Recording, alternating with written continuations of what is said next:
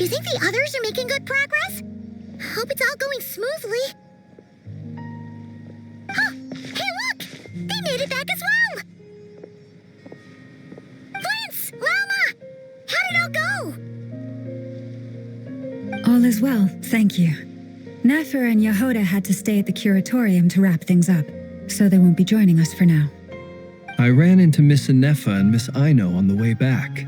Their work is still in progress, so I suspect they won't be back for a while either. You seem rather cheerful today, Mr. Flint's. I certainly am. I achieved what I set out to do and came away with more than I bargained for. Fighting alone can get quite tedious, but I had the good fortune to run into a pair of brave young warriors. We meet again. How have you been? Albedo! What are you doing here? That would be a natural assumption to make. It's also the correct one. These two courageously lent me a hand while I was fighting the wild hunt. When they told me they were Servarka's colleagues, it all made sense. And given how people of outstanding talent tend to cross paths, it's no wonder you're already acquainted. So, who's your travel buddy, Albedo? Why don't you come and introduce yourself?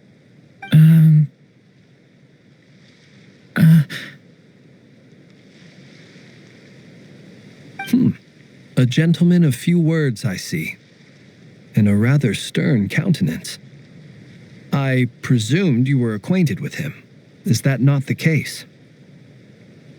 It's nice to meet you. Again, we've technically met before. Wait a sec! You're Minnie Durin! That's right. It's me. I'm glad to see you again. By the way, he says it's okay if you drop the mini. Yeah, I'm not as mini as I used to be. Interesting, isn't it? The first step towards blending into human society appears to be reflecting on whether one's name really reflects who they are. Wow! You look so different! In a good way, of course. It's great to see you looking so healthy. Thank you, Paimon. And although you're as mini as ever, I understand that diminutives don't always convey endearment. I'll be sure to simply call you Paimon as a sign of my great respect for you. Wow! You're such a smooth talker now. Paimon could get used to this. From now on, you may refer to her as your esteemed guide, Paimon. Personally, I think our little Paimon is the perfect size.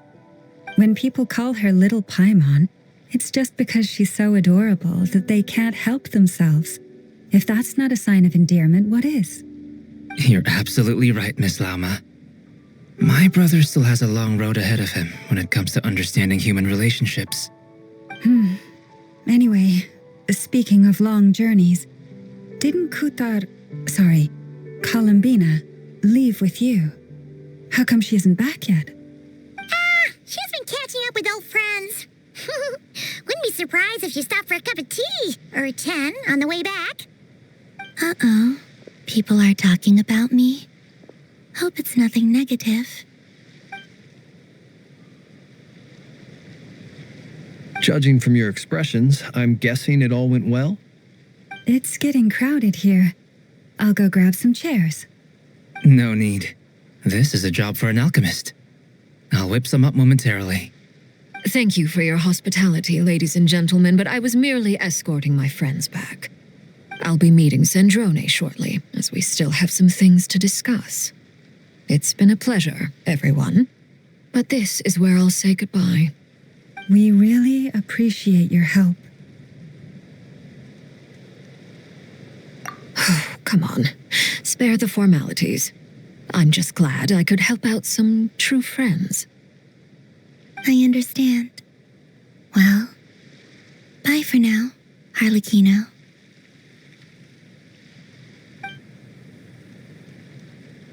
Oh, this place is hopping. It's probably a good thing one of us left. Otherwise, we might not fit all these people in. Are you saying we're about to run out of chairs? As a matter of fact, I am. Come on in and see for yourself.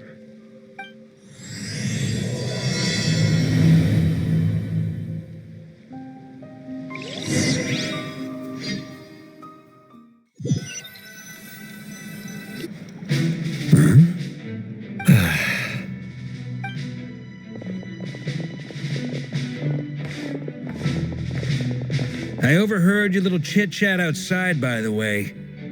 With Miss Columbina's colleague gone, we should be back to the original crew plus the other colleagues I brought in. Though it looks like we have another new face. Someone else managed to rope in a colleague too?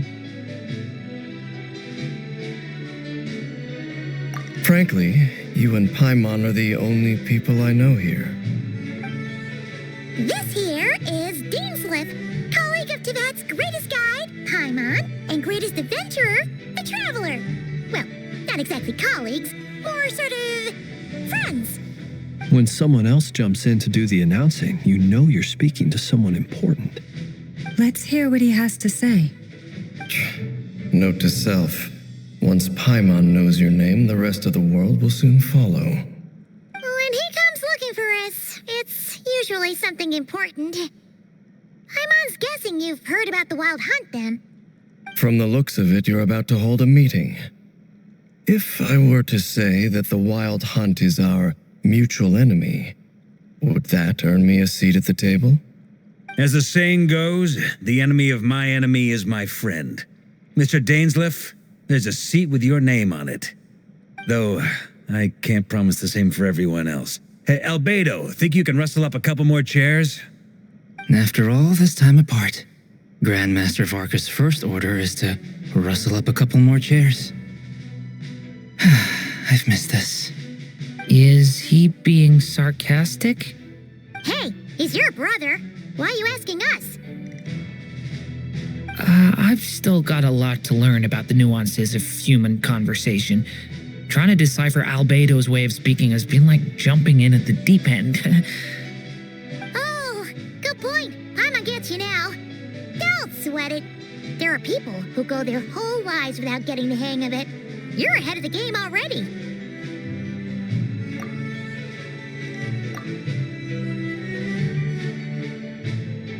I wonder what's taking Nefer so long. Perhaps you should go and check in with her. If anyone can hurry her along, it's you. I just got back from the curatorium. Besides, aren't you curious to see what's taking her so long? Miss Nefer doesn't strike me as the type to share secrets. And since gathering intel is her specialty, I'm guessing she'd prefer to keep her methods confidential. Under such circumstances, would it not be tactless for me to impose? Oh, but it's fine for me to impose. What can I say? You have an unrivaled ability to garner people's affection, Miss Moonchanter. Besides, you have far more in common with her than I do. All right, then. Impressive. She barely fought back at all. I admire your powers of persuasion, my friend. As I'm sure Miss Laumo will realize soon enough, the trick in life is to always pitch in with other people's responsibilities so that you can be selective with your own. Another trick is to simply hide in the background. Spoken like a true sage. Anyway, looks like we've got some time to kill before the meeting. Let's take a little breather, folks. And feel free to chat amongst yourselves. We'll get down to business once the other two arrive.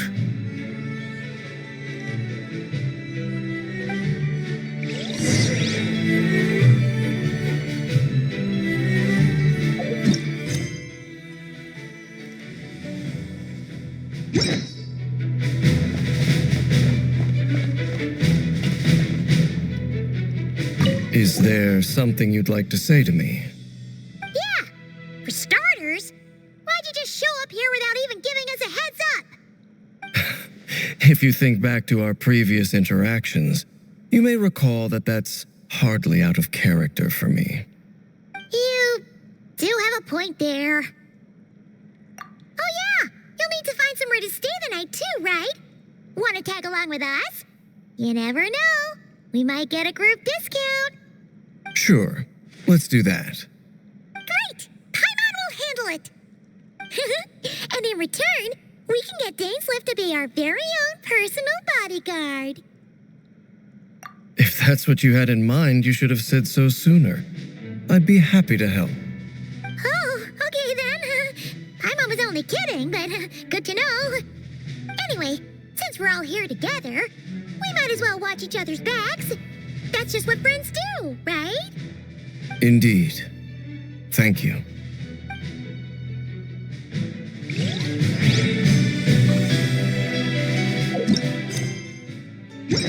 Is there something you'd like? Yeah. For starters, why'd you just show up here without even giving us a heads up? If you think back to our previous interaction. You do have a point there. Oh yeah, you'll need... Sure. Great! Paimon! And in return... If that's what you had. Oh, okay, anyway.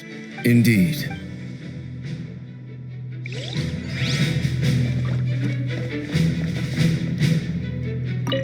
Truth be told, I can't remember the last time I was in a meeting with so many people. You're not alone there, my friend. The Lightkeepers also struggle to bring everyone together for a serious discussion. I don't doubt that.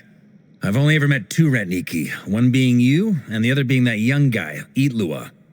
Itlua is a good apple. I'll give him that.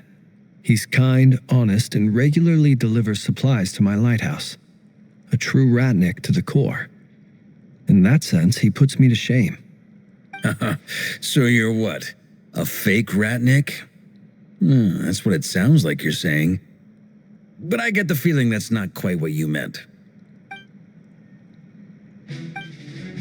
Come on, why the awkward silence? Sorry. I'm not even gonna bother trying to hide it. You've known all along, haven't you, my friend?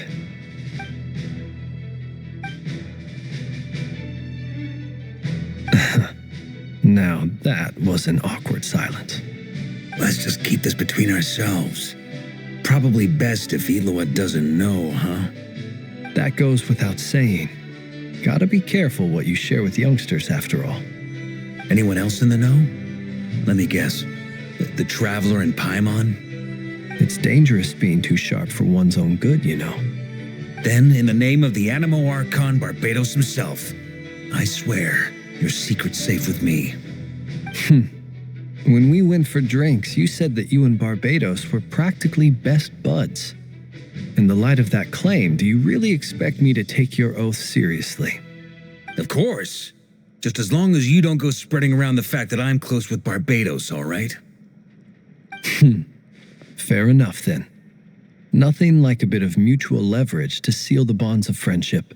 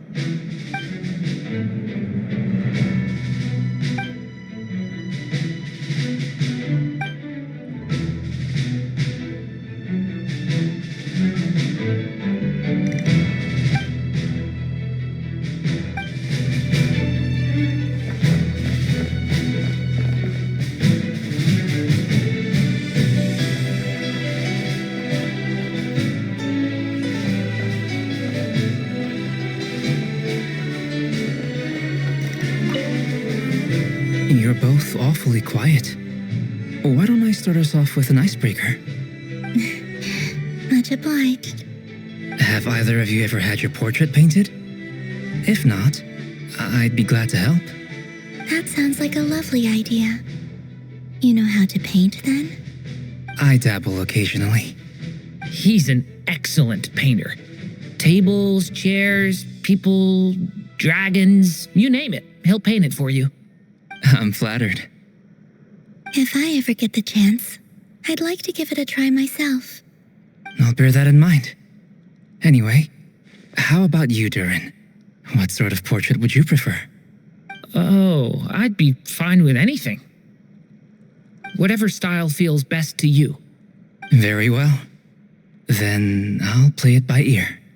You can replicate any style I want? I can try. If you show me a sample, I'll do my best to match it. Thank you. In that case, I'll dig up some reference material for you.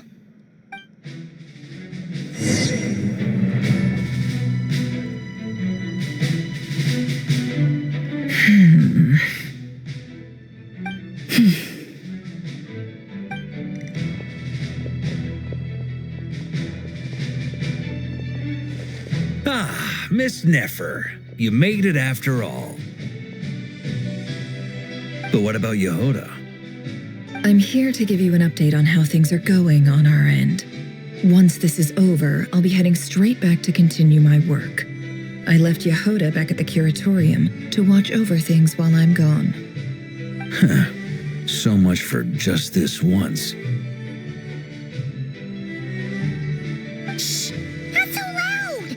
We're on a roll here. What if she remembers and suddenly decides to back out? Did you say something, Mr. Varka? Huh? I didn't say anything. Right, Flint's? Must have been a frog. They get so noisy around here at nighttime. It's like they're putting on a concert in the background. Anyway, before we begin, there's a few introductions to make. Let me start by saying that it's an honor to be speaking before so many distinguished colleagues and collaborators. First up, we have Miss Lauma. As Moon Chanter, she's the leader of the Frost Moon Scions, a local religious community in Nodcry. Then there's Miss Nefer, boss of the Curatorium of Secrets, an intel gatherer extraordinaire. Nefer is leading the investigation into Rerer's background, assisted by Yehoda and Lauma. From the little I've heard, they're making some great progress. Over here, we have Mr. Flint's, a ratnik and guardian of the abandoned lighthouse. In our last operation, he courageously distracted the Wild Hunt to buy time for the rest of us. For those of you who've never met, this is Mr. Albedo, a renowned alchemist and captain of the Knights of Favonius investigation team. By his side is a new face for us all, myself included, Mr. Durin, who has come to lend his aid. Next up, we have the Moon Maiden and former Fatui Harbinger, Miss Columbina. Then we have the Traveler, who's earned more titles than I could possibly hope to list out, so I'll spare you the rundown. And Paimon, the ultimate travel companion and quite possibly the best guide in all of Tevat. Wow! That's a lot of people! Great turnout! Miss Nefer, it looks like you might have another job coming your way, so, congratulations on the booming business, I guess. You think I haven't got enough on my hands as it is? Who's looking for me now? That would be me, Miss Nefer. I have a commission for you. And you are? Who I am doesn't matter right now. What does matter is that I'd like you to gather more intelligence about the Recher of Solnari. Well, it's not as if we never take on anonymous commissions, but in your case, I'll have to decline. I'm gonna take a wild guess and say your job's probably more hassle than it's worth. Something about you seems like bad news. It's my eyes, isn't it? Conrian, I assume. And what's with the mask? Are you trying to hide your identity? In any case, the fact that you're even still alive raises an awful lot of questions for me. My name is Dainsleif. And yes, I am from Conria. As I'm sure you're aware, the Recher of Solnari's real name is Rerir. He was once an acquaintance of mine. Really? Then you must have been quite an influential figure yourself. You flatter me, but none of that matters anymore. My point was simply to clarify why I have asked Miss Nefer to investigate Rerir's background. So you're both from Conria, and it sounds like you used to be friends? What am I missing here? Surely you already know how he became one of the Five Sinners. I'll tell you everything I know. The history of Conria, the names and identities of the Five Sinners. I remember it all like it was yesterday. I have never spoken openly of this before, but the truth was exactly as people say. The Five Sinners were each driven by their own desires, and it was by playing upon these that the abyss tempted them to their fall, tearing Conrial apart in the process. The visionary, Vedifenir, who wished to foretell the future, the wise, Haroptatir, who sought limitless knowledge, Gold, Rhindaughter, who desired to create life, the foul, Sertologi, who pursued supreme strength, and last but not least, Raker of Solnari, Rerir, Ravager of the Moon. Of the five, Rerir is the only one who remains a mystery to me. He never harbored grand ambitions, so what changed in the space of a single night? How did he come to fall like the others? In other words, you're saying that his change came as a shock to you, and you have no idea what actually happened? That's right.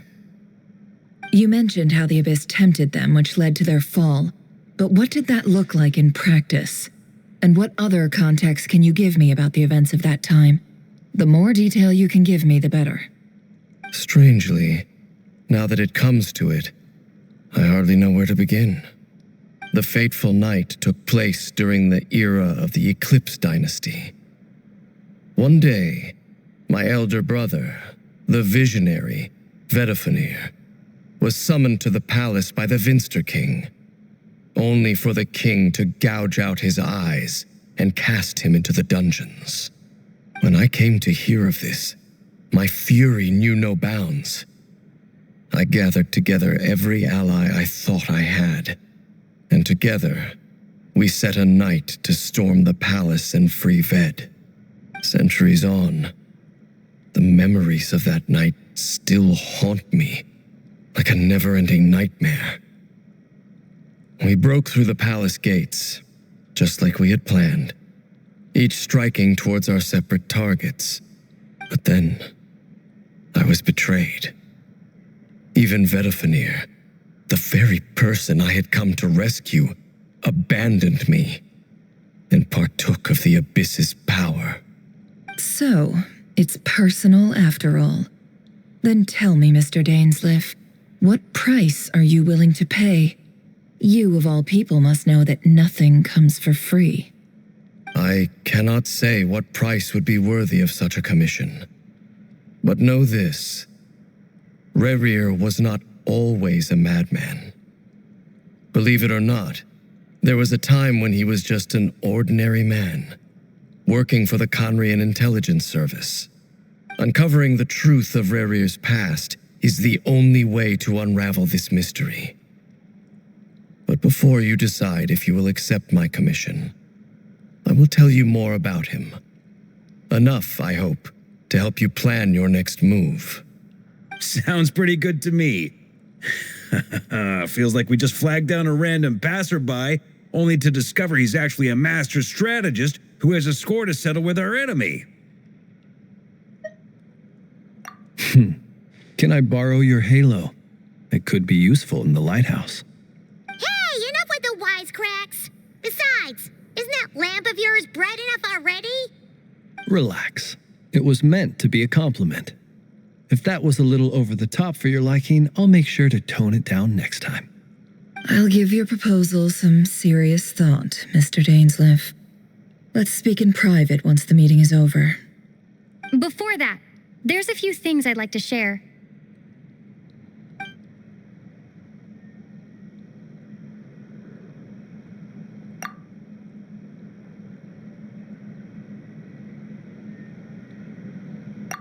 Now that we've united the hearts of the three moons, your power should be greatly enhanced. But it seems like that hasn't happened yet. I believe it will take a little longer. You've done so much for me, so I want to be completely honest with you all. Even though I'm doing a lot better now, the truth is, my recovery will likely be an ongoing process. From the moment I was born, my power has been slowly ebbing away. And that is because Tevat has never accepted me.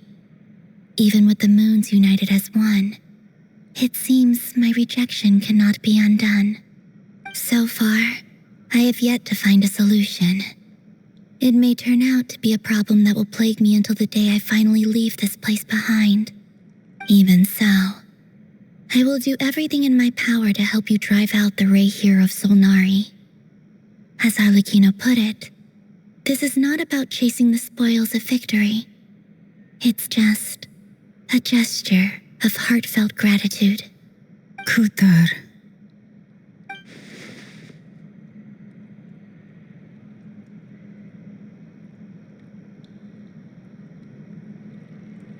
Defeating the Ray here of Solnari will be no easy task.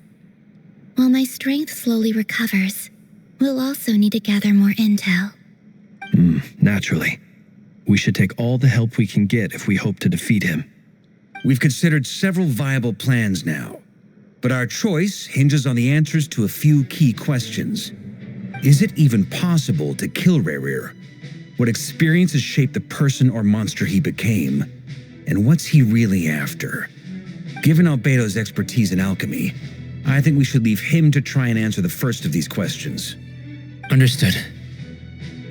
As for the other two, I'm afraid we'll have to count on you again, Miss Nefer. Believe me when I say it's not my wish to burden you. But right now, relying on your skills is our only option. So you're placing all your hopes on me, huh? We can't thank you enough for agreeing to help us. Honestly, I can hardly believe how lucky we are. You sure have a talent for changing your tune, Miss Moonjanter. Timid like Yehoda one moment, then flinches insincere flattery the next. Ladies, please.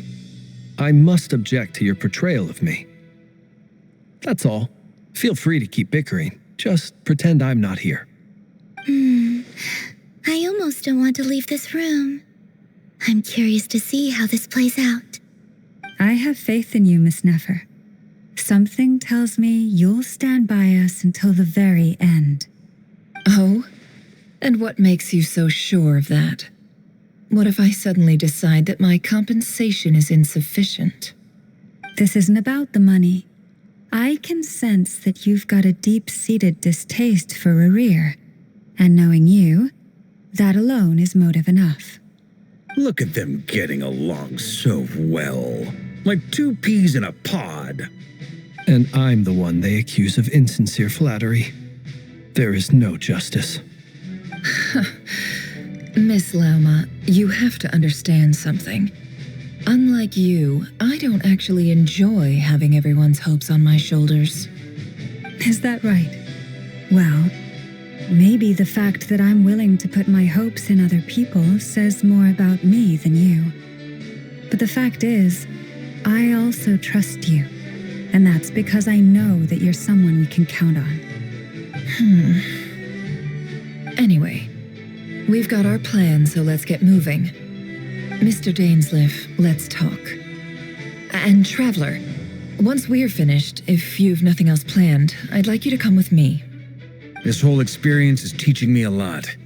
For instance, I now know that when other issues come up in the future, I'll have far more luck getting Lauma to convince Miss Nefer than trying to do it myself. Hate to say it, friend, but that's one of the funniest things I've heard in a while. Why? You think I've got it wrong? Quite the opposite. But what makes it so hilarious is how long it's taken you to realize.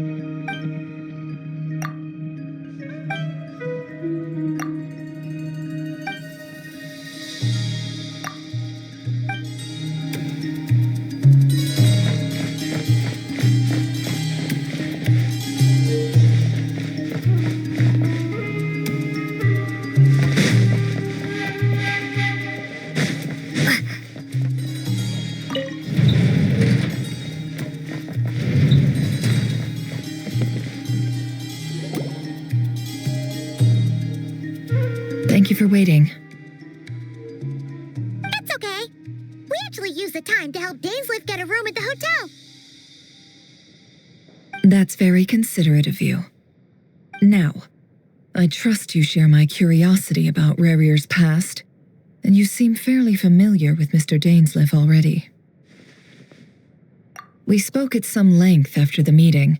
He was the one who suggested I should invite you to join this operation. He feels confident that these secrets will be safe with you. Dane has a lot of faith in us, that's for sure. Likewise. I appreciate that you got right on board without interrogating me about why I invited you. It shows that you trust me to explain everything in due course. That's because we know what you're capable of. We appreciate you too, Nefer. You might have been forced to help in the beginning, but this time, it was your choice.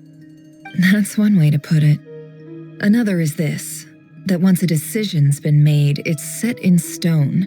After that, my only goal is to see it through. All right, so here's how it is. I'm going to access Rarier's thoughts again using my confidential method.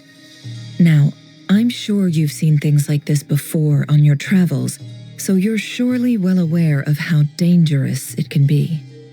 The reason I've gathered you all here is to ensure my safety during the proceedings. I plan for us to enter the fragment of his consciousness together, and once inside, I will focus on searching for information. Think of this as a diving expedition into someone's brain. If I'm the diver, you are my safety equipment, tasked with keeping me alive while I'm under the surface. Once the ceremony begins, we will all be spying on privileged information. But in the interests of safety, you must remain absolutely silent at all times. We will discuss our observations after the ceremony has concluded.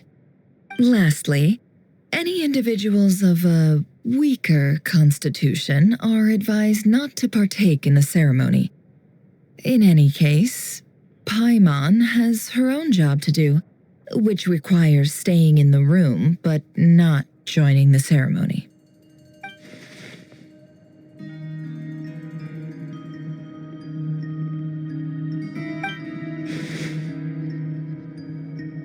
Well, good luck, everyone. Sounds like all Paimon can do is cross her fingers and root for you guys. There's a little more to it than that. I was being serious when I said you have a job to do. While the rest of us are inside Rarier's mind, it's imperative that we have a team member on the outside. In the event that something goes wrong, you will be our first responder. I don't anticipate any issues, but the extra level of safety will be greatly appreciated. I second that. This is a dangerous operation here, and you're our whole rescue team. That's pretty much the most important job in the crew. So, Paimon's like the lifeguard? Yeah, that makes sense. All right, got it. Good. Please take a seat. We'll get started momentarily.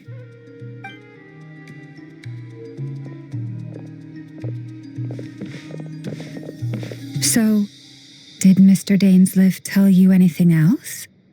He told me that he believes Rarier kept some big secrets in his life. He's not sure that they were the cause of his eventual downfall, but he's asked me to uncover what those secrets were all the same. But surely you're not planning to go through with this, no matter the cost. If you think that, you'd be overestimating me. I'm a businesswoman, not a mercenary. But I do have my own professional reasons for taking this job. You think I'd turn down the opportunity to get a first-hand glimpse into Conrian history? No chance. Well, as long as you don't let morbid curiosity get in the way of safety concerns, we're good. We'll do whatever we can to help you. You're such a killjoy.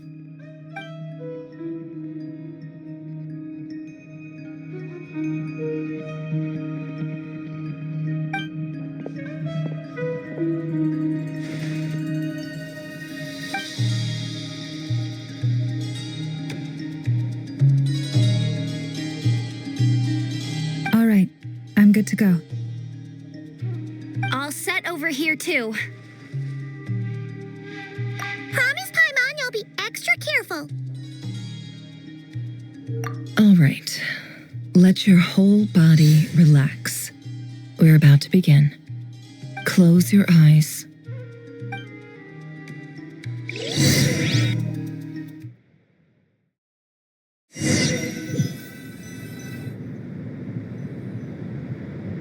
Phew. Could this be his office? Pretty standard setup.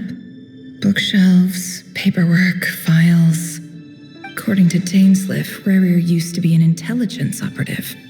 Chances are there's plenty of top-secret intel stashed away in this room. Is this where you keep your secrets, Rarier? Can't say I'm not looking forward to this.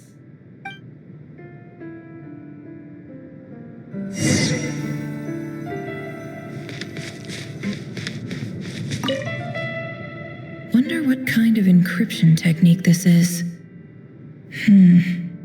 Seems like it has to be inserted into that camouflage device nearby. Aha! It's an audio recording. Please, hear me out. I can't shake this feeling that someone's been spying on our house. No, I'm not being paranoid. It's true. I saw someone dressed in all black. It was a couple of days back, but that was on another street, not near my house. I swear, I know what I saw. There's a note in the margin. Surveillance of the Runforther residence has concluded. We apprehended the target and filed the mission report last night. Could the voice in the recording belong to one of Rarier's targets?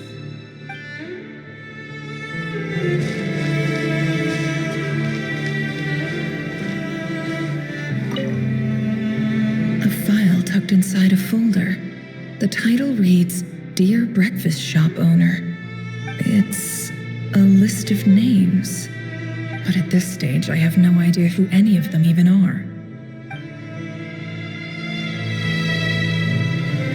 It all adds up. Bookshelves full of documents. Looks like these are all files, packed with the personal details of individual Conrians. The Crimson Moon dynasty preceded the eclipse. Since Rarier worked as a secret agent during the latter, it stands to reason that he was tasked with purging remnants of the old dynasty. Yep, lines up exactly with what Dainsliff told me.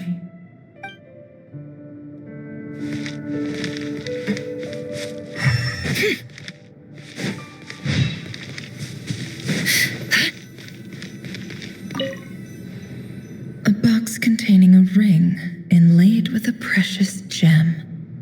Must be for his girlfriend.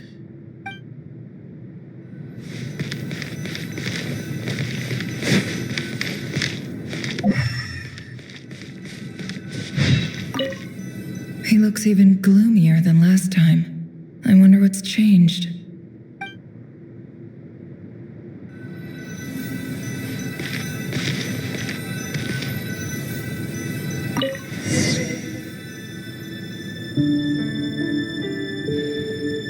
Today's files are in. Time to wade through them just like usual. Male, 51. Occupation, cook. Confirmed Crimson Moon descendant. Has maintained frequent contact with other descendants over the past year. Poses a threat to the dynasty. Neutralized.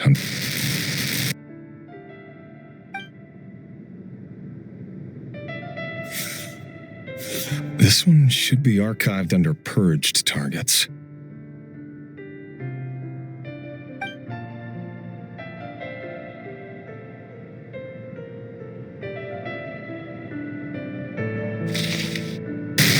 Female, 23. Occupation, office clerk. Confirmed Crimson Moon descendant. Has maintained frequent contact with other descendants over the past year. Poses a threat to the dynasty. Neutralized.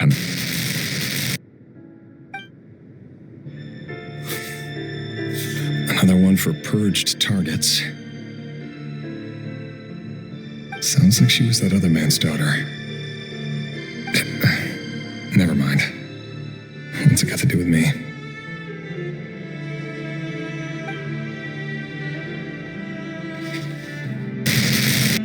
Male, 40. Occupation, teacher. Confirmed Crimson Moon descendant. Has been observed making contact with other descendants during the past year. Poses neutralized on...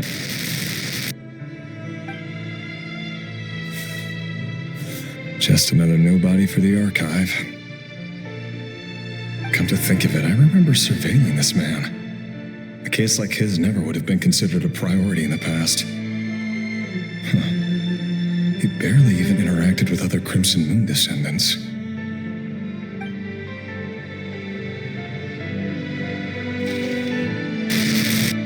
Female, 16. Occupation, none. Orphan and confirmed Crimson Moon descendant. Has been observed making contact with other descendants during the past year. Poses neutralized on...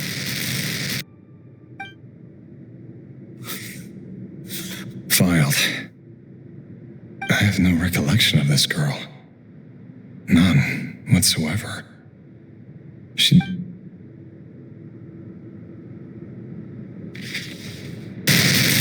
Female, 13. Occupation, none. Orphan and confirmed Crimson Moon descendant. Has been observed making contact with other descendants during the past year. Poses a threat to the dynasty.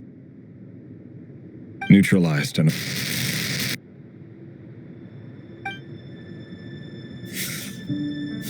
Filed.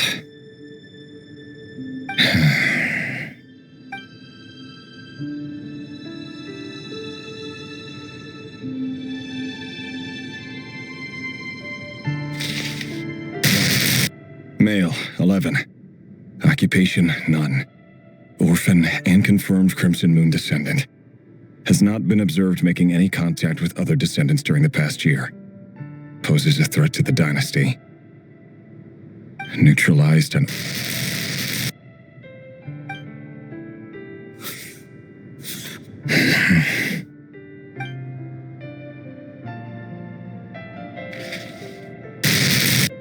Male. 6. Occupation, none. Orphan and confirmed Crimson Moon descendant. Poses a threat to the dynasty.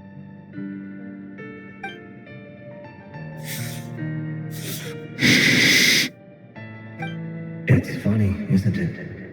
Your job is becoming both harder and easier at the same time, depending on how you look at it. Sooner or later, the Crimson Moon descendants will be completely wiped out. But as their numbers dwindle, they become harder and harder to track down. That's not how it is.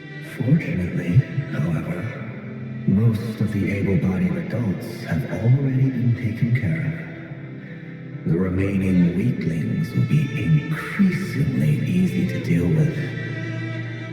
No! No. My job is to ensure the survival of the Eclipse Dynasty. And the only way to do that is by eliminating any and all potential threats. It's a perfectly legitimate line of work. Every single one of my colleagues can attest to my fairness. And if my friends were aware of the facts, I know they'd back me up too. Assuming, of course, that they were aware of all the facts.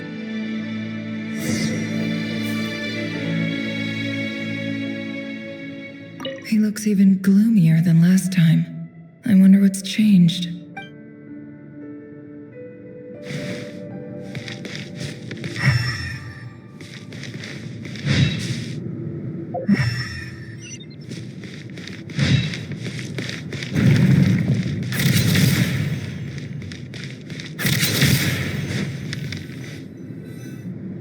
Mr. Vedifalnir, it's been quite some time since we last met. Revir, I trust you're here because you have something important to discuss. Forgive me. I wasn't tuning out, it's just, I noticed you didn't even phrase that as a question. As if you knew I was coming. Tell me, does someone in your position ever feel the need to ask questions at all? It is indeed within my power to foresee certain things, Things like your arrival. I was just thinking. It won't be long before I'll be inviting both you and Dane to my wedding. That isn't a lie, but nor is it a fact as such. It's a wish, isn't it? No fooling a prophet, is there? Ever since that day we met for drinks, I knew it was only a matter of time before you came looking for me. Does it feel good? Knowing how the future will unfold. I'm afraid the notions of good and bad fail to capture the complexity of what such a power entails. Once you've seen what will come to pass, it can be all too easy to succumb to fear and melancholy. Unless, of course, you learn to abandon these feelings.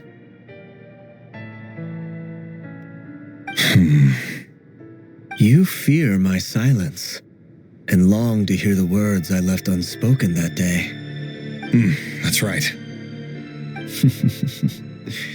You must have noticed my reluctance to broach the subject, and the reason is simple. Because the truth could never have lived up to your hopes. For both our sakes, such words are better left unsaid. The burden of prophecy was never meant for your shoulders. So who exactly do you deem worthy to hear your prophecies? None but our exalted king? Or rather, our king as he once was. You're closer to his majesty than I am. You must know better than anyone how much he's changed. You say that as though it is to my benefit. Yet precisely because of that, I dare not speak rashly. A king can turn out to be the most virtuous of rulers, or a tyrant more terrible than the most vicious of dragons. You are so wise and far-sighted, yet still you would have me live in fear of the unknown? You make a fair point. Especially given my silence alone was all it took to send you spiraling downwards. Very well then. Let me offer you some advice. And I say this not as a prophet or a visionary, but simply as the brother of your friend. For many reasons, there is very little chance of your marriage ending in happiness. If happiness is what you seek, you should find another fiancé.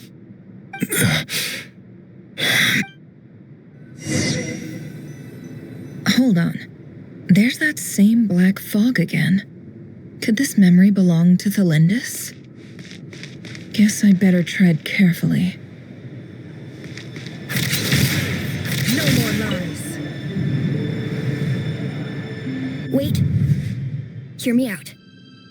This time we finally got a clear look at his face and learned his true identity. His name is Rayrir, and he claims to be one of the king's guards. What did you say? A cruel irony, isn't it?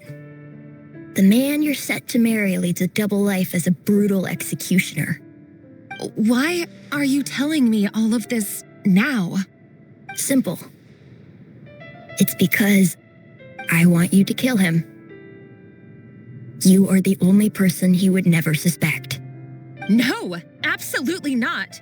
I would never dream of doing such a despicable thing. So you'll just stand by and watch him slaughter us to the last? Do not forget that the blood of the Crimson Moon flows in your veins too. The blood of the Crimson Moon? What does that matter now? The dynasty has long been dead and gone. You think that alone is reason enough for me to throw away everything I have? Why wouldn't it be? You two were once a child of the Crimson Moon, just like me. Don't tell me you've never felt so much as a flicker of fury for the way we were trampled into the dust.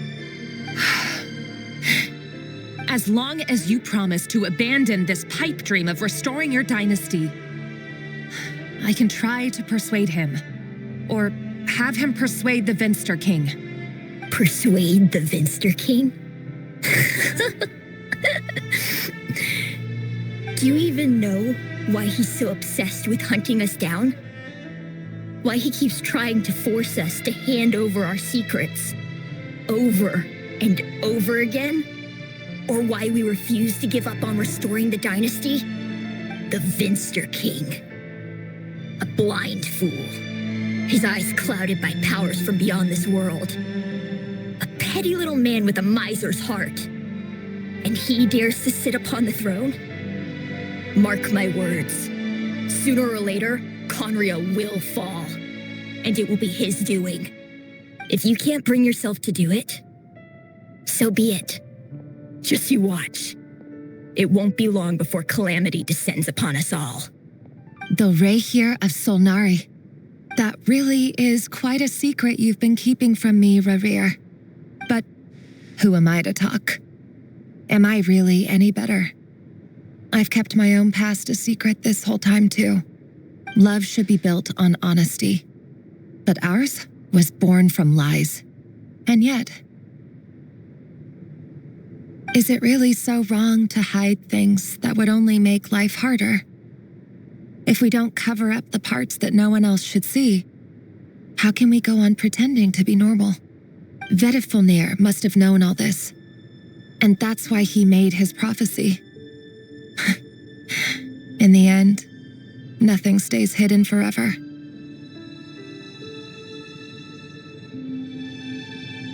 But I won't just sit by and watch this disaster unfold. I'll do everything in my power to protect what I cannot afford to lose, no matter who I have to face.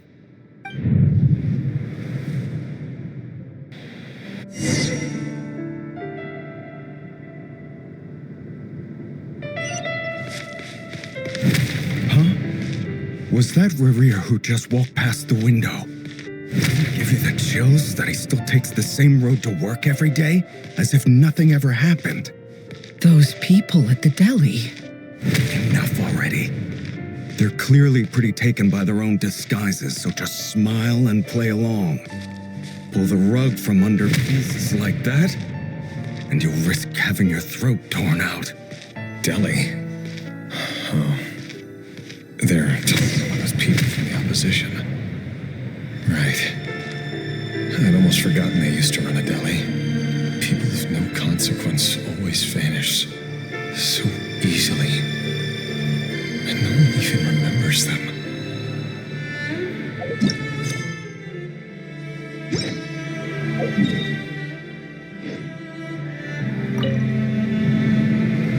But surely you can see he's not the man he pretends to be.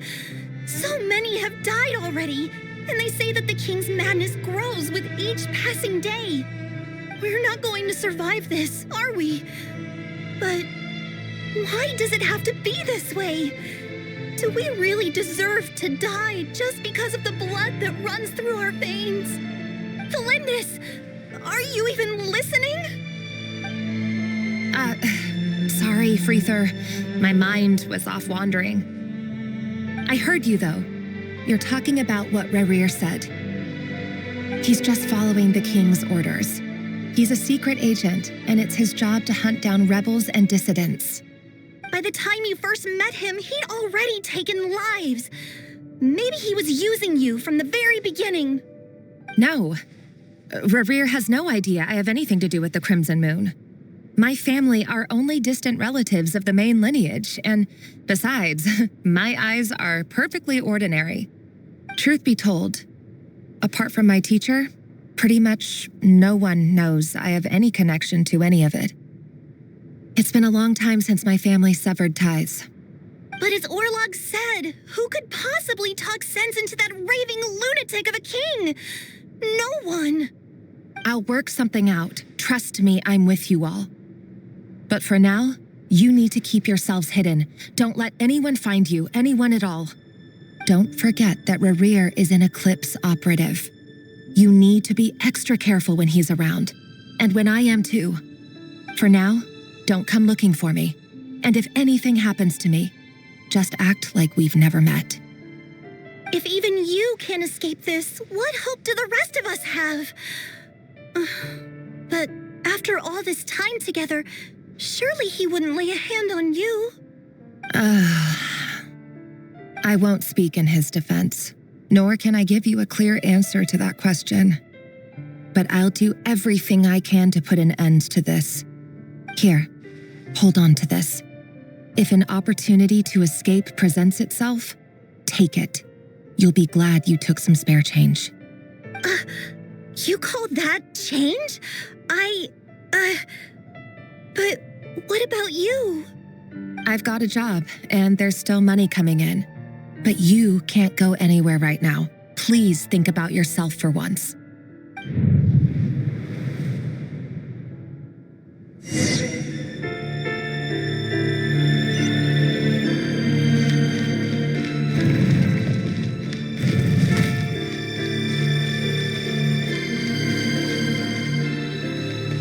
It all adds up.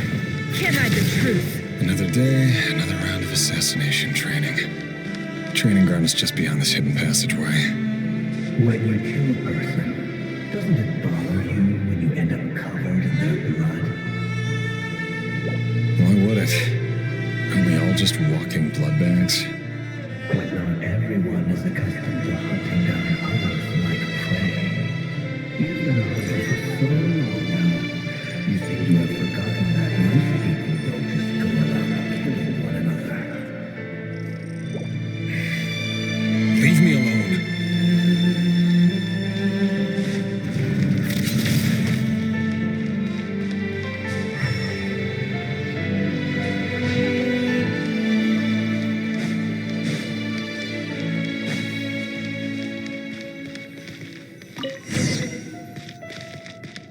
Make sure you have a firm grip on the handle. Then choose your angle well. Keep your movements light and brisk. And pray won't sense a thing. I doubt that. I'll bet no one's ever died a quiet death at your hands. Work clean. No traces.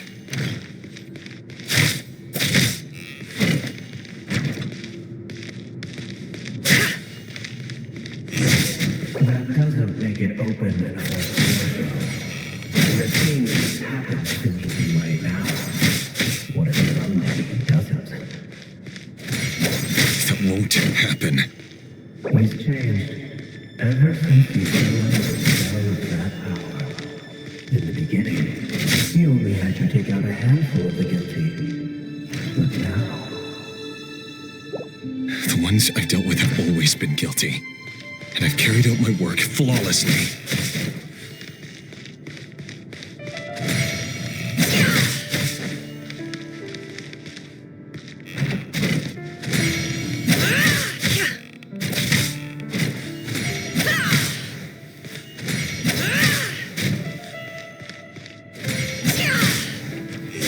You know I horrendous and accept your proposal, don't you? Was it because you didn't like it? Or something else? Enough!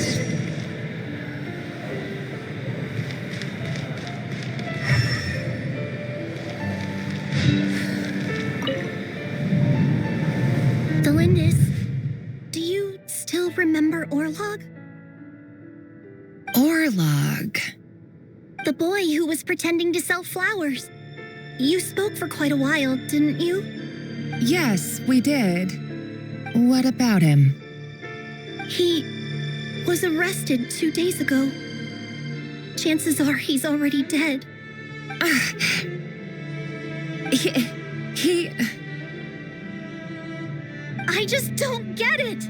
After everything he's done, why do you still stand by him? Or does it mean nothing to you that people keep dying? No, that's not... Just hear me out. I need to go now, Thelindis. They're looking for us. You take care too.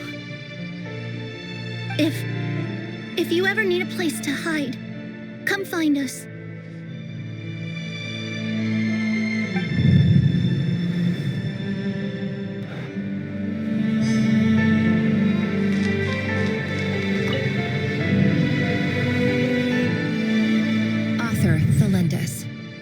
Over the course of this week, the research object was subjected to interference for a total of 47 hours for experimental purposes.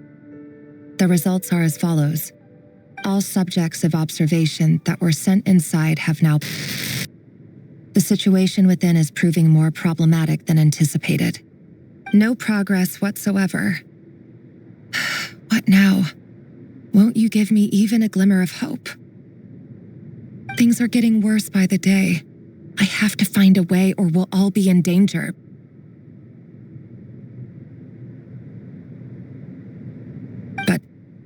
But I...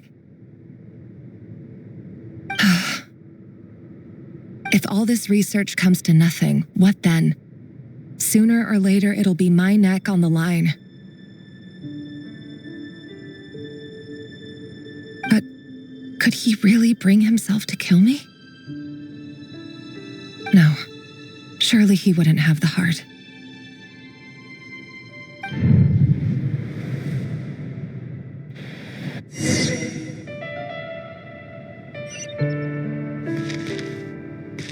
Can't hide the truth. It all adds up.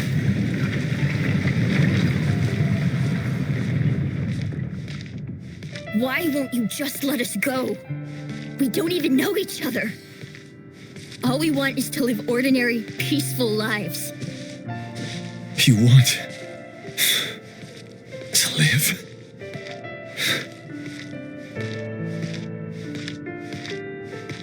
Yes. I just want to go on living. Is that really such an unforgivable crime?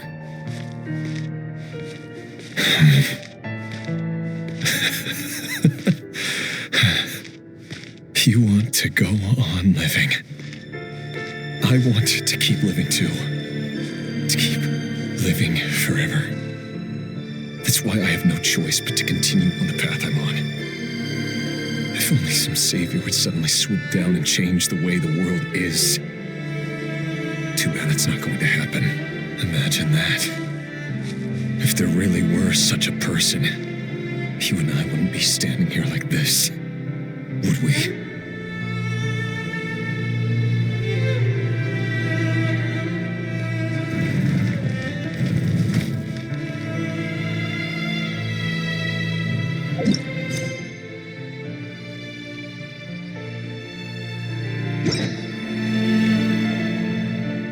Today's files are in. Time to wade through them just like usual. No, I don't get tired of it. It's my job. And not only am I lucky to have it, I'm good at it too.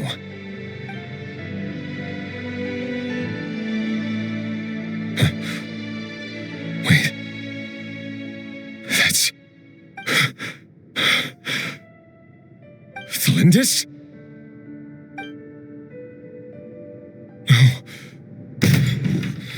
No! No! Why? But you bear no mark of the Crimson Moon. How could you possibly have anything to do with them? It cannot be! A diluted bloodline. Carefully concealed. I see it now. You've been living in the shadows just like me. What a fool I've been. Numbing myself with talk of justice. Even imagining my friends would back me up. But in the end, Irminsul. Finster King! How far are you going to take this? From the direct bloodline to secondary offshoots? And then what? Today it's the descendants of the Crimson Moon. Who will it be tomorrow? Will you not rest until everyone down here is dead? No. This cannot go on. This is where it ends.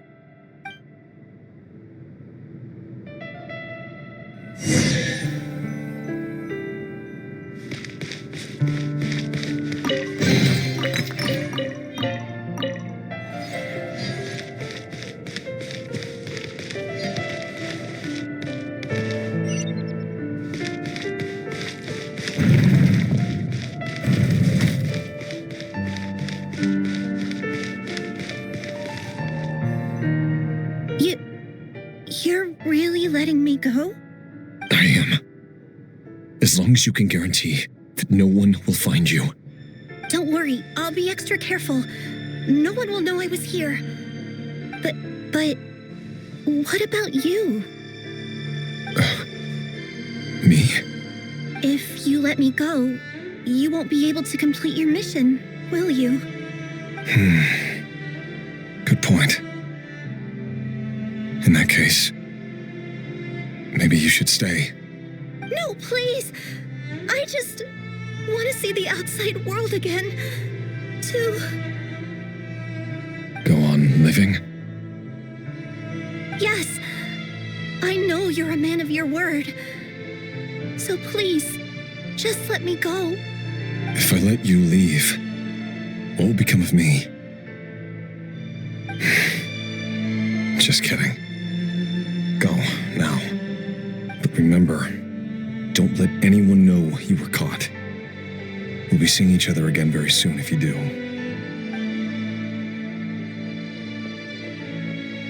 Even shadows in the dark must live by a code.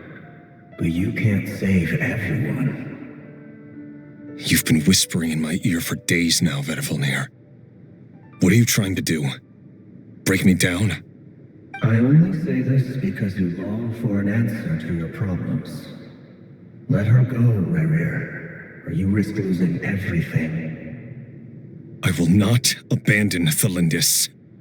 Then you'll need a little more vigilance and a lot more power. The world is changing, Rerir. Keep your eyes peeled for your moment of opportunity. That voice used to be so unclear. But now I know exactly whose it is. It's Vedavulnir. He won't tell me how to actually resolve any of this, but he keeps trying to manipulate me like a puppet. What's his game here? Tell me then. What will this moment of opportunity look like? And no answer. He's like a ghost. Always disturbing me when I'm on edge, but never answering when I need him most. So, the Eclipse Dynasty was purging, well, massacring the descendants of the Crimson Moon. And it seems like it was all connected to the Vinster King's research. The King's obsession with abyssal power left the future of Conria hanging in the balance. No wonder every aspect of Rerir's life was so unstable. And it looks like this Thelindis, Rerir's would-be fiancée, herself belonged to a sub-branch of the Crimson Moon Dynasty's descendants. It almost defies belief that a couple like them could hide the truth from each other for so long. If the Vinster King hadn't intervened in such a drastic way, they might have gone on deceiving each other for the rest of their lives. And why does Vedavulnir, Daneslif's older brother, keep talking in Rerir's head? This guy kept more secrets than I ever imagined. The human mind is like a vast desert of shifting sands. When you follow the flow of someone's memories, you only ever see the parts they're willing to let surface. Time for something a bit more creative. We've been inside Rerir's mind this whole time, building up a picture of his psyche. There's already enough clues on the board to start reading between the lines and mapping out the rest. Now, we can finally begin to put the pieces together.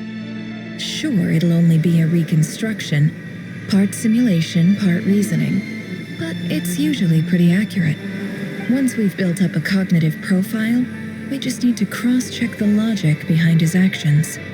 And then we'll be able to take a sneak peek at whatever it is that Rerir has really been hiding.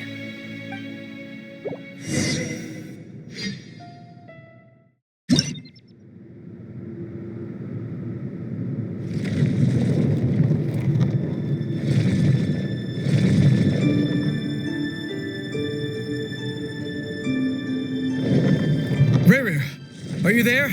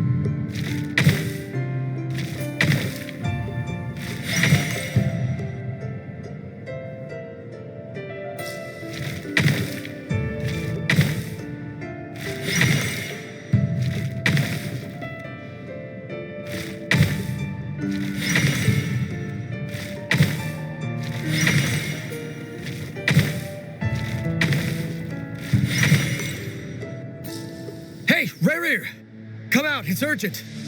Dane? What's wrong? Quick, come with me. I'll explain everything once we've met up with the others. Okay. I'll come. But the Lindis is still over at the Universitas. I'll need to leave her a note. All right then, but make it quick. I've never seen Dane so worked up before. Whatever this is, it must be big trouble.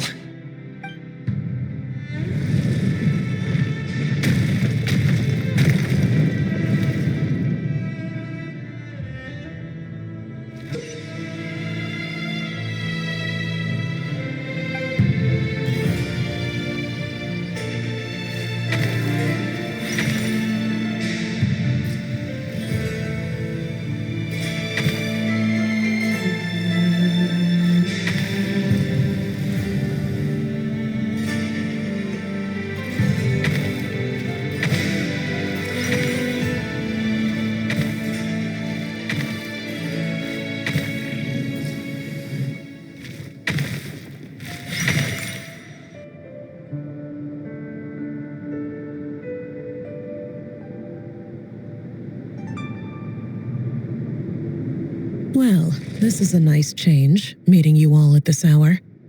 When men and women of ambition can speak face to face in broad daylight, I say that's a big step forward for our dear Conria. Don't be ridiculous. We do not fear the day. Why would we seek refuge in the night? You might ask your blade that same question. I'm told it prefers the cover of darkness. The word on the street is that Sertologi only strikes when he has an unfair advantage. But that is patently false. I see you're missing an arm and a leg. Surely only a fair fight could explain that. If this is your way of offering me replacement limbs, believe me, I'll take them. Oh, we can certainly discuss that. With bioalchemy, anything is possible. Assuming I have your full support in my research. Lunatic. Robtatir. What brings you here? Why, Dainsleif, of course. He invited me. Please, cast aside your apprehensions, Miss Rhindaughter. Whatever the rumors may say, I am but a humble servant of the king, and I can assure you he affords me no greater convenience than he does you. Well, the Universitas Magistrorum won't stop fawning over you, so at least some of the rumors must be true.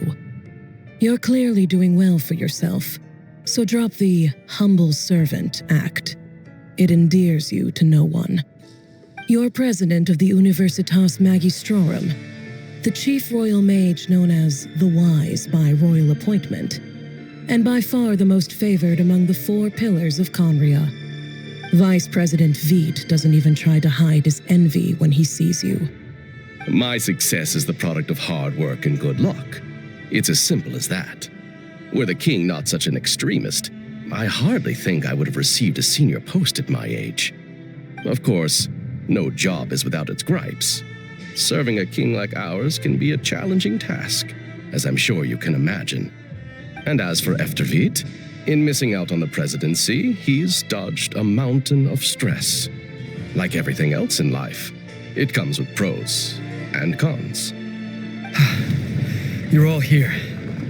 I apologize for the short notice, but it was an emergency.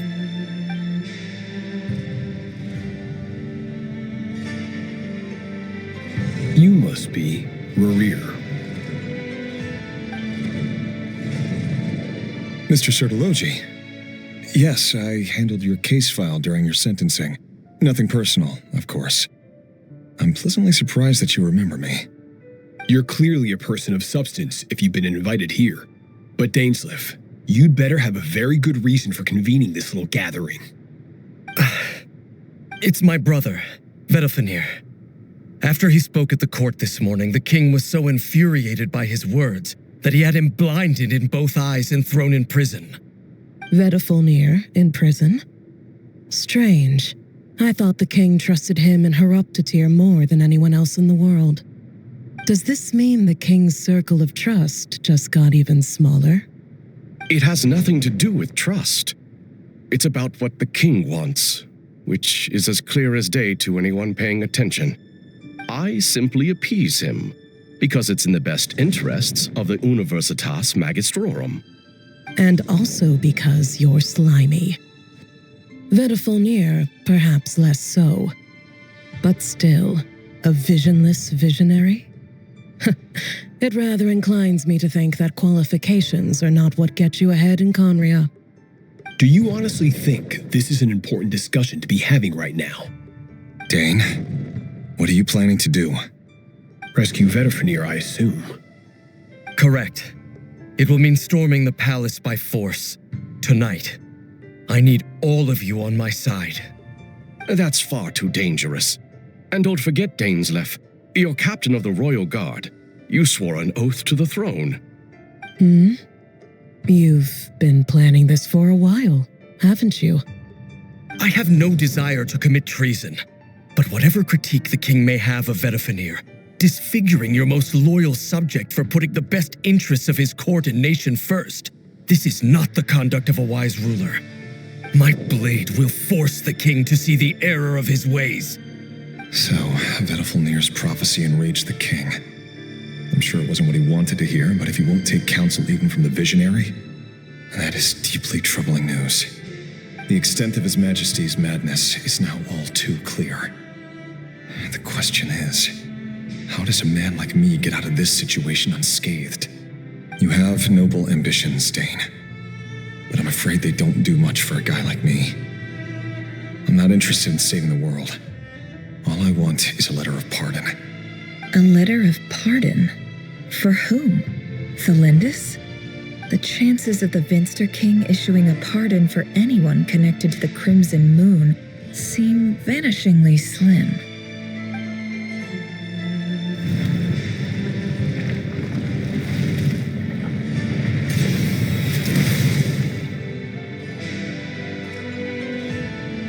This black fog over the board must have some connection to Thelindis. But why is it taking this form? Does it have something to do with Revir's past? Another mystery I'll need to unravel.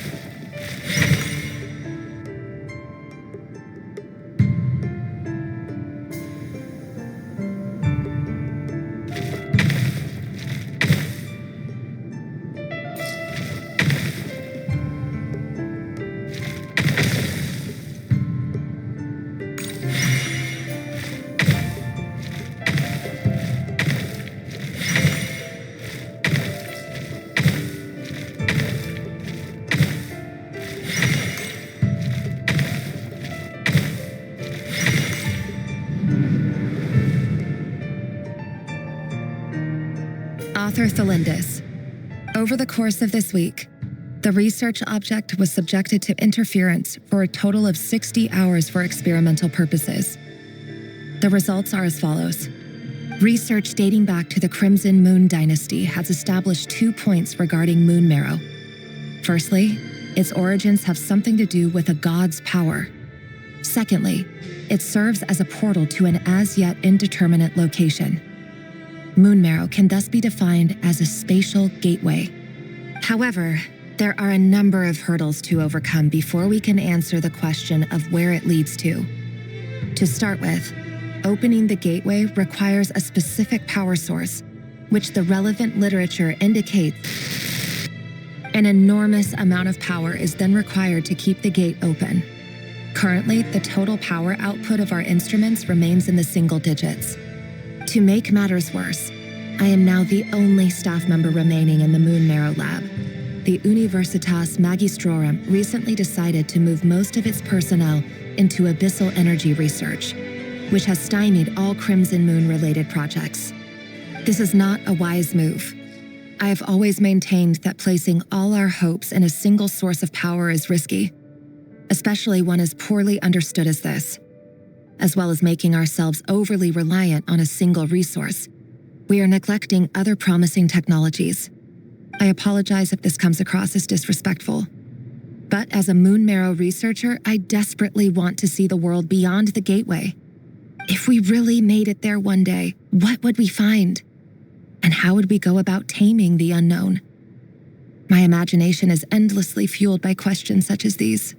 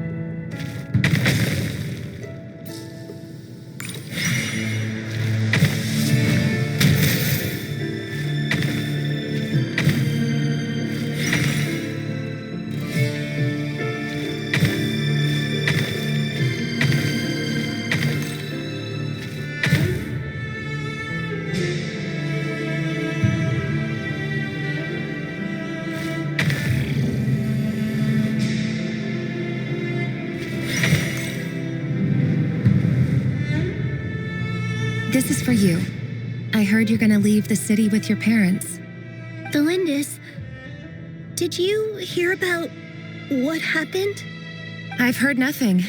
Rerir got back very late last Friday, and he was acting a little unusual, but he slept pretty well, so I'm guessing whatever he did was a good deed.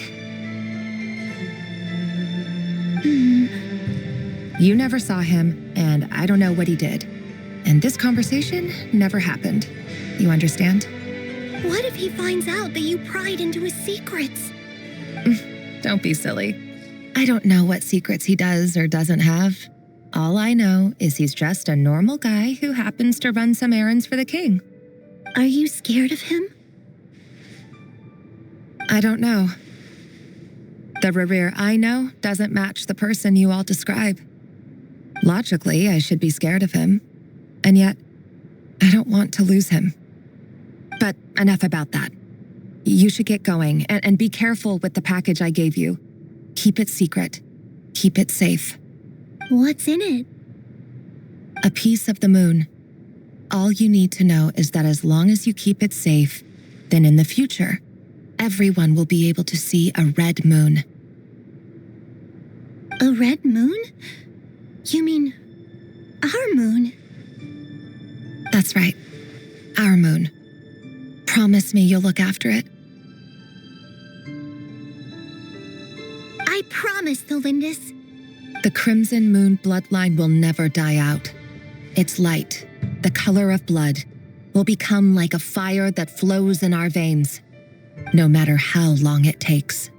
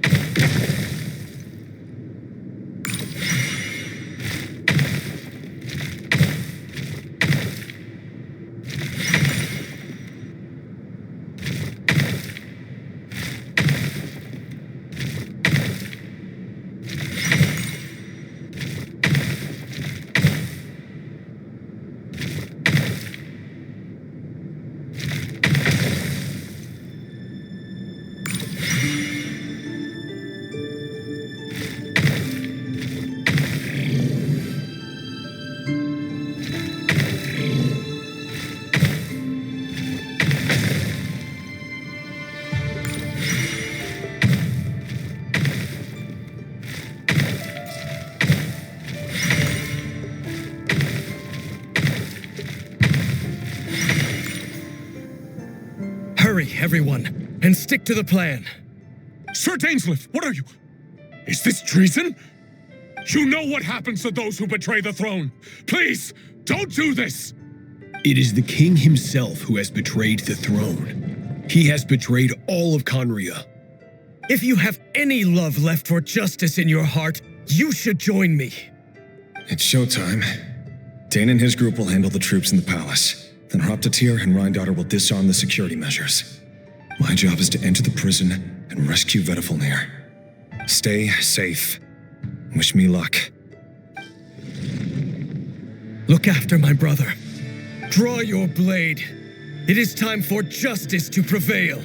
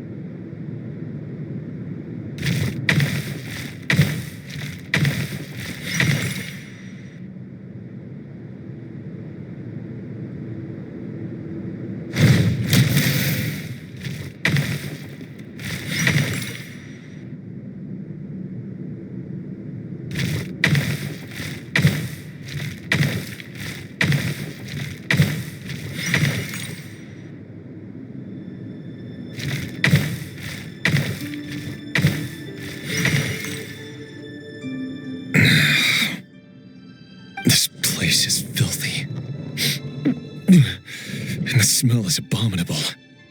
Clearly, the king doesn't allow his prisoners a single shred of dignity. This is dire. Found you. Hello, Mr. Vedifalnir. It's you. Surprised? Oh, wait. I guess surprise isn't an emotion that prophets feel very often. I certainly felt some surprise in the moment when I was blinded. Surprise at the king's sheer ignorance. Surprise at just how unfairly this world responds to words of earnest remonstration. I'm curious. What did you prophesize this time? It wasn't a prophecy. It was a word of warning. Someone had to say it. The king has forsaken all reason in pursuit of his obsessions. I simply told him that if he continues on this path, Conria will surely fall. But he didn't listen. Worse still, he stabbed you in both eyes and locked you away. Dane asked for my help. The court is in complete chaos now, but I'm sure you predicted that. Everything is transpiring as I foresaw, yet I am powerless to change it. Fate is an immutable force. I can but lament as the inevitable unfolds. I do wonder whether giving a man the power to see the future does nothing more for him than slowly crush his spirit. Forgive my curtness, Vedifalnir, but the king did not suddenly turn on you today. His suspicions have been brewing for a long time. You can't have wisdom beyond the reach of your fellow man without attracting his fear and suspicion. There are things the king does not want to see. So, he doesn't want you having visions of them either. He blinded you because he thought this would make the visions stop. He wasn't entirely wrong. I did indeed lose my power to see the future. Right up until... Until what? Just now. I believe I saw something new. Well, tonight could go a lot of different ways. 5 of us banded together to storm the palace, also we could rescue you. This will go down as the most tumultuous day in Conrian history. I sense hatred in you, but also hope. A desperate hope that with the tyrant deposed, that will be the end of the story. But this is not the end. It is the beginning of a new chapter and a whole new story. There are many men of honor and courage in this world, Rerir. But you are not one of them. You're not here for justice, are you? You're here for yourself. Is that a dagger? Interesting. Why not the polearm? It was always your weapon of choice. With your abilities, I don't doubt that you were able to recover some of your sight. But I also doubt that you want to make an enemy of me right now. Of course not. We're on the same side, aren't we? We could be. But I need you to be honest with me, Vedafilnir. At this point, you're my only hope for the future. You mean your future? With your beloved, Felindis? Yes. And I know there are bigger things at stake here. A dynasty, a nation, maybe the entire world. But forgive me, I care first and foremost about myself. I can't abandon the one I love to save myself. I just can't do it. But you see a broader picture of the future than I. You see the solutions to the biggest problems of our age. So tell me, what is my solution? What's the answer?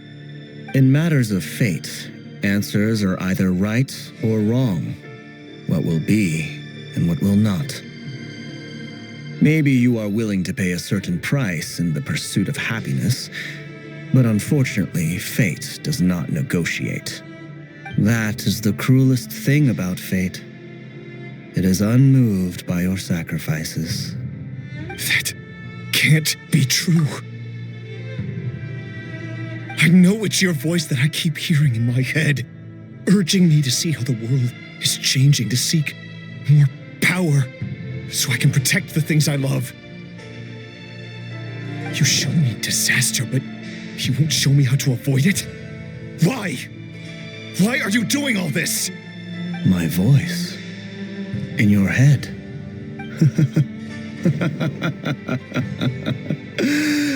So, you hear it too. The voice that steals your mind, gains your trust, and drives you crazy. It turns out that we are not so different, you and I. Vedafilnir just broke into the strangest smile I've ever seen in my life, as if he'd discovered some monumental secret. But then he suddenly switched to looking extremely weary. Very well then. My advice to you is as follows. You must persevere.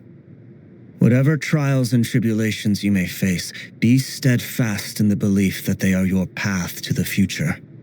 For as long as you live, your story with Felindis shall not come to an end.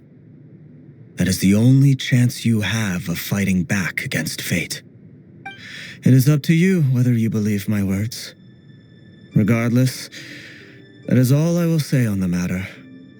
I have no right to intervene any further. I will hold you to your word. Thank you for setting me free. In return, I will tell you one more thing that you cannot afford to ignore. Just then, a strange wave of energy rippled through the city. We had no idea what it could mean. If I were you, I would head to the Universitas Magistrorum. The Universitas? Oh no! I'm sure we'll be seeing each other again very soon, Rerir. Whatever Vedafilnir said, I didn't catch it. I didn't even help him out of the prison. There was no time to lose.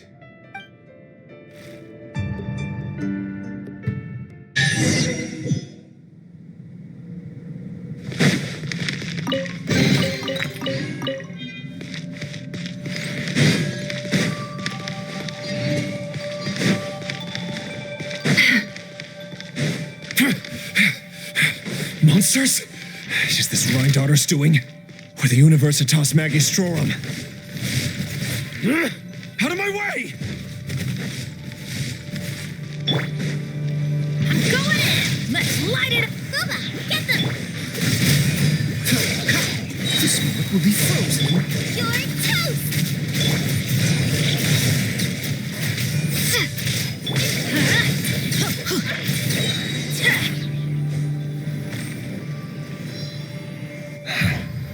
The Universitas.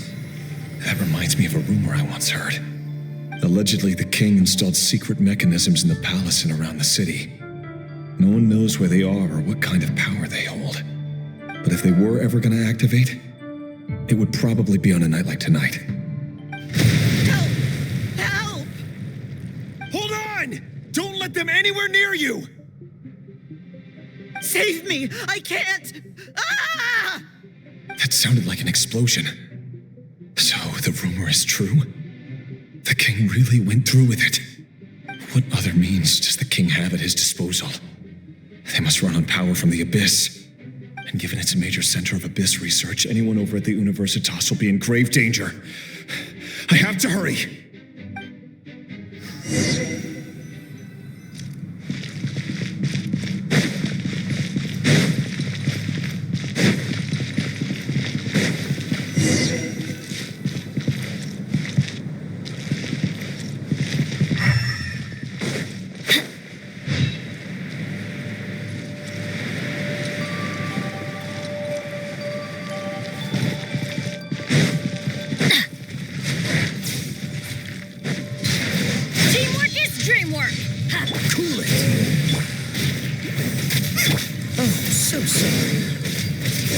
Let's light it up!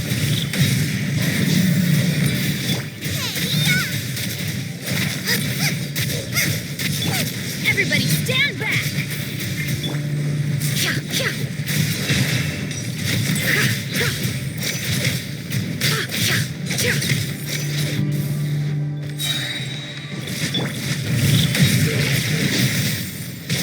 Out of the frying pan! Freeze! I'm going in! Don't get frostbite. Eat this! Seek within.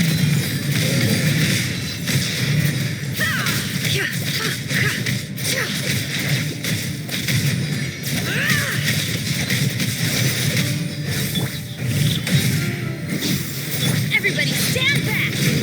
Cool it. This moment will be frozen. Nice and spicy! Race you!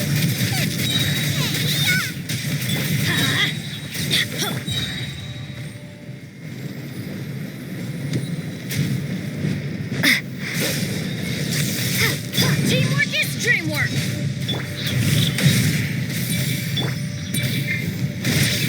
Adventure, let's light it up! Freeze. Oh, so sorry. Out of the frying pan! Eat this! I'm going in! The deception ends here. No more lies.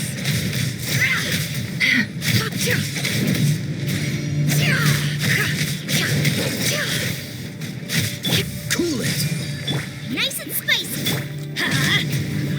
Yeah!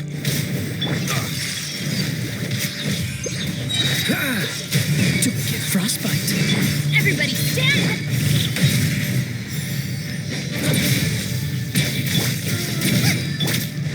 Let's light it up! Can't hide the truth. It all adds up.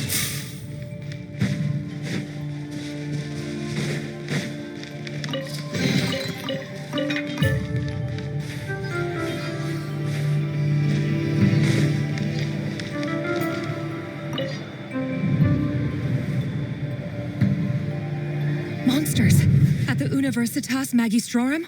Why now? Oh no, they're coming. It's no use. The table won't hold out much longer. The weapons. Where are the weapons? Of course. All the lab equipment was upgraded after the inspection last week, but the new weapons haven't been allocated yet. I'm done for. Is anyone there? I need help!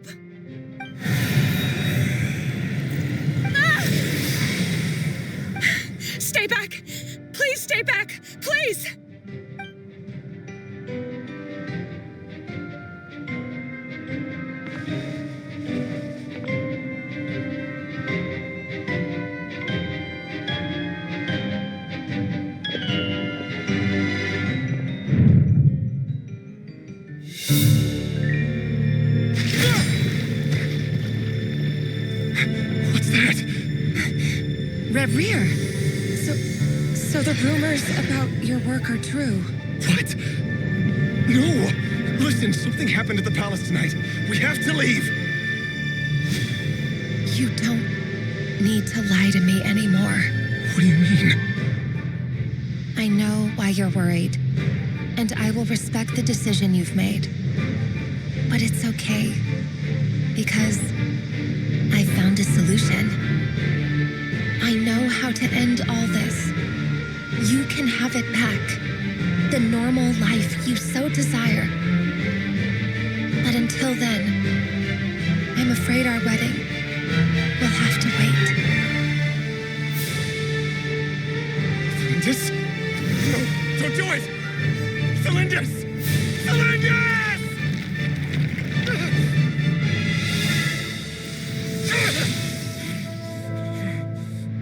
I told you, Reverie. Let her go. You will find someone better. No! No, I won't do it! I have to save her! By what means exactly? A lowly pawn. You lack the power and the strength of will. Do you know a way? Tell me! Come to the palace.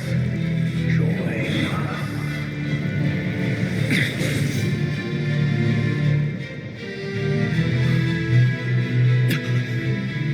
Reverie, thank goodness we...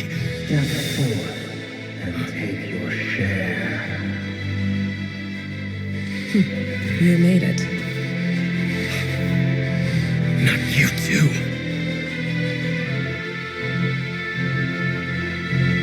Hatred or grief, despair, desire.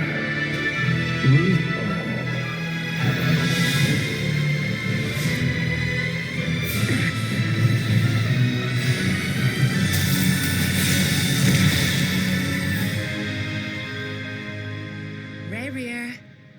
Reverie. Cylinders. Were you daydreaming?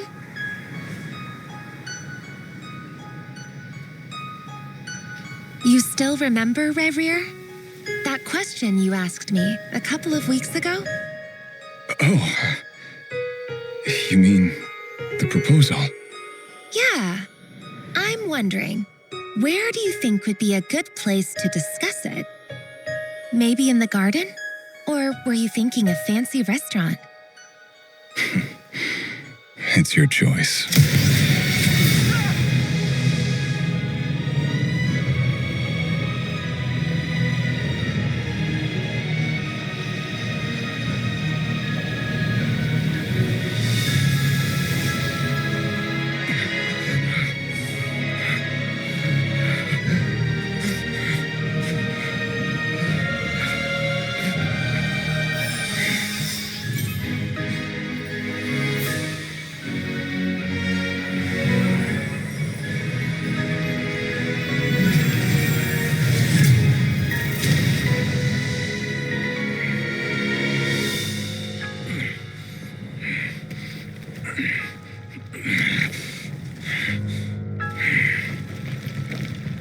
I will find you.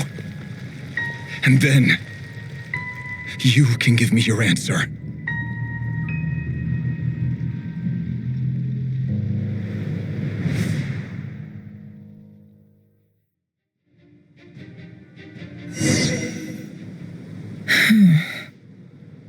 So that's how the Raker of Solnari was born.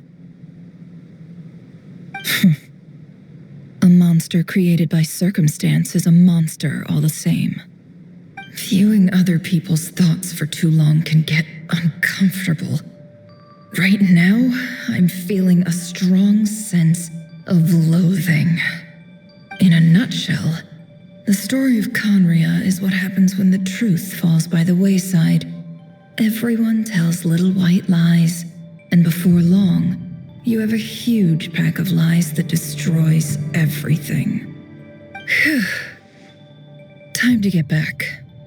His past is filled with sorrow, but the tale of any fallen civilization is one of endless tragedy. Cruel as it may be, that was Conria's fate.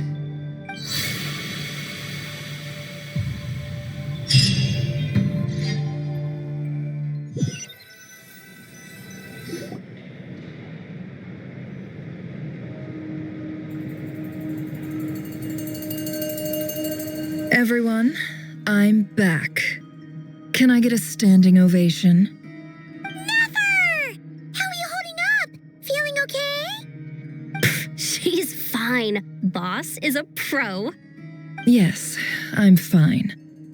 You will have seen the events of Rarir's life through my thoughts. It's now clear that he is just a regular nobody, driven by personal tragedy, as he said himself. I mostly agree.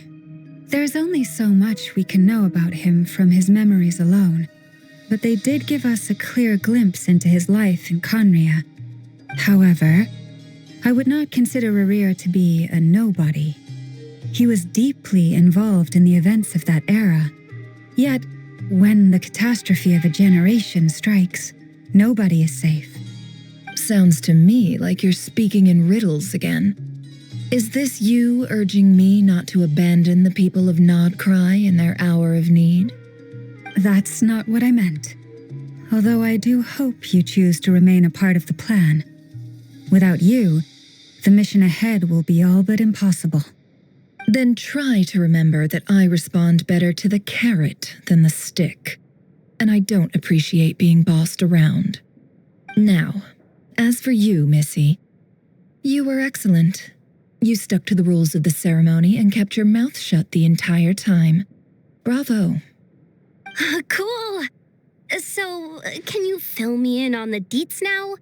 Most of what I saw went right over my head. Patience. You'll hear the whole story, don't you worry. But let's meet up with the others first. It will save me narrating it twice. Yehoda? Yes, boss. Let me get that door for ya. That's more like it. For a moment there, I was worried you'd forgotten about the first clause of your employment contract. Forgive my curiosity, but what does the first clause say? It says I gotta do the annoying stuff that boss is too lazy to do for herself. Like opening the door, pouring the tea, yada yada. Is that right? If something is in the contract, it's because she willingly agreed to it. Rest assured that the curatorium abides by the very strictest of labor policies. You don't seriously think I'm cruel enough to treat her like my slave? In any case, I've hardly shied away from my share of the work today. Hope I don't catch Flintz and Varka lounging about in their chairs, enjoying a leisurely cup of tea. There's nothing I dislike more than other people enjoying themselves while I'm hard at work.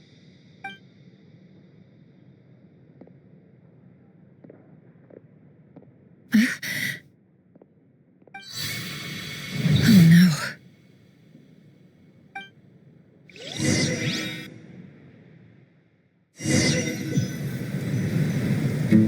Sorry to disturb you, but we seem to have run into some trouble.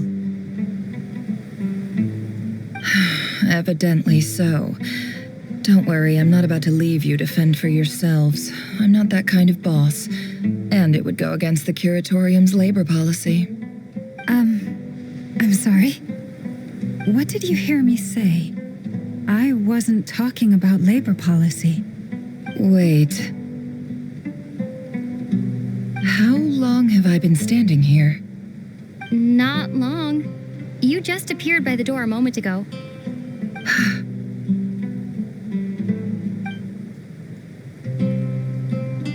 Boss, what's wrong?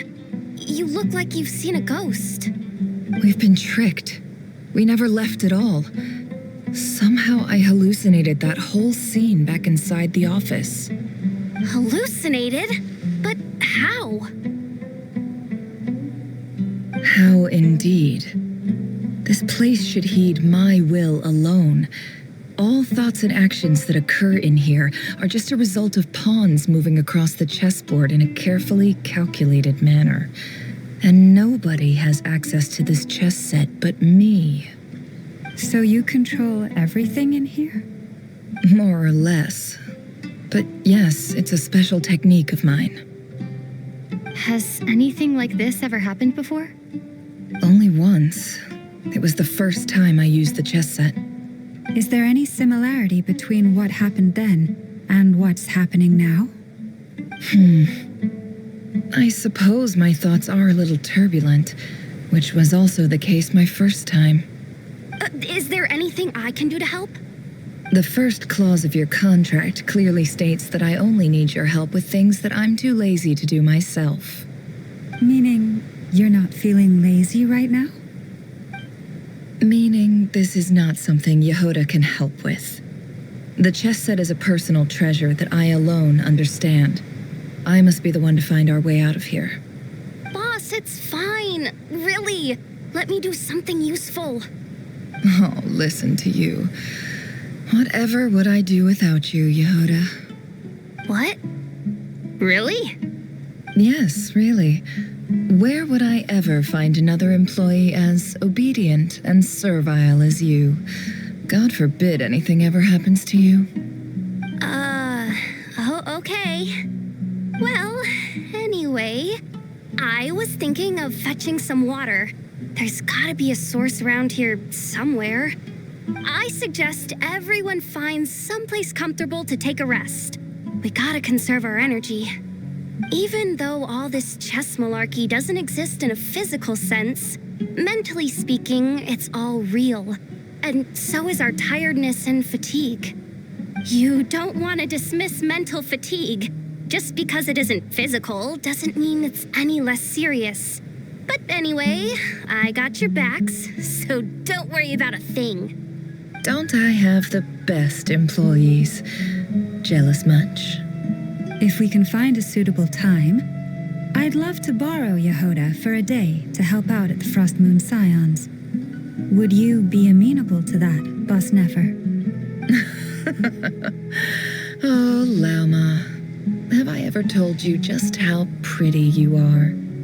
Beauty runs from the tips of your antlers to the depths of your imagination. Time to rally, everyone. Follow me. As we continue our journey, the same rules will apply. That means stay focused and no talking no matter what we encounter. And don't disturb the chess pieces. You have my word that I will get us all out of here.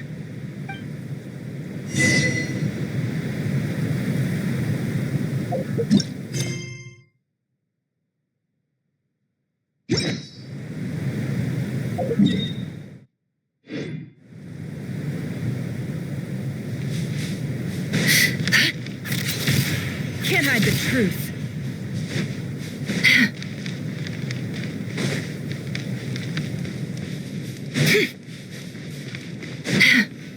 This place looks familiar. That's not a good sign. There's someone up ahead. Time for a little chat.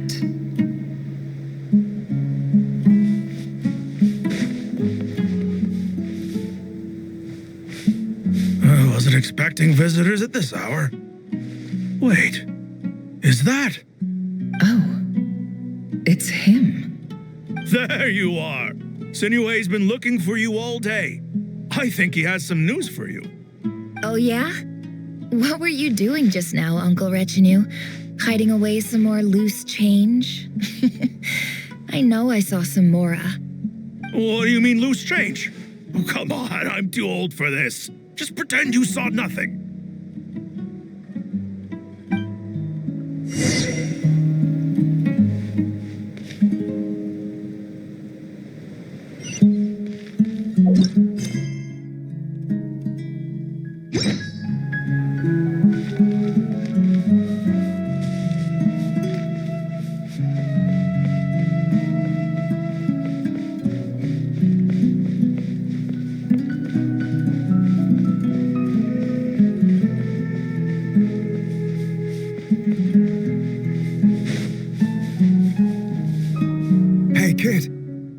Mind telling me what Sinuhe's been up to recently? I'm trying to get in his good books and I need a way in. Get in his good books? Why? What do you want with my dad, Uncle Apepi? I've written a new song. I was hoping to showcase it at the next festival, but I'll need his approval. A new song, huh? I'd love to stay and listen, but unfortunately, Uncle Retinue says my dad's looking for me. Well, there's plenty of time and I'm not going anywhere. See that pile of stones? I'll be sitting there warming up my vocal cords. Come find me when you're done. Pile of stones. Got it.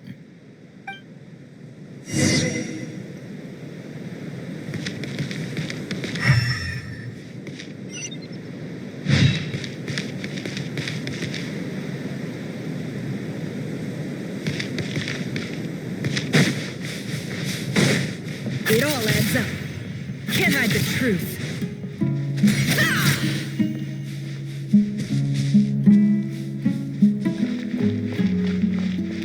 Hi, Dad.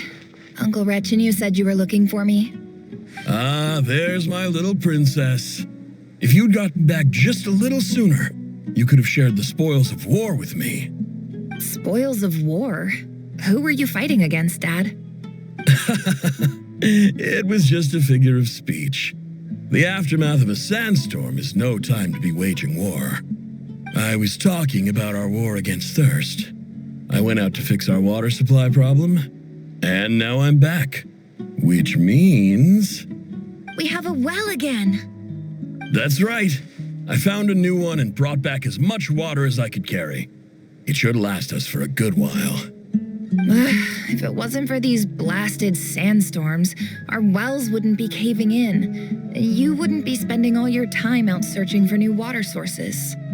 As the chief of our tribe, I'm supposed to be leading us out of hardship and poverty, onto better things.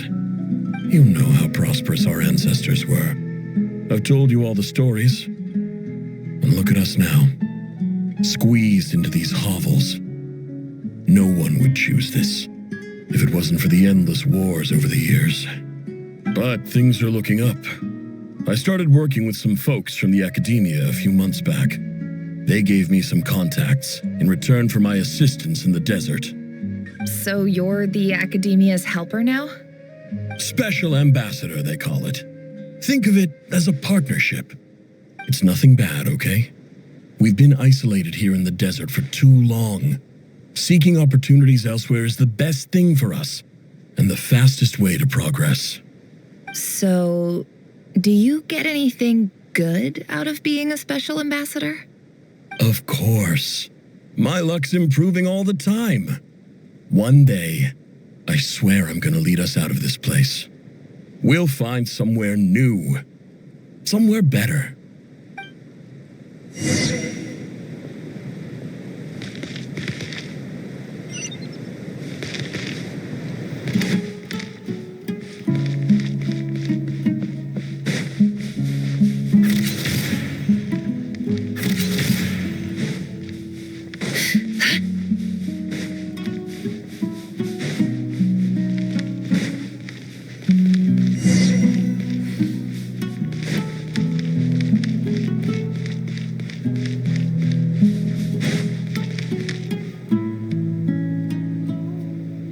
That's our well, and you know it. You stole from us.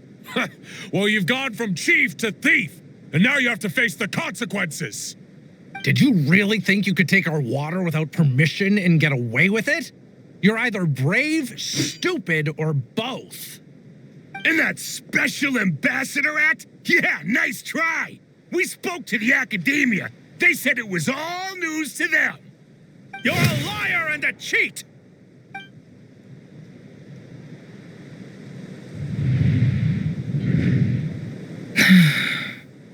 I heard Yehuda gasp, but I don't blame her. Most people are terrified by the sight of blood. Corpses strewn across the ground. The wounds are clearly from scimitars and daggers. The desert. There's a handwritten note on the ground. Let's see what it says. Halil, this is Sinuhe, chief of the Shimti tribe. Surely you remember me. I was the one who helped you and your colleagues avoid the quicksand in the desert. This is my second time writing to you. I assume my last letter must have gotten lost in the mail, as I didn't receive a reply. I hope this one makes it to you safely. I'm writing to you because I need some help. That sandstorm the other day completely blocked up our well, forcing me to look for another water source in Iab and Unut territory. It was a matter of survival. Praise the gods. The well of the Iab tribe was intact. It was my last resort. I drew what water I could and left, but not without being spotted. I fear they will retaliate. You told me to write to you if I ever needed help. You said you'd be my ally in the academia. I urgently need you to formally recognize my title of Special Ambassador and send some of your people to assist me for a few days. It's the only way I can convince them that this was the academia's decision and prevent them from retaliating. This is an emergency. Please send help as soon as possible. Looks like this letter never got sent. The writer died a grisly death, and the letter was trampled into the ground. It's badly defaced. Some parts are barely legible. What a ridiculous lie the surviving Shimti tell. Their whole village was butchered over a sip of water.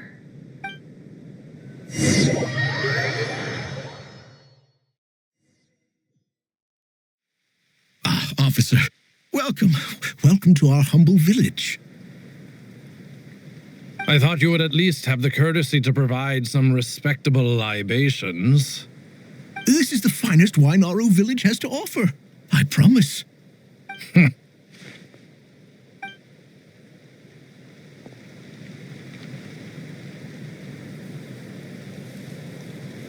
The Academia has agreed to reserve a single space for a candidate from your village.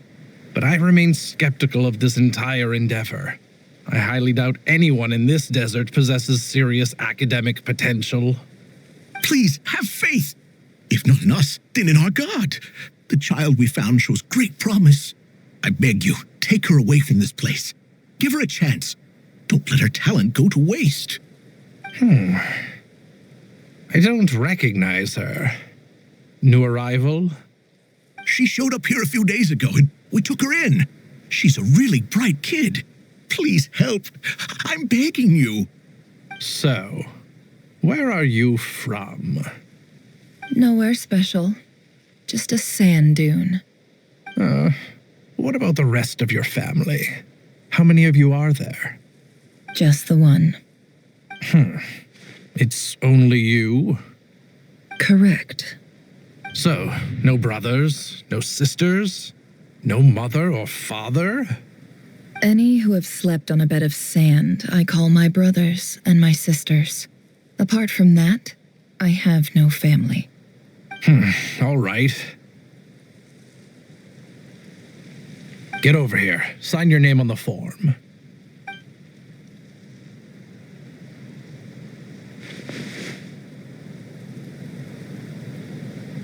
Never? You're rather fair-skinned for a desert dweller.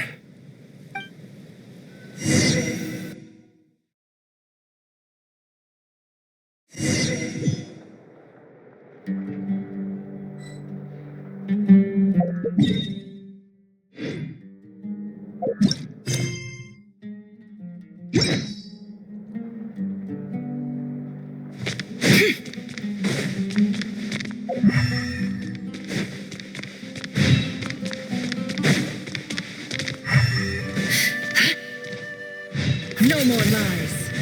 Can't hide the truth. Nefer, this term's assignments have been issued already. Please read through the materials thoroughly, conduct your own additional research, and then write an essay on the topic. Yes, Professor, I'm aware. I just had a couple more questions I wanted to get your perspective on. Oh? Please ask away. Well, I saw the other students' problem sheets, and I couldn't help but notice that my assignment is much easier than theirs. Do you really think I'm a weak student? A weak student? Goodness, no. Quite the opposite. You have a sharp mind, almost too sharp. I think what you're saying is, a weak student wouldn't have noticed the discrepancy. And if they did, they certainly wouldn't complain about the lighter workload. You see, sharp as they come. You see things the way they are, and I'm sure you know why they're like that. Because of where I come from. Because I'm different. I'm sorry, Nefer. I don't like it any more than you do. It's just... Anyway, you said you had a couple of questions. What's the other one? I wanted to check... If someone sent me a letter to the academia, where do I go to collect it? Ah, your family wrote to you. Well, as long as they put your name on the envelope, someone should hand it right to you. Not exactly. It's not even a recent letter. I was just curious where the mail would end up if no one collects it. The House of Dana, I expect. I know there's a box for unclaimed mail somewhere in there, probably sitting on a shelf. Whatever you're looking for, that'd be the place to start. Okay, got it. Thank you, Professor. Oh, don't mention it. Honestly, I feel like I failed you. I'm supposed to be your teacher, but I haven't taught you anything. Hey, don't say that.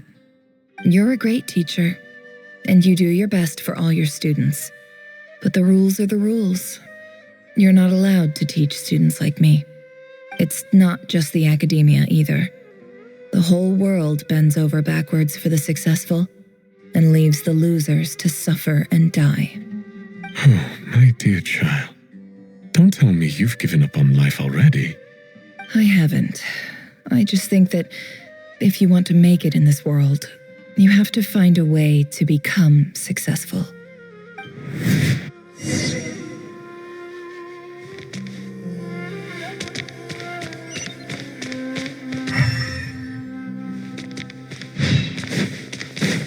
No more lies.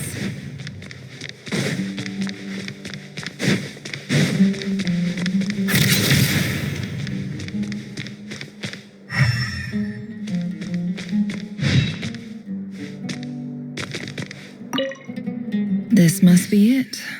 A big cardboard box full of unclaimed mail. And probably some letters that ended up here by mistake, too. Let's take a look.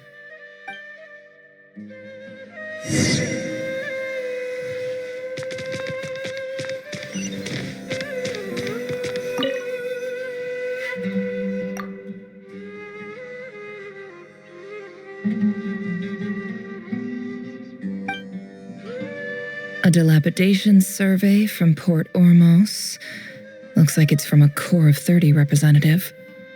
What a strange thought. A bunch of mercs losing sleep over rundown buildings.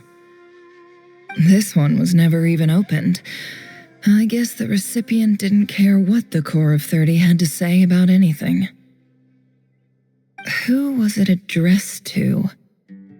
I don't recognize the name, but it must have been a Kasharawar professor.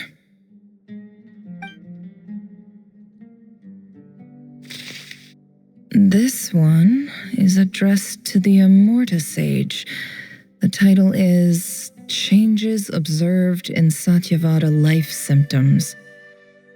Why do all these letters read like full-blown dissertations?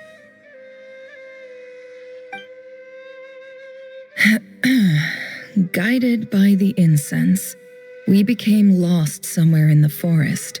All the barriers between levels of consciousness disappeared as our minds soared around in circles, looking for a branch to seek refuge on.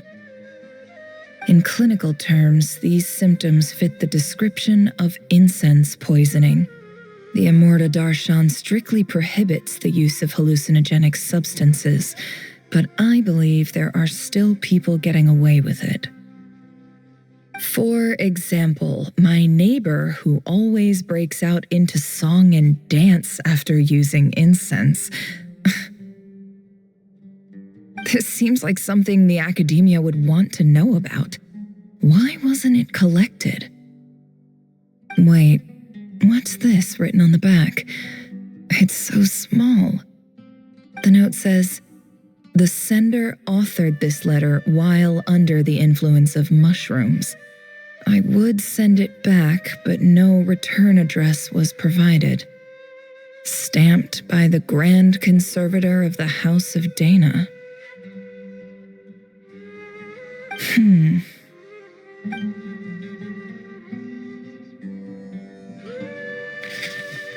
This next one is addressed to Grand Sage Azar. A few words of protest regarding recent changes in Sumeru's educational policy. In recent years, the academia has taken on a small number of students from the desert region, as per the policy to this effect.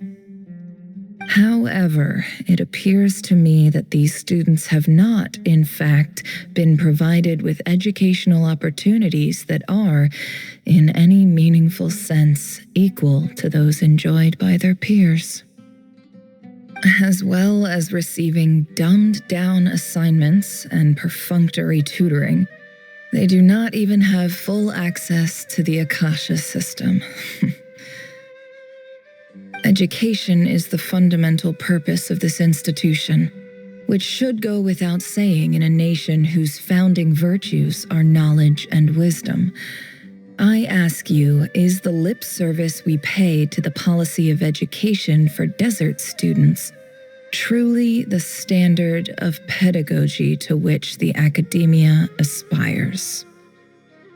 As Grand Sage, policy decisions are your prerogative. But do not forget your roots. You and I were once students too, as was everyone else in this institution. I do hope you will give some serious attention to this matter. I encourage you to discuss issues like this with myself and others, and listen to some alternative opinions. Great letter. Shame it didn't get to where it needed to go. And the sender is... Sage Cyrus of Spontamod. I didn't realize anyone else even knew how bad students like me have it in this place. So this is where letters from the Sage of Spontamod end up? Nice one, Grand Sage. Really enlightened leadership. Whatever. This isn't what I came here for. Moving on. I'm not exactly holding out hope that a letter sent from the desert would even make it here. But if it did, where else would it end up if not in this box? I can't believe how much discarded mail there is. Must have been years since someone last went through it all. And this is just one box. The whole House of Dana is boxes on shelves. I don't believe for 1 second that any human being has sat down and read through all the documents in this place. Who has that much free time on their hands?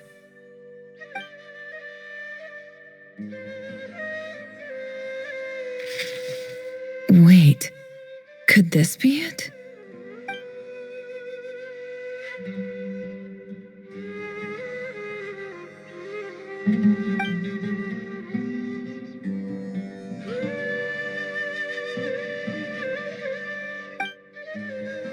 Greetings, Halil.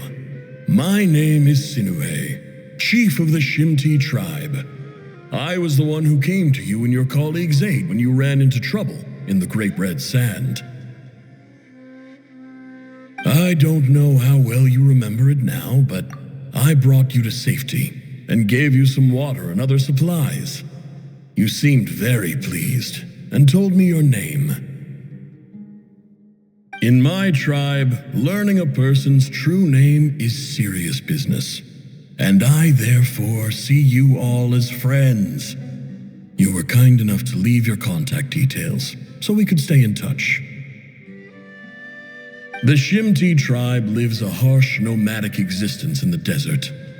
You were sympathetic towards my plight, promising to make me a special ambassador of the academia and help us find a way to make a better living. This brings me to my reason for writing. Our tribe has fallen on particularly hard times, and I would like to ask for your assistance. There was a terrible sandstorm a few days ago, which blocked up the well in our land. To ensure my people's survival, I had no choice but to venture into Iyab and Unut territory in search of an alternate water source. The Iyab and Unut are descended from the Thamudians. While we trace our ancestry to Tulatala, we worship the Lord of Flowers and have had relatively good relations with our fellow tribes up until now. I found a well belonging to the Iyab tribe. They declined to help us, but I really had no other option, so I took some water to keep me and my tribe alive. My actions are certain to incur their wrath. When we met, you assured me that you would be my ally in the academia. I would like to take you up on that offer, because I really need your help. I wonder if you could send an academia representative to meet with me. That aside, the last time you were here, you mentioned that the academia had started accepting students from the desert, and I told you a little about my daughter, Nefer. We have next to no resources here in the desert, and my power and influence are limited. Would you consider enrolling my daughter at the academia? She is a smart girl. I know she won't disappoint you. From the outset, the academia never took you seriously. Those things they promised were just empty words. I doubt they even remember the name Sinuhe. And you were so emphatic that your luck had finally changed for the better. You swore you'd lead us to a better place one day. You spoke with such conviction, like you were the most powerful chief in the whole desert. You liar. You lied about everything. You promised the world and delivered on none of it. And who fell for it? Just me, by the looks of it. Despite your best efforts. Which makes you a pathetic liar. You weren't even any good at it. I think I'll take over from here.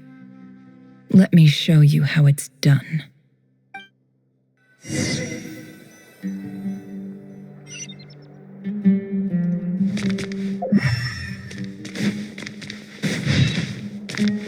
Can't hide the truth.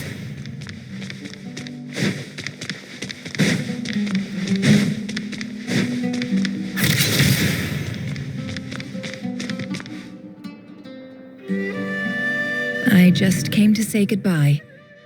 Thanks for everything you've done for me in my time here. Nefer?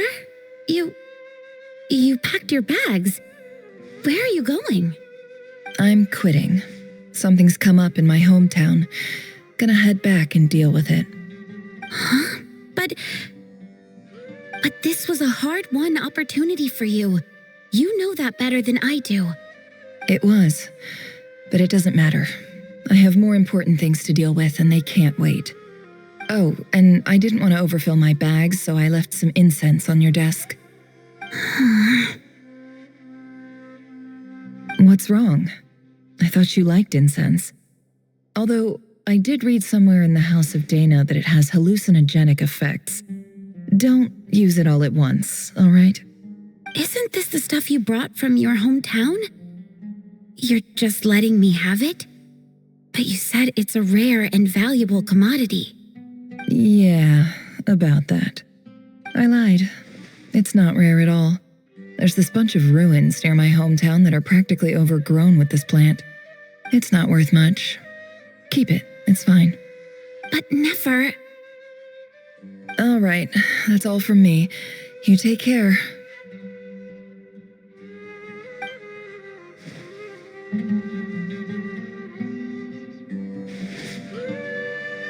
Don't forget me, okay?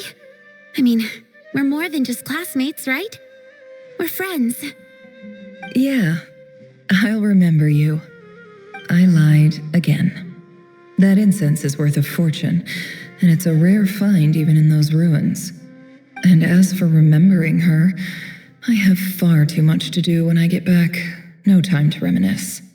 I'll be lucky if I even make it through this alive. But either way, I expect I'll forget you pretty quickly.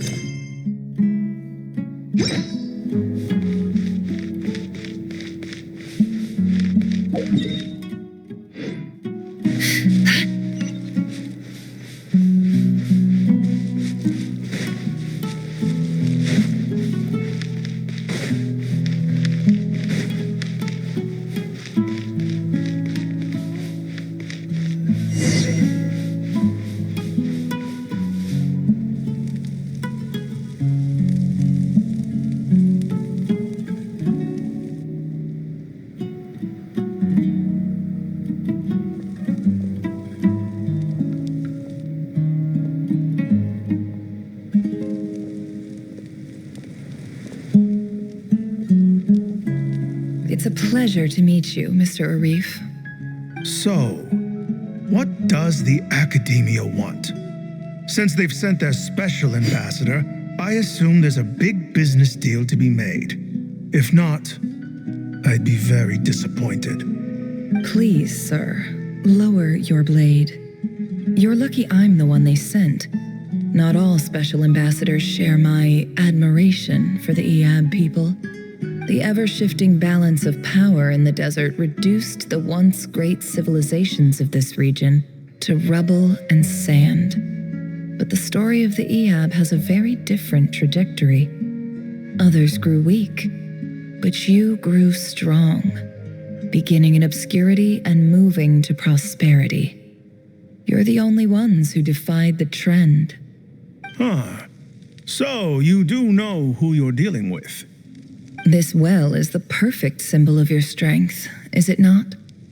It used to belong to the Unut, but it looks like you have control over it now. You're not wrong. But I'm sure you didn't come all this way just to flatter us. Of course not. I came to bring you some very good news. Some information that recently came to light, which might just be your ticket to freedom. Records uncovered by the Vahumana Darshan show that a certain well currently under Iab control is built on top of some ancient ruins. These ruins are of great archaeological interest to the Academia. I checked the map carefully on my way over here, and I'm confident that this is the well in question. The Academia is offering 50 million mora in return for excavation rights. 50 million? No, wait. If these ruins are as important as you say, 50 million's a little low, don't you think? Don't get greedy, Iab. We know far more than you think. We know that you seized this well by force. Wasn't that the first step in your rise to power? To drive away the Unut and steal their water supply? So what if it was?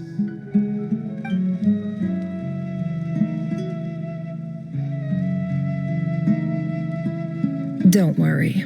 As unscrupulous as it was, it's something we're willing to overlook.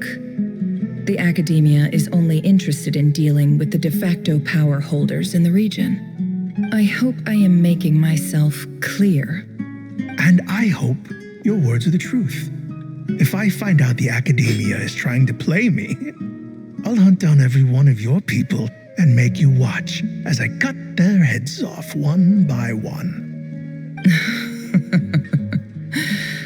I assure you, Chief, that would not be in your long-term interests. You don't want to make an enemy of the Academia. You see how I'm dressed, don't you? I appreciate that you've never been to the rainforest, but surely even you recognize an ambassador's attire when you see it. And what does a barbarian like you have to lose anyway? You really think the Sumeru Academia would bother to come all this way just to lie to you? We have more important things to worry about. All right, I take your point. The Academia is the highest authority in the land. I'm sure you're trustworthy people. In that case, we have a deal. We will sell you the excavation rights. I'd like to thank you, Ambassador. This is good news indeed. Excellent news. In fact, it calls for a celebration. Would you do us the honor of staying a while and enjoying some EOB hospitality? Gladly. I am partial to wine myself, and I trust you are as well. So let's indulge in a few drinks together, in celebration of this momentous occasion.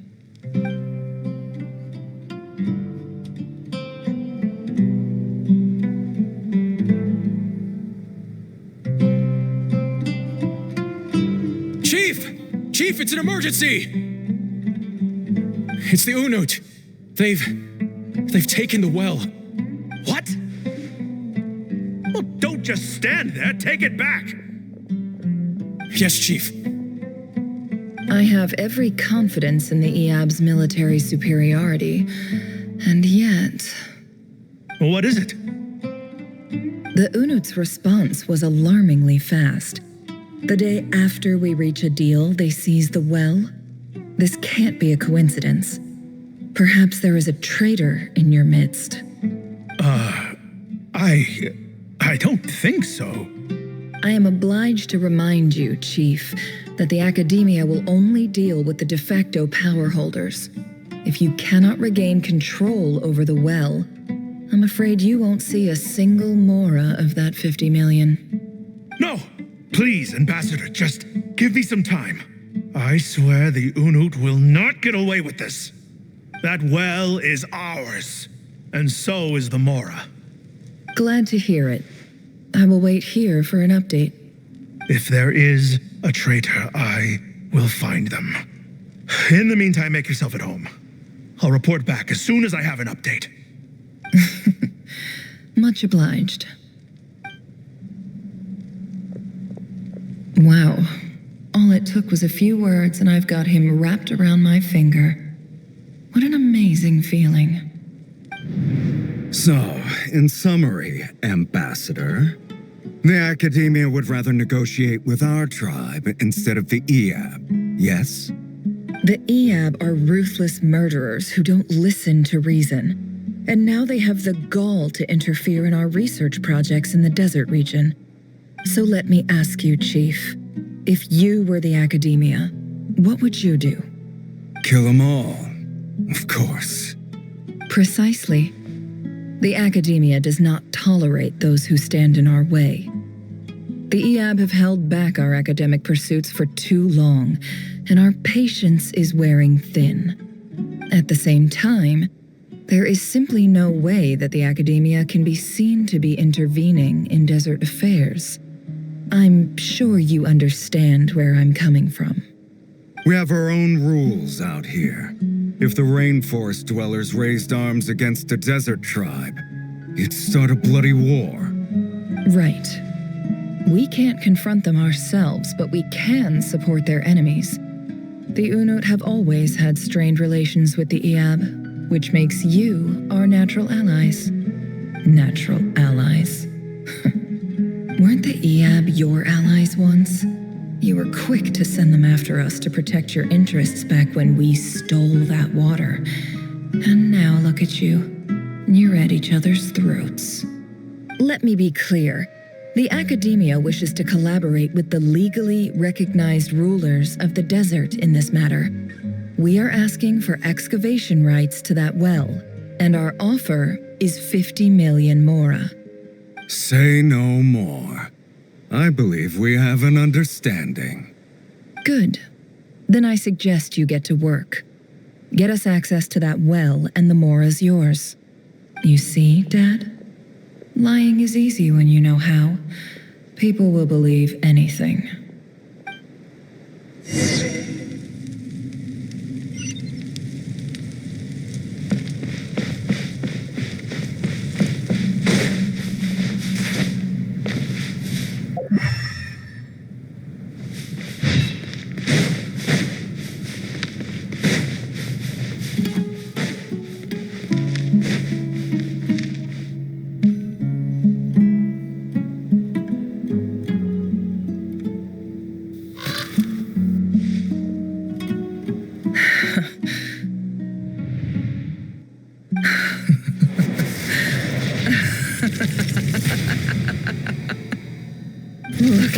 yourselves.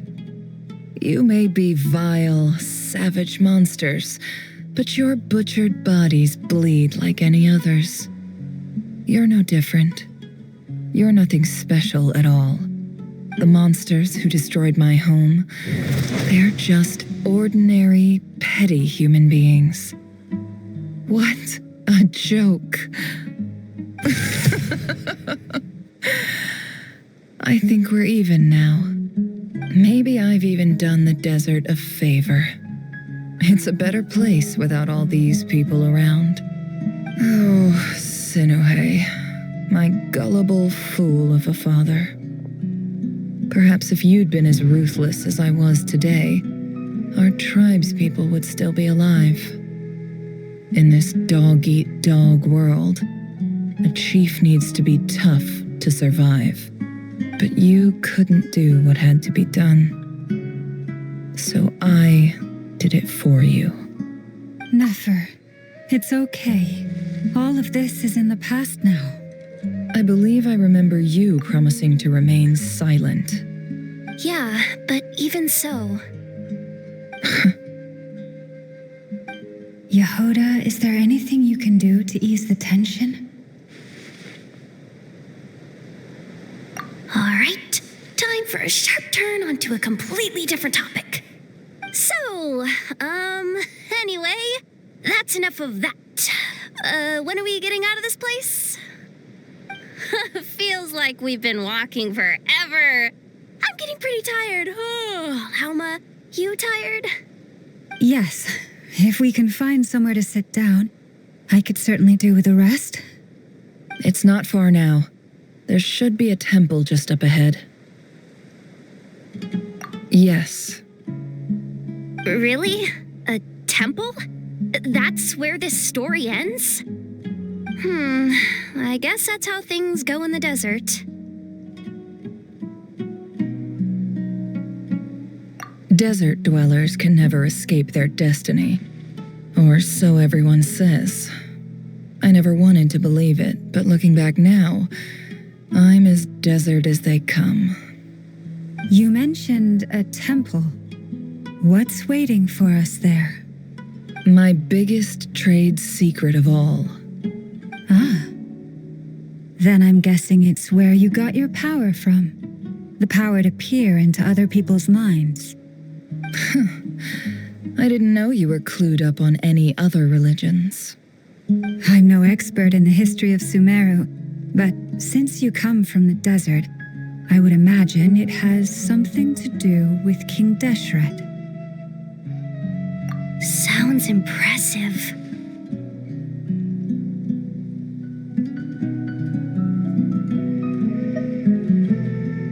Oh, I know who you mean.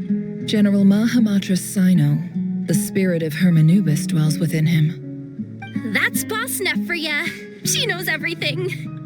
Sino's hardly a figure of obscurity, but I know about Sethos too. What about him? Is he a big deal or something? Well, he's not a small deal, let's put it that way. Please, this is the bare-bone basics. Save the flattery. Thanks for your patience, everyone. I'm sure it's been a lot to take in. With any luck, that's our exit just up ahead.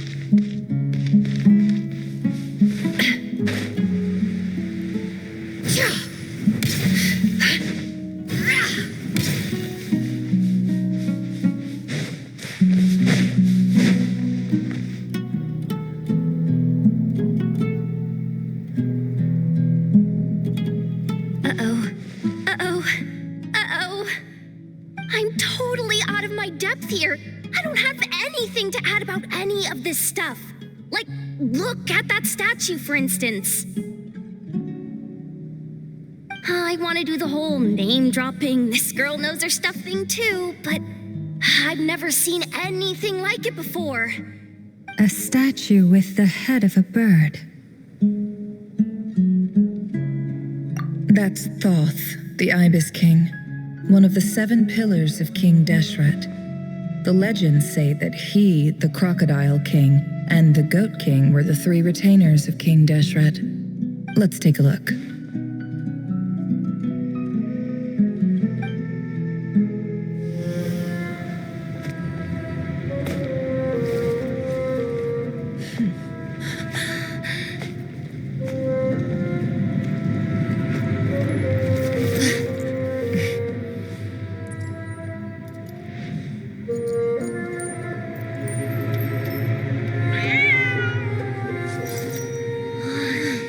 It's just Ashru. So, all is well?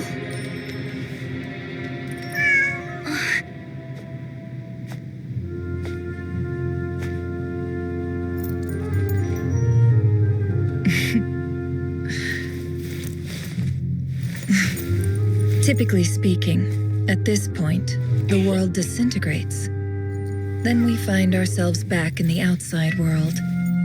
Besides, these are my memories. There's nothing to fear. You're sure? Of course.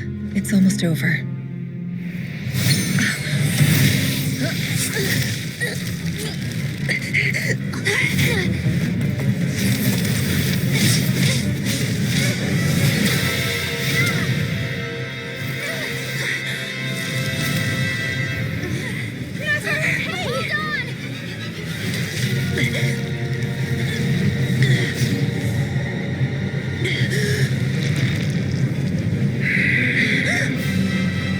Knowing too much is always a death sentence. Speak for yourself.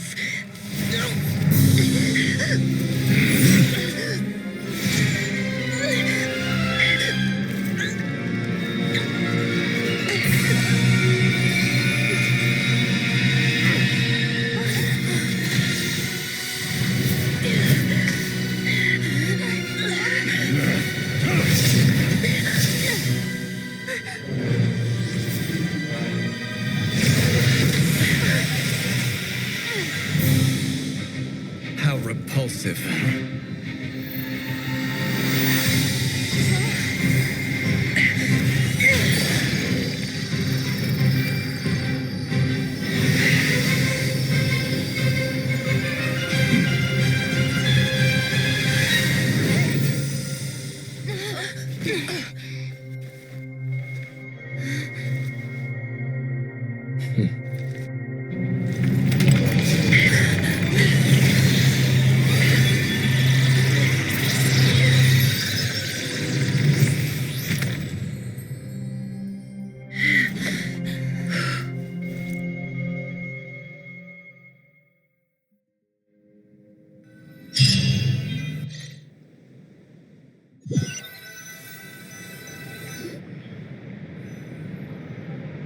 Timed that pretty well, didn't I? It's okay. I'm just glad no one was hurt. Paimon noticed you doing something too, Dainsleif. Were you helping get them out? Of course. When I asked Nefer to conduct this investigation, I was not naive to the dangers involved. I had a duty to ensure your safety. Good to know your sense of justice is still intact after all these years. I take that to mean that you saw the truth. That comes as a great relief. I certainly did. And thanks to your help, I also managed to trap Rerir inside the chess set. Whoa, really? How'd you manage that? Well, to be honest, I sensed that something was wrong long before we made it to the temple. By using this fragment to probe into Rerir's past, well, the monster formerly known as Rerir, it seems I alerted him. I was tracking him, then he caught on and started tracking me too. Can't say I'm surprised. But how did he track you through your thoughts alone? That shouldn't be possible. Rerir was a secret agent who reported directly to the Vinster King. He is an expert at finding a trail and hunting down his pursuers. No wonder. He infiltrated the chess set, read my thoughts, and built a new virtual chess set inside of it. That's why we weren't able to leave at first. Speaking of your chess set, it's quite a remarkable item. Would I be right in thinking you have some connection to King Deshret? You overestimate me. I only have a connection with one of his underlings, the Ibis King. You all saw how this came to be. A long time ago, the Eab massacred my tribe, the Shimti, in our home village. A few years later, I enrolled in the academia, where some new information came to light. The Unut and the Eab fought a bitter battle over the rights to a well, all for the sake of a non-existent 50 million mora. The Eab ultimately won that confrontation, but their victory came at the cost of almost every warrior in the tribe. The final blow to the Eab came at the victory feast, when an Unut assassin beheaded their chief right before my eyes. The remaining Eab fled and have been scattered to the winds ever since.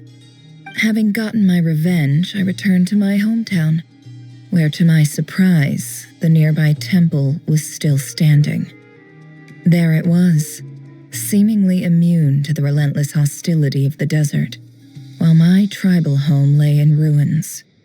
As I stood there gazing at the temple, I noticed a cat just outside. This cat, as it turned out, was home to the spirit of the Ibis King. He led me to a gate deep inside the temple, and there he made a deal with me. This chess set is my gift from the Ibis King. The chessboard within is made to the same specifications as the one in the mausoleum of King Deshret, and represents his power of piercing analysis. With this chessboard in its container, I gained a certain ability to perceive hidden secrets. Now, you could conclude that the Ibis King simply wanted to give the people of this world the power to seek the truth, but I don't believe that's the full story. Every god plays favorites. Their hearts are as fickle as any human's, full of secrets, perversions, egotistical tendencies. But precious few gods are willing to admit this. It is the same with all powerful forces, including fate itself. Their gaze falls preferentially upon a select few. As you rightly point out, this is an act of favoritism. If you're alluding to the abyss, then yes, I agree. Gather the others. It's time to share everything I've learned.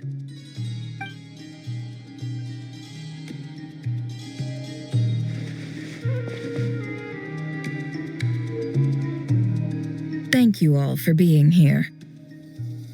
As promised, I did some further investigating into the Reicher of Solnari's background. I am pleased to report that the investigation has been most fruitful indeed. The Reicher of Solnari, real name Rerir, was once a Conrian subject who served the Vinster King. I will now share the important details of his story. Please save any questions or comments for the end.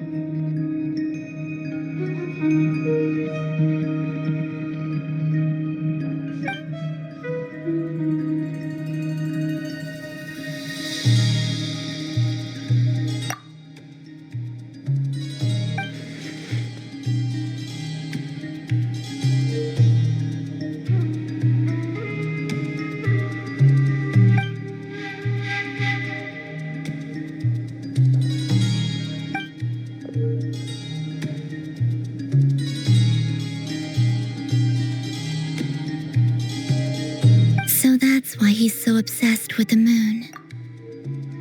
A tragic tale, to be sure. But it does not excuse his many transgressions. No matter how much Rerir suffered in the past, the fact remains that he is what we know today as the Wild Hunt, wreaking havoc upon innocent lives in Nodcry. He becomes more dangerous with each passing day.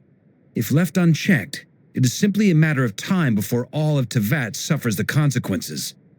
This is a threat that the Knights of Favonius cannot ignore. A question for Miss Columbina. Forgive me if this is presumptuous, but have you ever seen the spatial gateway that appeared in Rerir's memory? Never. But I have heard stories of something called the Moon Gate, and this seems to fit the description. Miss Lauma, any thoughts on this?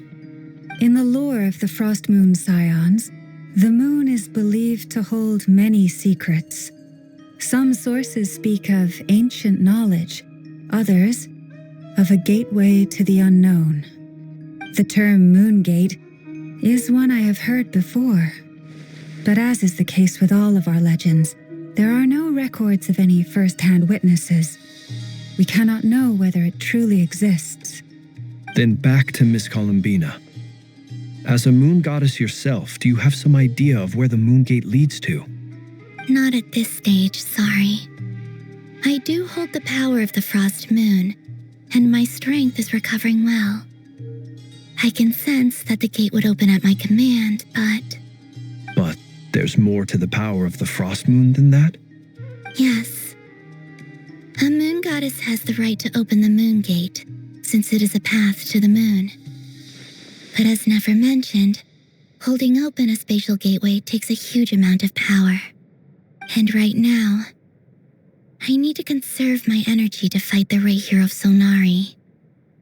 I'm afraid this is one mystery we may have to leave unsolved for now. I agree. Better to save your strength. But if you'll humor me for a moment, I have a bold conjecture of my own regarding the world beyond the gateway. I highly suspect that neither Tholindis nor Rerir made it through unscathed. The evidence pointing to this is the fact that the Rayhir of Solnari exists in the form of countless fragments. With the abyssal power he wields, no ordinary foe can touch him, let alone tear him to shreds.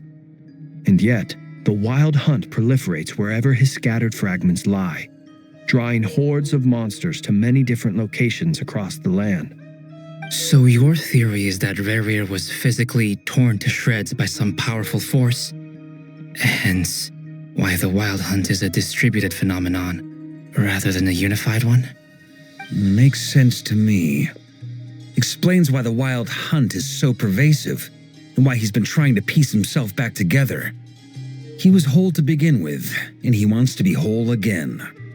Without the power of the Abyss on his side, he almost certainly would have perished the moment he was torn apart. But the Abyss, much like a curse, has kept him alive. I could not agree more. The power of the Abyss is most surely a curse. It is a compelling explanation, and one that accords with my present understanding of Abyss creatures. Whether the life form in question is primitive or advanced, if a curse has extended its lifespan unnaturally, it will continue to survive in spite of everything. This raises some interesting questions. I will run some experiments and see if there is any validity to my suspicions. That being said, regardless of whether my research bears fruit, I would like to thank Miss Nefer for conducting such a thorough investigation. Already, it has greatly enriched my understanding of the entity we face. My pleasure, Mr. Albedo. I too hope that the information I have shared today proves useful as we look to formulate the next stage of our plan. Hey! What is it, Dainsleif? You look really upset! It's just... when I think of the man I once knew as Rerir, I struggle to understand why things had to turn out like this. The two of you used to be friends, didn't you? I don't know if these words will bring any comfort, but my heart goes out to you. Mine too.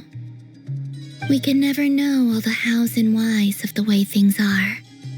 The moon and stars are full of untold secrets and lies, and the skies are host to many more mysteries than these alone. Yet, none of that can begin to compare with the complexity of human life. Those are the first comforting words I've heard in a long time. Thank you both. Well, I think this is a good place to end today's meeting. I'm sure Nefer needs some time to recover. She's been through an awful lot today. That's very thoughtful of you, Lama. Of course. Sounds good to me.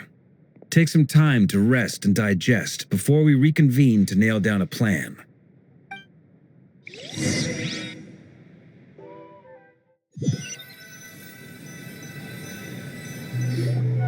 Hey, is this a bad time? Hope I didn't kill the conversation.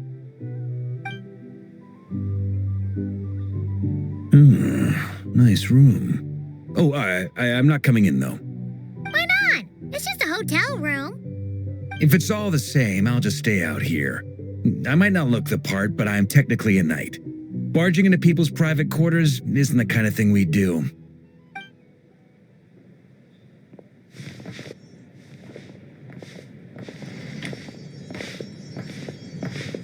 Anyway, Nefer went back to the curatorium to get some rest. But before she left, she shared some things with me that I thought you should be aware of. Firstly, although she managed to trap the Raker of Solnari inside her chess set, there's no guarantee that the power of the Ibis King is any match for one of the 5 sinners.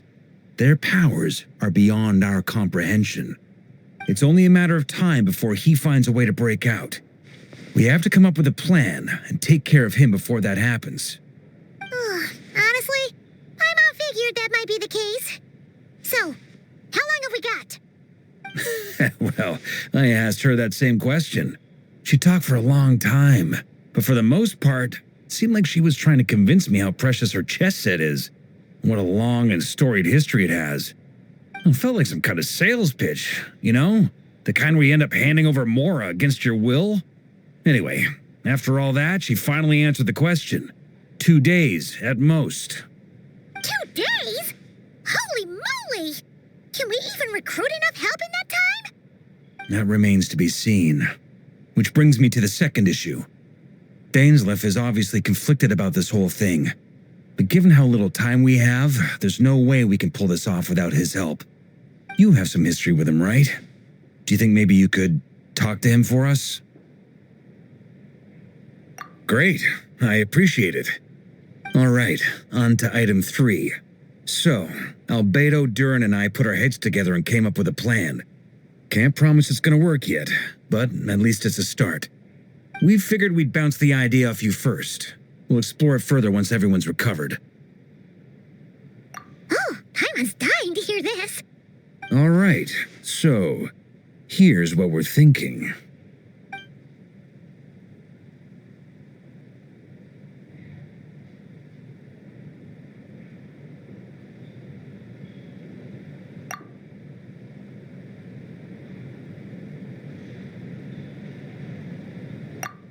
We felt a little uneasy about roping you into this. I mean, firstly, you're not locals, and secondly, none of us are your boss.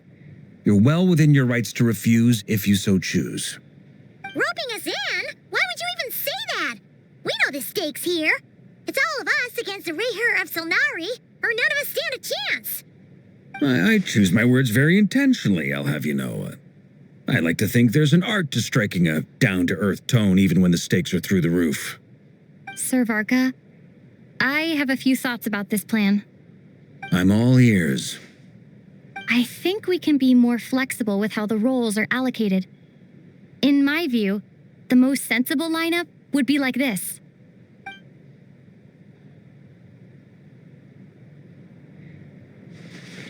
I see your point, yeah. But if that's how we're going to approach this, you'd better make sure you're ready. To be clear, I don't doubt your abilities. Far from it.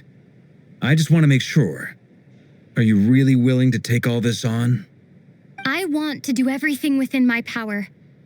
The Rayher of Solnari is a truly fearsome opponent, and if I do my part, it'll greatly reduce the risk for everyone else involved. Well, that tracks with what I've heard. Jean's mentioned in her letters that you're so diligent it's almost abnormal. As in, most people weigh up the risks and rewards in situations like this. But you seem to just march towards danger without a moment's hesitation.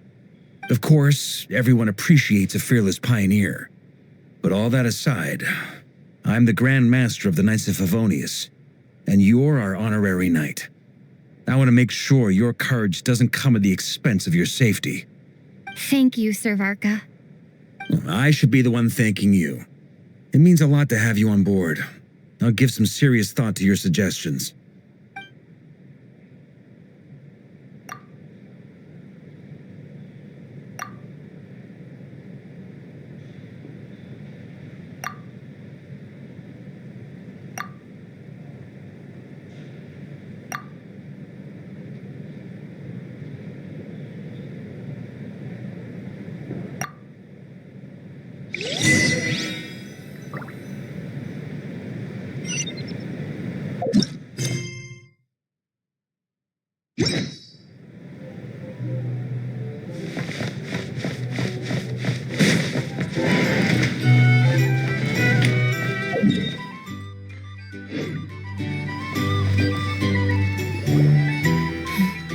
This is a thorough plan, but I do have one last question before we take action. How can we be sure that our enemy won't leave the designated area? Great question. Albedo's been hard at work analyzing Rerir and the Wild Hunt's behavioral patterns. His conclusions are as follows. Firstly, from the earliest known confrontation until now, Rerir has never displayed any ability to manipulate the dimension of space. So it's unlikely he has any power in that domain. Secondly, he seems to have a particularly strong vendetta against our group.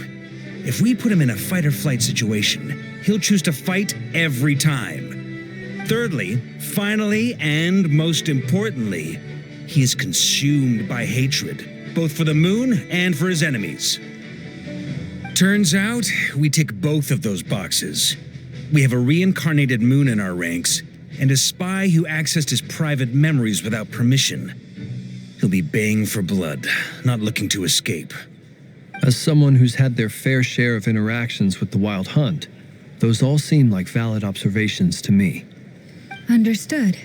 Then I will defer to the verdict of the group. Well, everyone, that's the plan in full detail. Albedo and Durin are carrying out their part as we speak. Plan approved. Scheduling. Okay, any firepower you need, I got you covered. Let's light this baby up. The Frost Moon Scions are behind you as well. And the rest of you?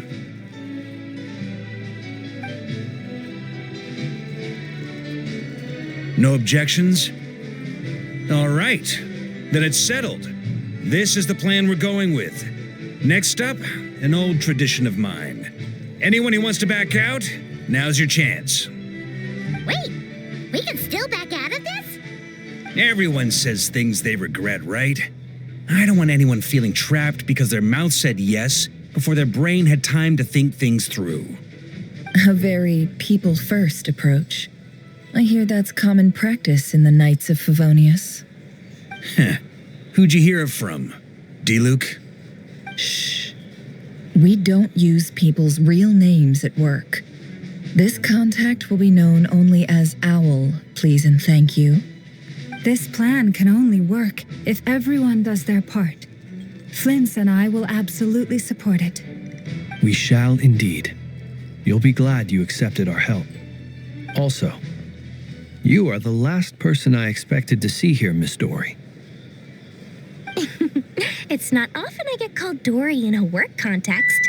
My peers usually call me Lord Sangamabe. So, the longer your name, the higher your net worth. Is that the idea here? In that case, Mr. Flint's here must be worth a fortune. That's right, I know your full name. It's... The walls are thin here. I'd appreciate you keeping that a secret. Okay, fine. I'm actually only here as a favor for someone else. Do you have any idea how much it would cost to hire me otherwise?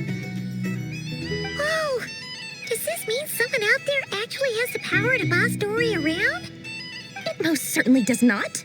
We have a long-standing and mutually beneficial business partnership. She's actually the mom of a friend of yours. Said mom supplied me with a great little trinket, but now that lady's ruined everything. If I don't start building a little goodwill now, my whole business in Notcry is gonna go down the drain. Okay. So what exactly is so special about this pendant? It's a lucky charm that a great mage made for me. We have a business relationship, and she was worried that something bad might happen to me. So, she wanted me to have something that can store power to protect myself with. I finally got it all fully charged up with Kovaki, and then never went and used it all up at once. Never lost so big in my life. You're right. It was all my fault.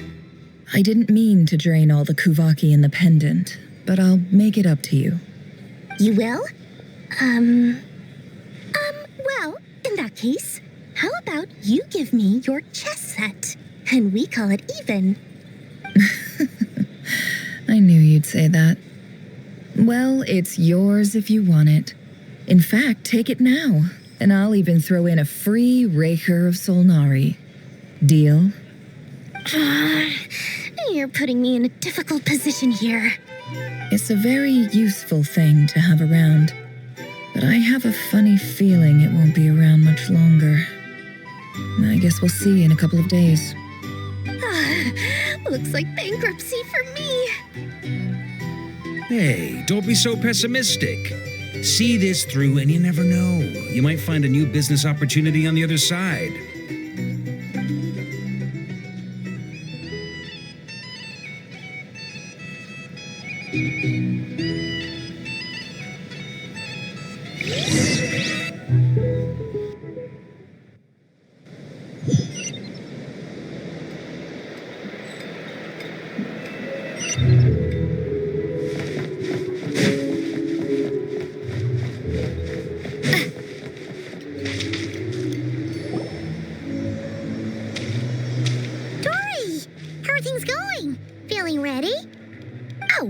Was born ready.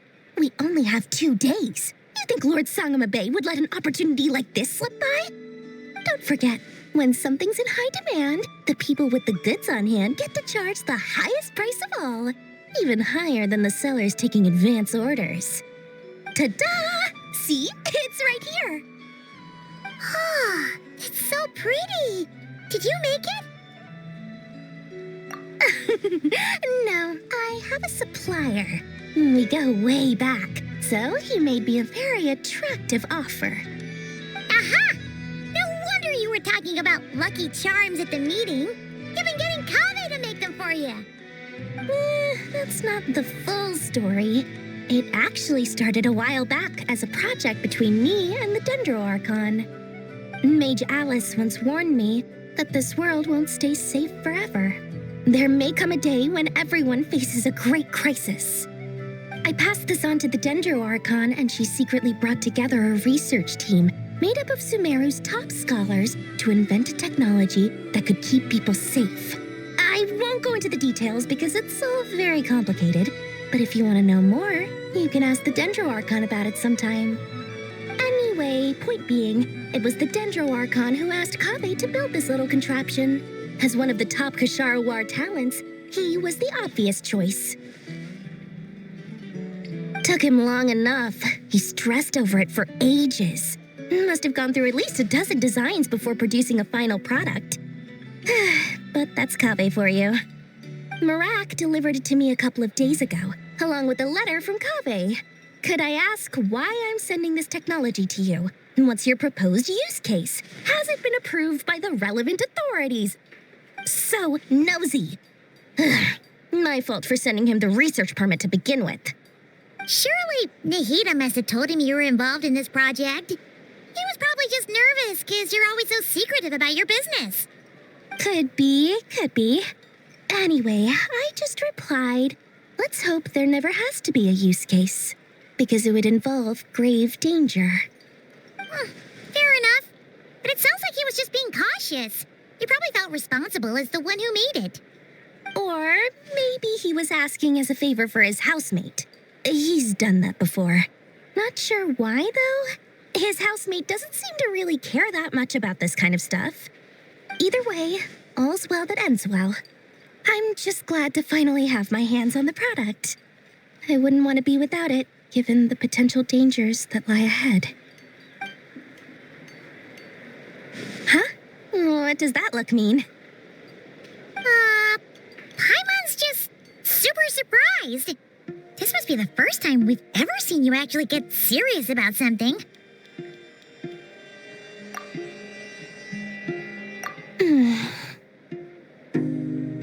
Well, a long time ago, I made a promise to myself. I promised that I was gonna live every day of my life with a big beaming smile. Obviously, Mora plays a big part in that.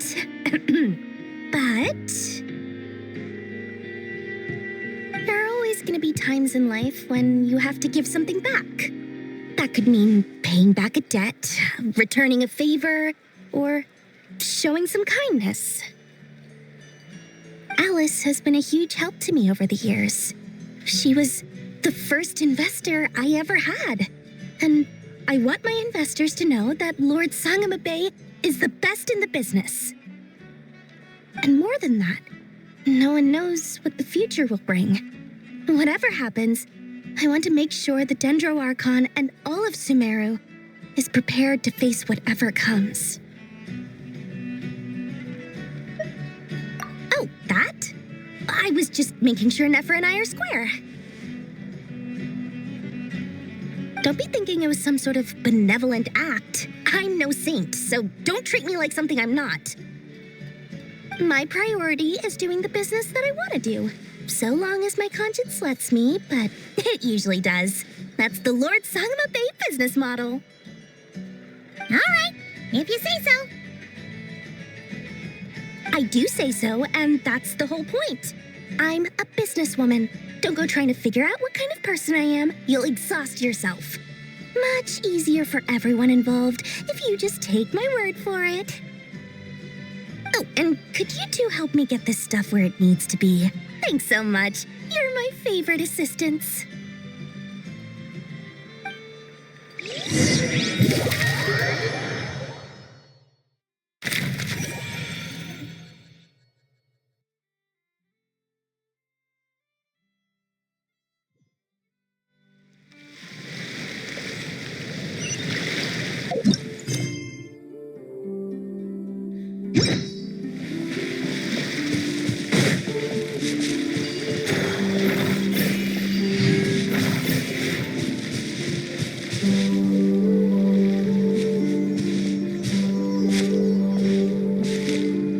Traveler, Paimon, it's good to see you.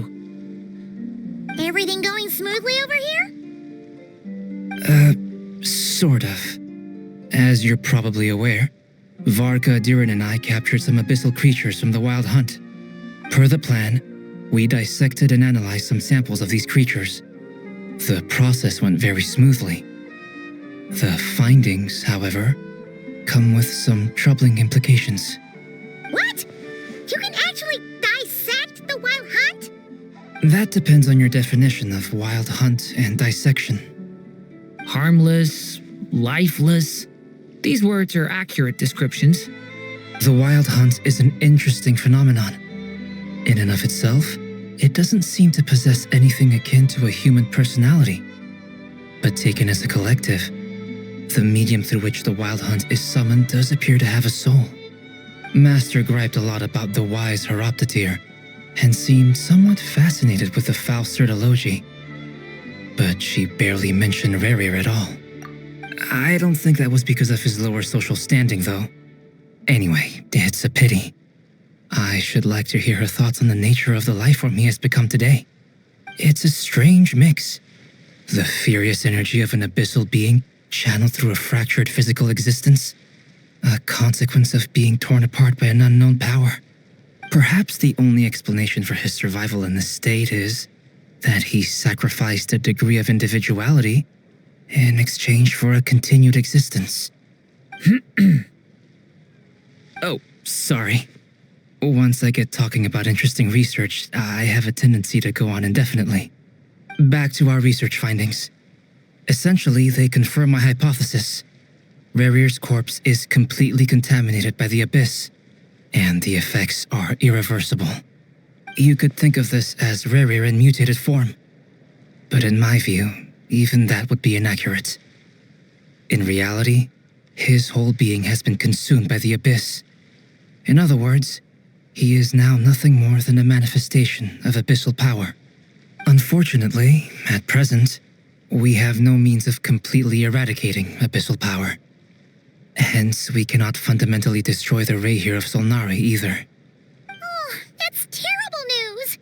So, that's it? We can't defeat him? Not even if we get the power of the Three Moons? Miss Columbina's situation is a difficult one. She can never achieve wholeness when the world does not accept her presence. It's as if her creator banished her to a place she can never be accepted. It means she spends most of her energy just on her own survival. Given the circumstances, it's only natural to despair. But we must see this plan through to the end. Time to kick off the backup plan. Oh, Paimon almost forgot! This is for you. Dory asked us to bring it. Ah, how wonderful. Well, thank you for making the trip. Durin and I will be heading off shortly. I'm sorry I won't be there to protect you in person this time. Please be careful. All right then. Stay safe.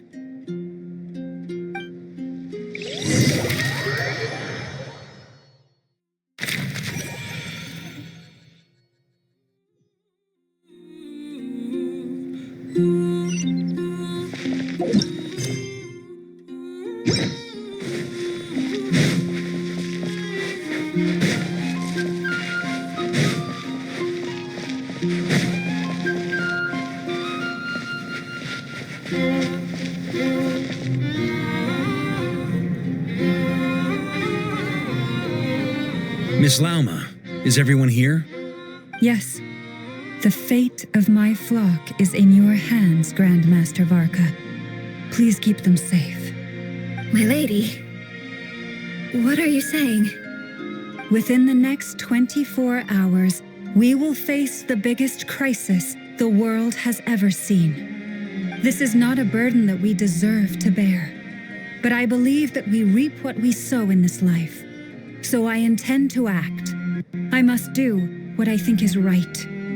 For me, that means fighting for the future of Nodcry. This gentleman is the Grand Master of the Knights of Favonius, Varka, Knight of Boreas. In my absence, please follow his lead. Hey, everyone. Guess I should introduce myself. Well, to start with, I know my way around a battlefield. Biggest strengths are honesty and hard-workingness. Anyway, point is, I don't intend to let Lauma down. I'm gonna do everything in my power to keep every last one of you safe and sound.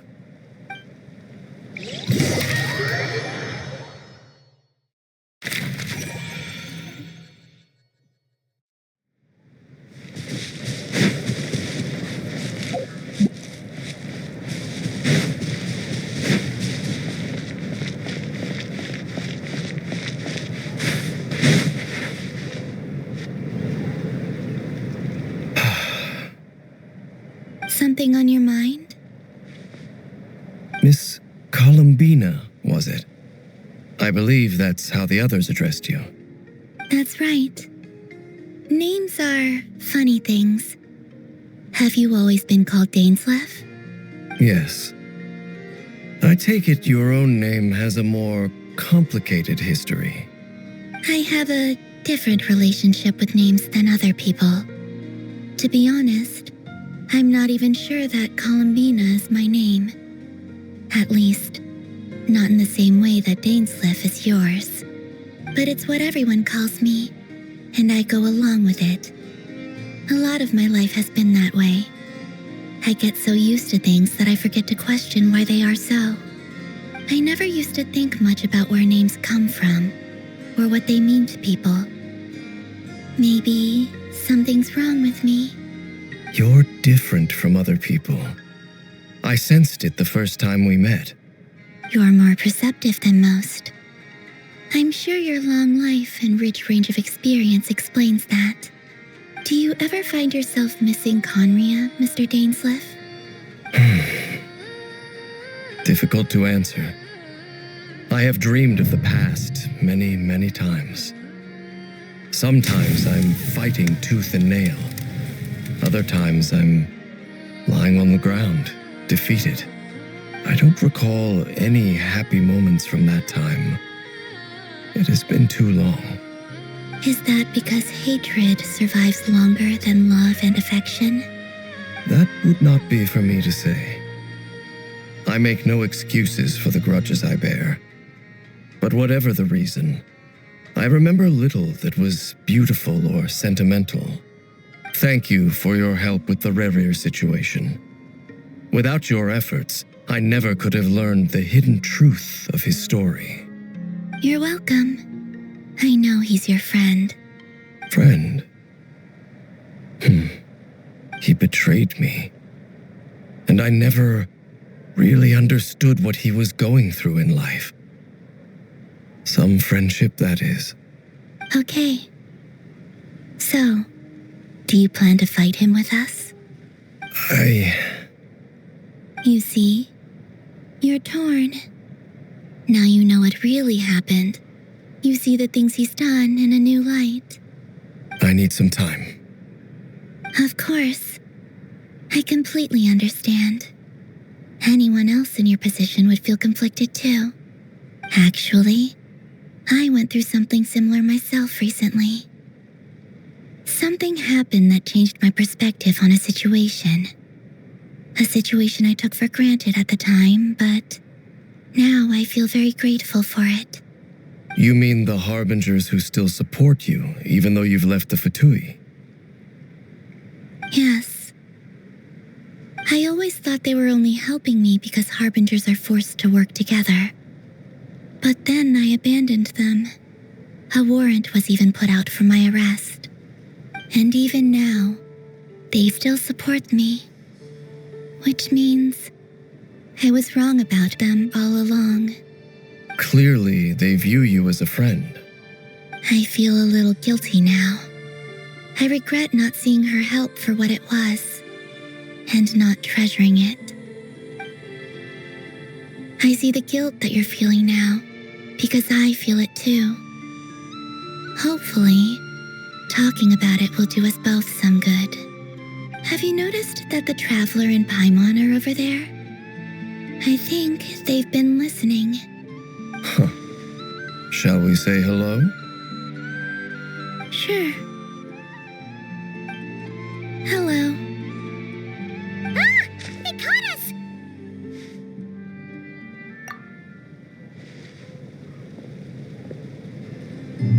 I apologize for making you worry. No doubt you wish to know where I stand on the plan to take down the Recher of Solnari. I'm afraid I need a little time, but I will seriously consider joining you. You will? Oh, thank you so much! Everyone will be so grateful to hear that! They needn't be. This was something that I was going to have to face up to eventually. That doesn't matter to them. They're grateful to you regardless. You can't control their gratitude, so just accept it. And then, have a think about whether you're willing to join us.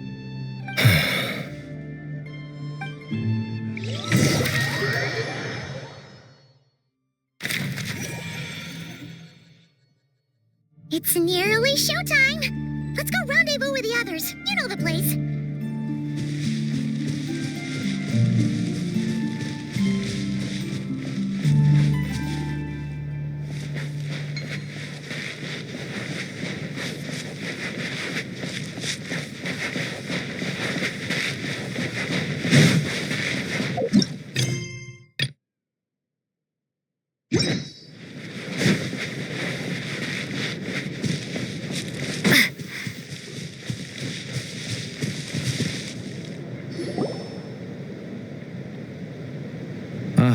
You're earlier than I expected.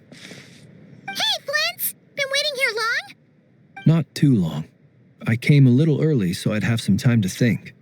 Are you nervous about the battle? Quite the opposite. I'm reminiscing on my past battles. When I was awakened by the Radniki, I had not touched a weapon in many years. I felt like the battlefield was not where I belonged. But after waging war against the Wild Hunt for so long, I came to realize something. A life of absolute peace is simply not a possibility for me. My restless flame indicates that somewhere inside of me, there is a deep yearning to root out the evil in this world. Oh, that doesn't sound like such a bad thing. Well, in the past, when I was a Fae whose primary concern was hibernation, it was hardly ideal. But it certainly serves me well here in the present. And I am delighted to be able to join forces with you in this endeavor. Looks like I'm not the first to arrive. Ah, Miss Lauma. Did you sleep okay last night? I struggled to settle down at first because of the nerves. But don't worry. I got enough sleep in the end. I'll be just fine. Please, I'm just doing my part. Never! Over here! Aino asked me to relay a message. She said Anefa will be on high alert and keep a close watch over all secondary districts where defense is required, providing support as necessary. Meanwhile, Aino herself will provide range support to us directly, using her latest invention. Excellent. My thanks to all involved. The chestnut's looking a little unstable. It won't hold him much longer. We should be prepared to engage at a moment's notice. No sense sitting around waiting. Let's make the first move while we still have the option. I agree. Paimon, find a safe hiding place. Got it! Be careful, traveler! I will.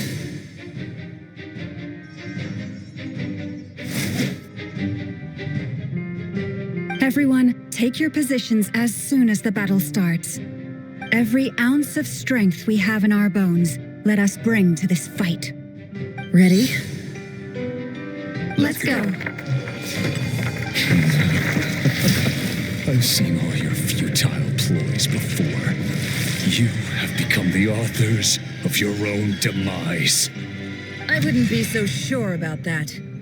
You are merely a moment of sport before I tear down the moon.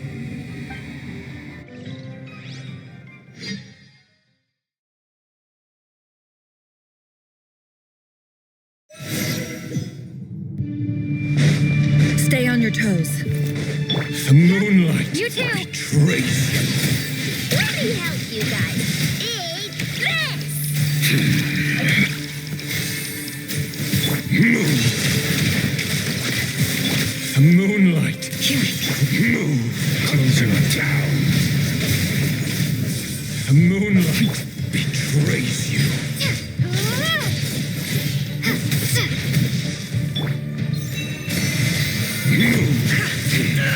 Pathetic. Be silent. The moonlight betrays. Hunt him down.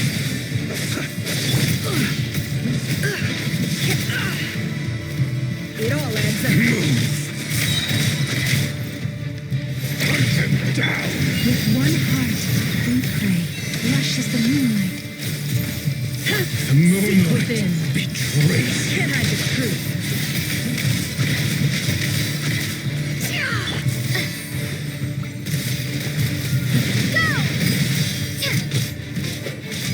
Observe. Move.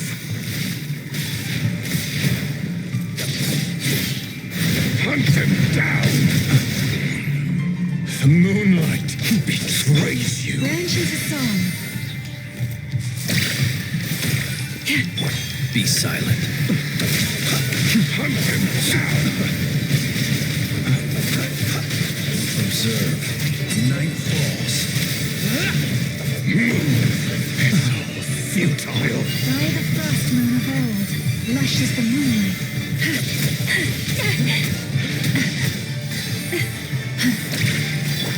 silent. It began with the moon, and so shall it end. The moon will protect you.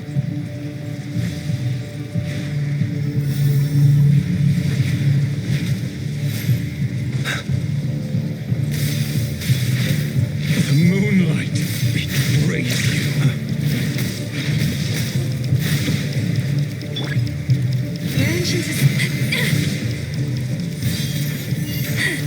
Do you see?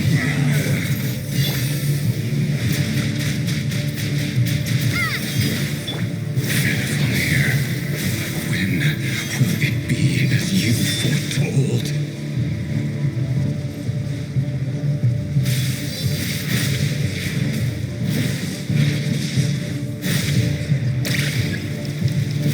Spirits weren't welcome here.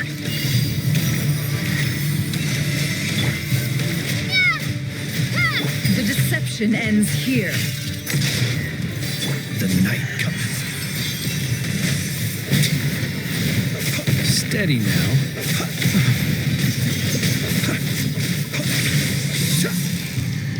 Close your eyes. To dusk.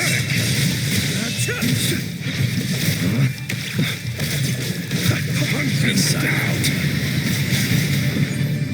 It all adds up. The moonlight My blessing. betrays you.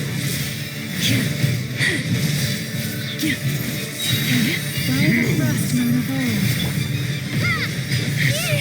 Futile. You quite finished.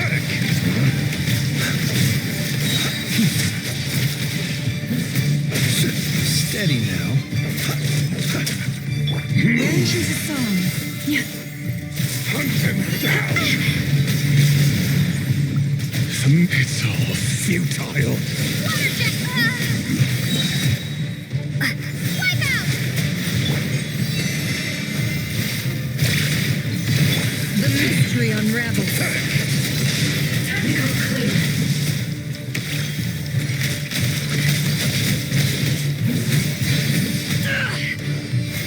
Can't hide the truth. For the everlasting forest, lush as the moon. Futile. Hunt them down. Close your eyes. Be silent.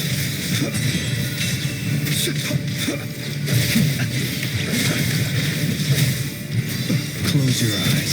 To dust. Pathetic. Your game of heroics is over. Move. Who wants to go first?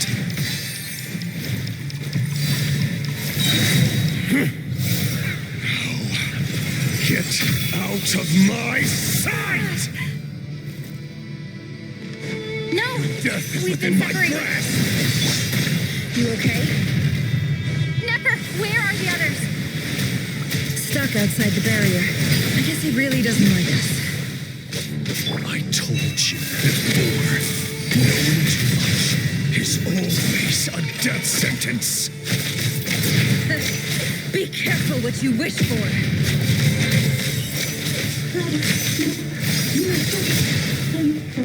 Lala, can you hear me? Hold on, silence. Voices are gone, but at least I know they're still there. I need to focus. Stick to the plan. No. Remember my most important task. Stall him. If I can stall him for long enough, the moment will come.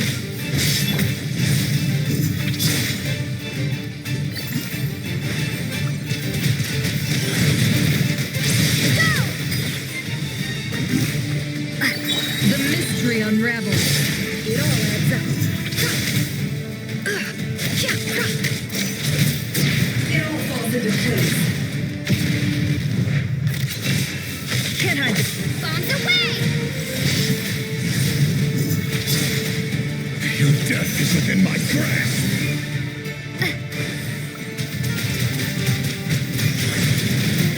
Water jet!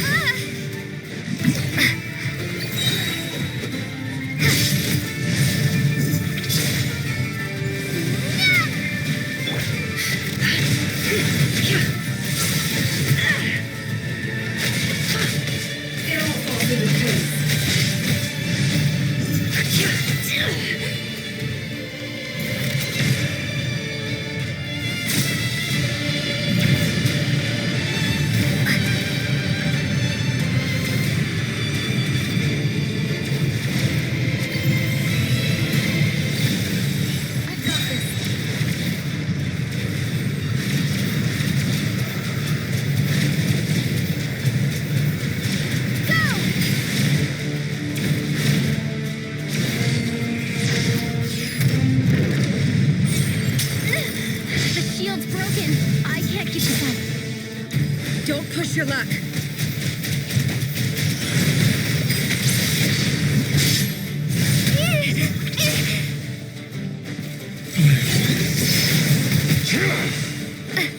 How much power will it take?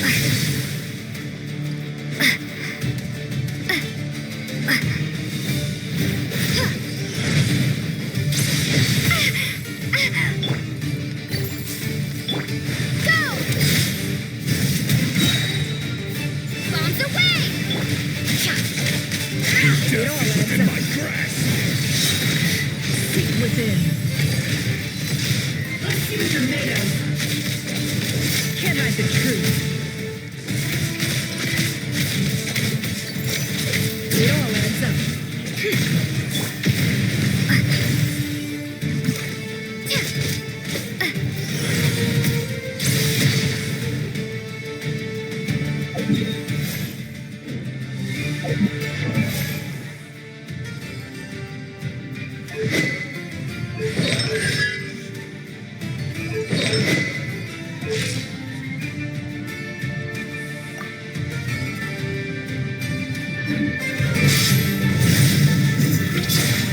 How much power will it take? Water jet! Wipe out! Can't hide the truth. No more lies. It all falls into place. The mystery unravels.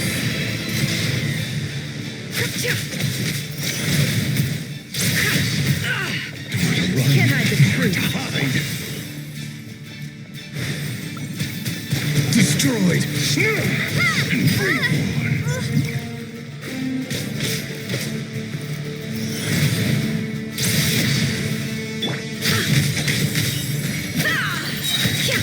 No more lies. Can't hide the truth. The deception ends here.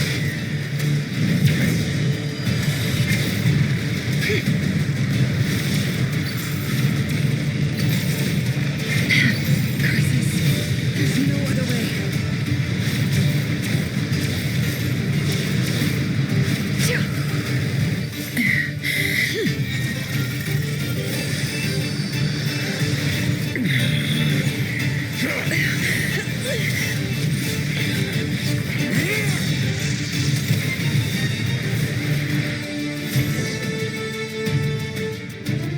The only way to defeat Rarer is to borrow his own power. That means Columbina will have to disappear while you two bear the brunt of his attacks. You have to hold on. Find a way to keep him focused on killing the two of you.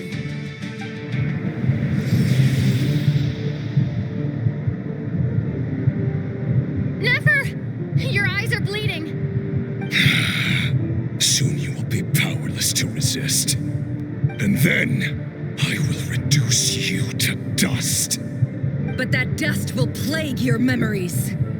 Come on, keep holding on. Any other tricks up your sleeve? Let's see them. As entertaining as they are. You've backed yourself into a corner. You don't fool me. I see your fear clear as day. I have to stoke his rage, make him unleash everything. You fear what you could never defeat. You fear the thought of never being able to save your beloved. You cannot win the fight against fate, Rarir. Is that what you think? Well, now it's your turn to feel afraid.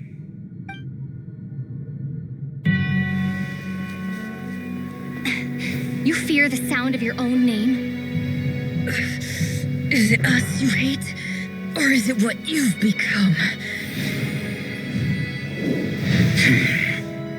Let's see what becomes of you!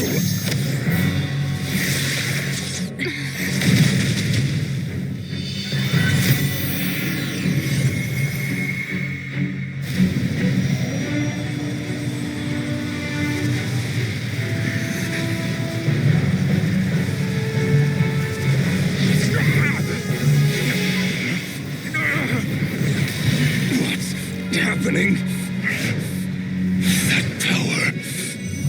seen it before.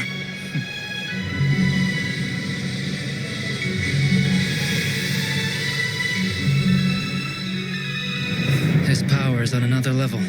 We'll need to use an alchemical array to convert his power into a usable form.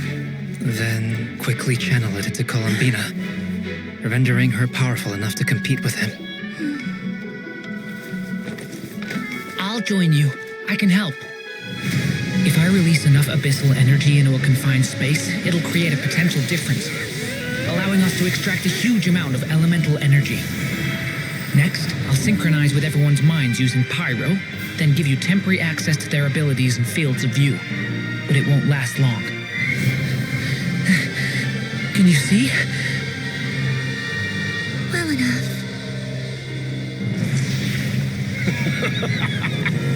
So, we have a student of Gold Rheindotter in our midst. How about that?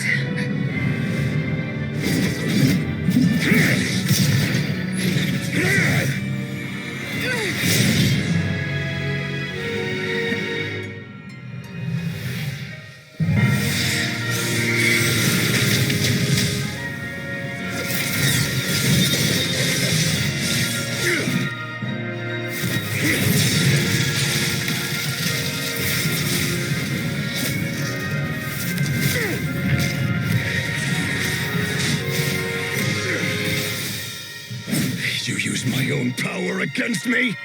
Just like how you stole Kuvaki. Look familiar?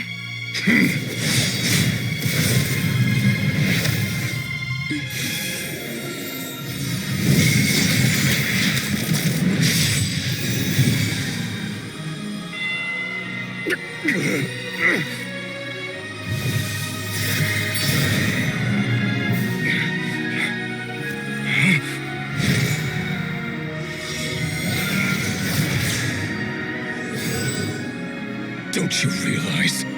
You don't have the power to hold that gate open. I don't, but someone else does.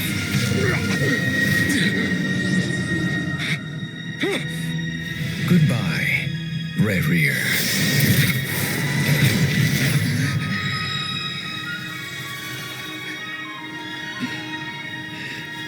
We won.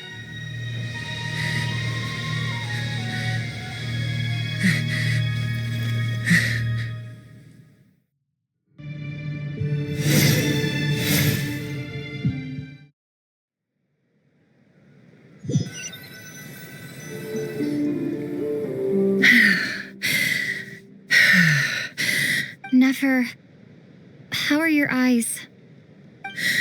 They're fine. Apart from the blindness, of course. It's not too late. Let me handle it.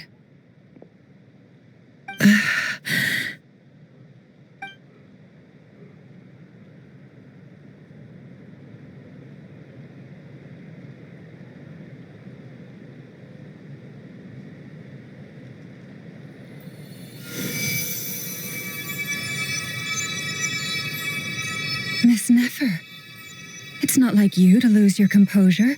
That was the most reckless thing I've ever seen you do. Reckless how? The situation was critical. Our lives were at stake. We had to do something. Even so. Okay, I guess you're right. Under the circumstances, it was a wise decision. You traded your eyes for an incredible victory. In business terms, I suppose that's a huge return on investment. I'd be hard-pressed to argue otherwise. Still, I don't like this outcome, and I don't want you to lose your sight for good. People suffer when they make sacrifices they shouldn't have to make, whether that means faith, strength, or in this case, your ability to even see. I had hoped you could win without sacrificing so much as a single hair on your head. Thank you. Really. All done. Don't try and open your eyes just yet. We'll see how you're doing in a couple of days. Until then, please follow your recovery plan to the letter. I'll send full details through Yehoda. For now, just get yourself home, relax, and rest. My dear friends, we have fought bravely and achieved a spectacular victory. A dark cloud has been lifted from the skies of Nodcry. All in this land will be grateful for what you have done. The moon will remember this day. Thank you both.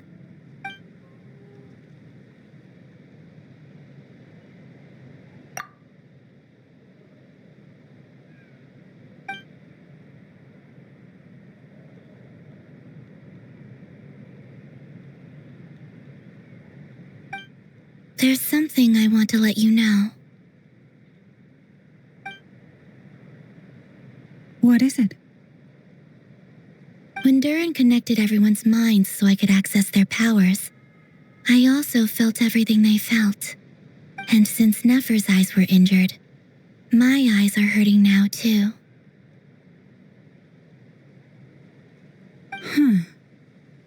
Hold on. Let me try. I only feel the pain. There's no actual damage. I just thought I should tell you. You're right. There's no damage. That's a relief. But I must say, I'm surprised to hear the Kutar share something like this with me. In the past, you never used to open up about yourself. Things are a little different now from how they were. I'm learning to share how I truly feel with my friends. Friends? You have no idea how glad I am to hear that.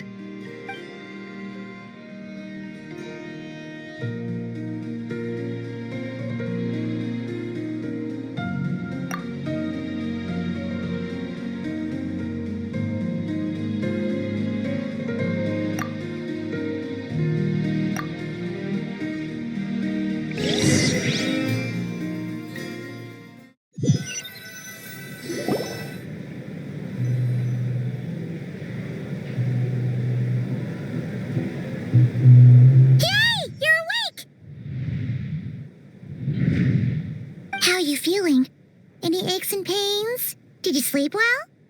I'm doing all right, Paimon. No need to worry about me. Phew! Well, that's good. Paimon's been sitting on the edge of the bed worrying about you for ages. You slept a whole day and night. Poor Paimon had to eat all by her lonesome. Glad to hear you didn't starve. How was the food? Well, it wasn't the same without you there to share it. Honestly, Paimon just can't relax when you're not your usual self. She couldn't enjoy the food and settle down to sleep. Well, I'm back to normal now. Oh yeah, and Albedo swung by earlier. He said to tell you to head to the tavern when you woke up. Varker and the others are organizing a victory feast and they want to celebrate with you.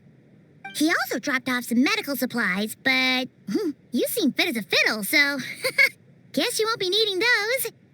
If you're feeling up to it, let's head over now. Wouldn't want to keep them waiting.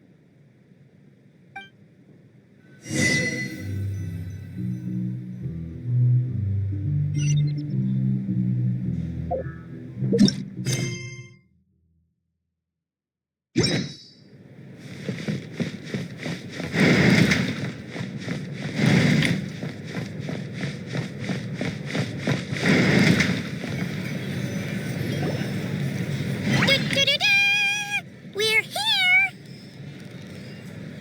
Oh, Traveler and Paimon! Perfect timing! We were literally just saying how there's no way we're holding this victory feast without you any longer, and we would have postponed it till tomorrow. How are you feeling today? Much better, thanks. Don't worry about me. Relieved to hear it. If that changes, just let me know. Happy to check you over at any time. Yep, we're here for you. Anything you need, just let us know. Oh wait, where's Nefer? How are her eyes doing? Nefer's right over there. I'm sure she'd love to catch up with you.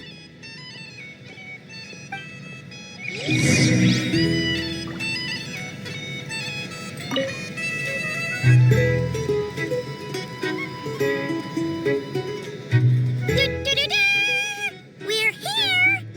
Oh, Traveler and Paimon! Perfect timing! We were literally just saying how there's no— How are you feeling today? Much better, thanks. Relieved to hear it. If that changes, just... Yep, we're here for... Oh, wait! Where's Nefer? How are her eyes doing? Nefer's right over there. I'm sure she'd love to catch up with you.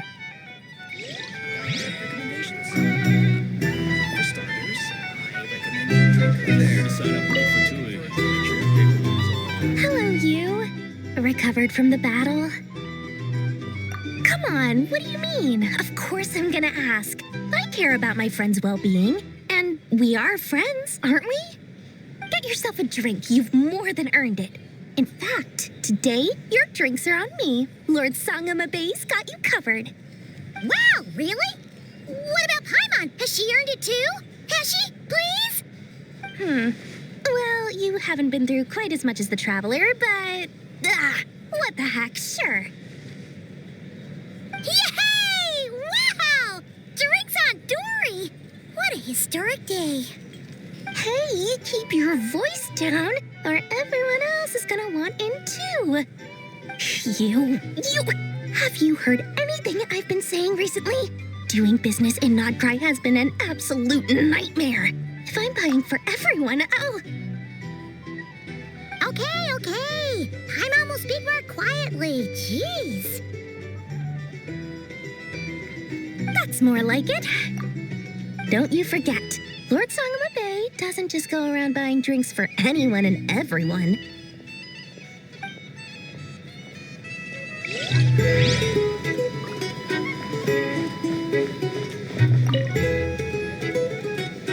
I thought of 1,000 ways to congratulate you, but now you're here, words are failing me.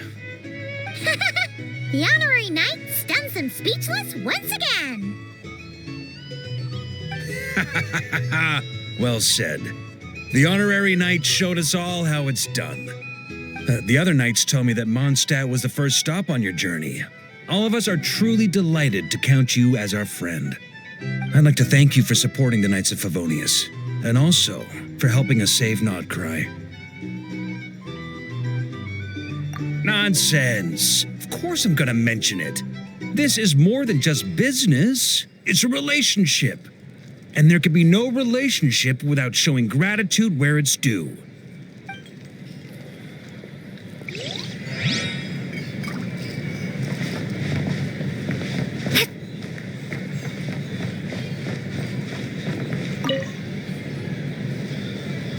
I see you've recovered? You bet. Snoozed her way to a full recovery. Glad to hear it. A healthy body is paramount. Nothing else in life is possible without it. So take it slow. You can't afford an injury. Paimon too! You really saved the day when you swooped in to open that gateway. I came to accept that although Rerir was my friend in the past, here and now, he was an enemy that must be defeated. Though I will never fully understand what happened between us, I could not let this crisis deepen any further. We fought a very necessary battle, and you played your part admirably. Yeah! And if you ever need to talk, just remember, we're always here. I'll do that.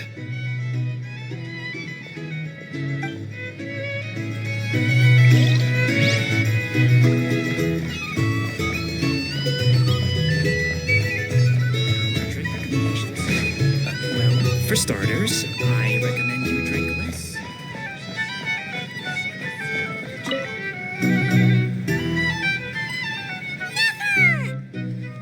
Traveler, Paimon, are you recovering well? Turns out that moon chanter has some real talent after all. My eyes were mostly recovered after just a couple days' rest. I can actually open them again now. Yeah, but you gotta be careful. Lauma says not to strain your eyes while they're still healing.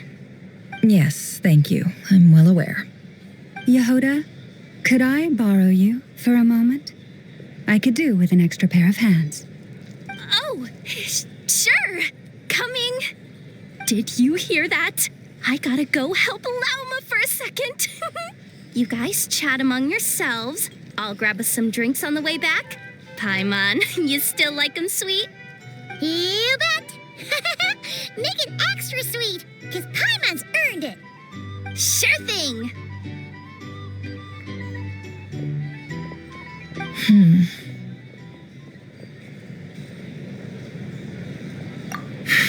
The Raker of Solnari. Kind of a snake, don't you think? No, definitely a snake. A poisonous one who spewed his venomous hatred everywhere. Anyone who seeks revenge out of hatred for other people has become a snake. That's something my dad used to say. Perhaps. I'm sure it sounds like a very wise and open-hearted perspective to your ears. But me? I think hatred is a perfectly justifiable emotion. What else is left when everything you depended on in life gets stripped away?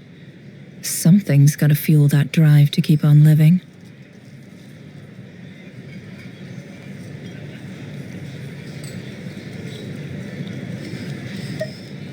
If you're worried about me, you can nip that in the bud. I'm not someone who gets stuck in the past. It's just... I suddenly feel like I was wrong to call my father a liar. He was just a fool. That's why the academia turned their back on him, and why the other tribes ganged up on him. Oh, Father. How much better things could have been if you were a skilled liar. Look at the Ibis King. Thoth is a fiendishly cunning liar. And yet, strangely, he feels more like a father to me than my real dad ever was. He's never brought it up, but I'd bet he feels the same way.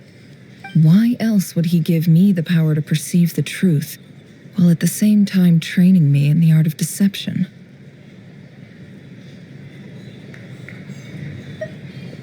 Well, King Deshret banished him to Aru, which is essentially a prison, and posed 3 questions to him. He promised that he'd have his freedom if he could find the answers. His response was to take on a physical form and approach me, hoping that I could become his envoy and search for one of the answers on his behalf. Did he really think I'd fall for that? He's stuck there. He can't make me return what he gave to me.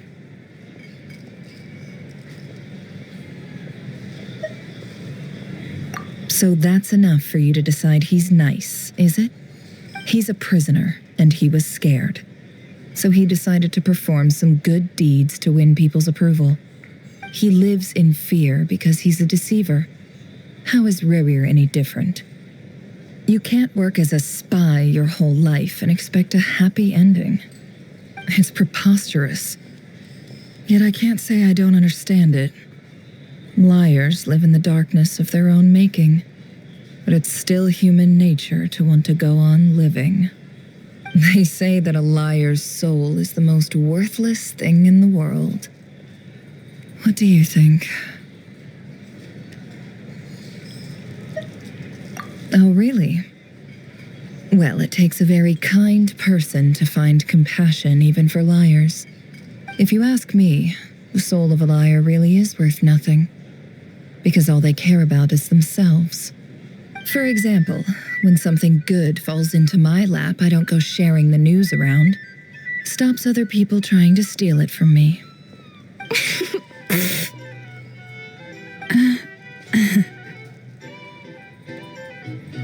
So be it. They have sharp ears. I can't keep anything from them. Oh, is that what it looks like?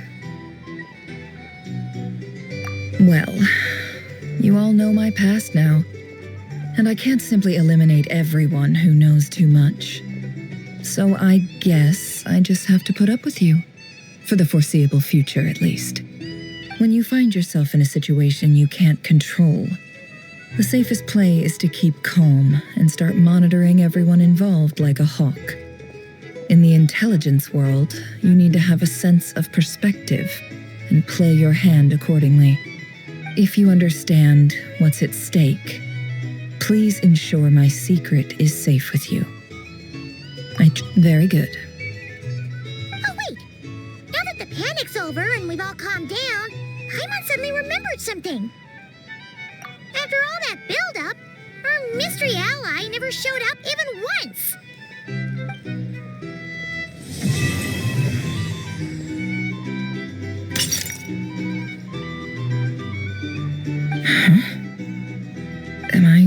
imagining things?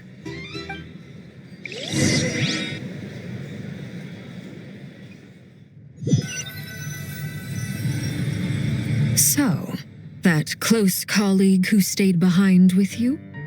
What's he been up to recently? Don't know, don't care. I get more normal human interaction from hanging out with Bosco too than him. Although, now you mention it, he hasn't bothered me in a while. I wonder if... If he's disappeared without a trace, it's the biggest gift he ever gave to the world. But I somehow doubt that's what's going on. He won't lie low forever. So we'd better stay on guard.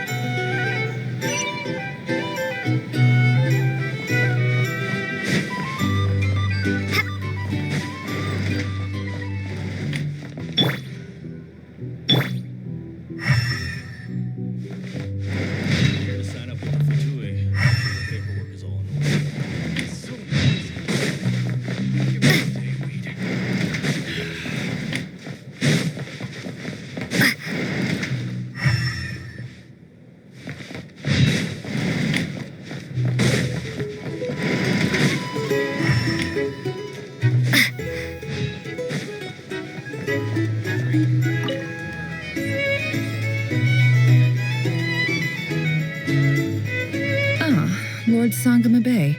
How lovely to see you. I must thank you for the device you provided. It was an enormous help. Would I be right in thinking that it was developed by the Academia? Why come and ask me when you clearly know already? I mostly came to thank you.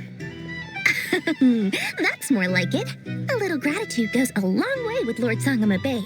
Play your cards right, and you might even stand a chance of becoming my long-term supplier. The chance to work with such a kind and charitable investor as yourself would be a great honor for the Curatorium. Huh? Charitable? Who said anything about charity? First time hearing about it. Let's see. The first plot of land you purchased in Nodcry, your desert interests, and... Stop! What do you think you're doing? Exposing my investment history! It's nothing to hide from. They're all perfectly legitimate investments. And some of the land you purchased was with the intent of building a sanctuary? Yes, I heard about that too. How did you... You're a curious case, Lord Sangama Bay. You don't like people finding out about your good deeds, do you? But I'm afraid no matter how hard you try to keep things under wraps, where there's a will, there's a way. You did it for Sumeru, didn't you? It was empty land that was gonna go to waste otherwise. I figured if I built something there, it might at least get some use in an emergency. Disasters are capricious things. They strike without any warning. I've lost family to a disaster before, and I don't want to lose any friends or business partners if I can help it. My elder sister used to dream of finding a sanctuary. Somewhere with plenty of food, water, and medicine. Where everyone could live happy lives. It was something I looked into, but after discussing things with the Dendro Archon, I decided on a more effective strategy. The tech people handled the tech, and Moneybags provided the Mora. It just made the most sense. It's a pity that so few people know the truth about you. Everyone says that you view everything in terms of Mora, and all you care about is growing your own wealth. So, what's the problem with that? Everyone wants to be rich. It's human nature. So yes, I love Mora, and it's nothing to be ashamed of. But surely you have dreams of your own beyond just making Mora. You don't get it, do you? My dream is to invest in other people's dreams. And, make a nice little slice for myself along the way. Just thinking about it makes me happy. That sweet, sweet sound of Mora. Thank you. For the device? And the pendant. Oh, that. I was just returning a favor. Don't worry about it. Seems like we've both been away from home for a very long time. Yeah. So long that I barely remember what my family even looked like. That would be your mother, father, and sister? Yeah, though it's been years since my sister passed away. It's not like I want to forget them, obviously, but memory can be even more ruthless than the most calculating business person. Beyond a certain point, if something isn't helping you, it just gets rid of it. My sister can't help me now. Slowly but surely, her face is fading from my mind's eye. It's become a vague impression. Not everything will fade. When loved ones pass away, the beautiful memories are the ones that last the longest. Yeah, that's true. If you ask me, that's the one silver lining in all of it. Well, that, plus, I'm sure that life is much better now than it was back then. Oh, absolutely. I have tons of Mora, a big, beautiful house, business is booming, and I'm as happy as can be. You've got a lot going for you, too. Boss of the Curatorium of Secrets? I'm sure there's plenty of Mora to be made in that line of work. I appreciate the vote of confidence.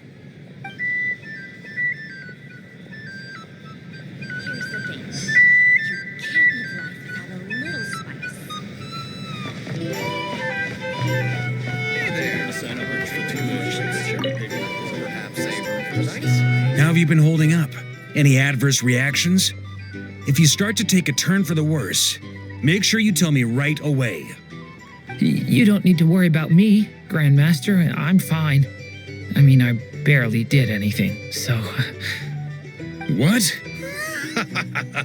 You're too humble, young man. You played an indispensable role in the battle for Nodcry. We can't thank you enough for your support. Sometimes, when people praise you, it's because you deserve it. The best thing is to accept it calmly and with grace. It's important to learn how to respond to words of admiration. Let's do a quick demonstration. Albedo, that was an incredible feat of alchemy. The pressure was on, but you worked flawlessly at lightning speed to get the job done.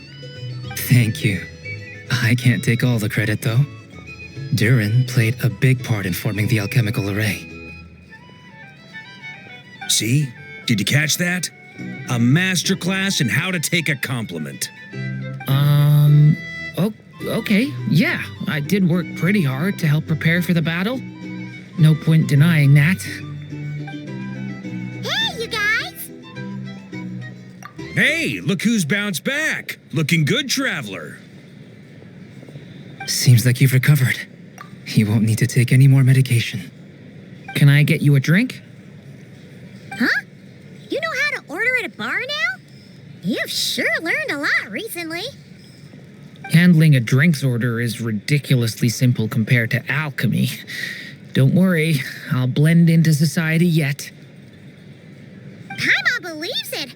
You're clearly a fast learner, just like your brother. To be totally honest, though, Paimon didn't quite follow all the details when you first explained the plan to us. Don't worry, that's completely understandable. Unless you're a student of alchemy, it's hard to grasp the principle and how the process works.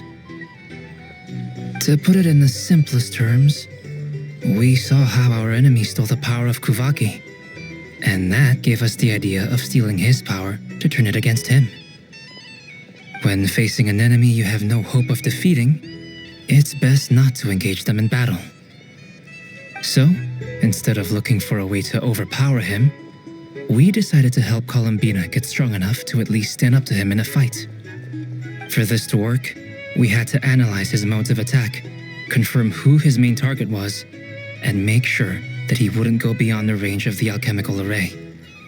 For added security, we prepared a total of 4 arrays. But to mitigate the impact of the battle, we identified one location in particular as the ideal spot.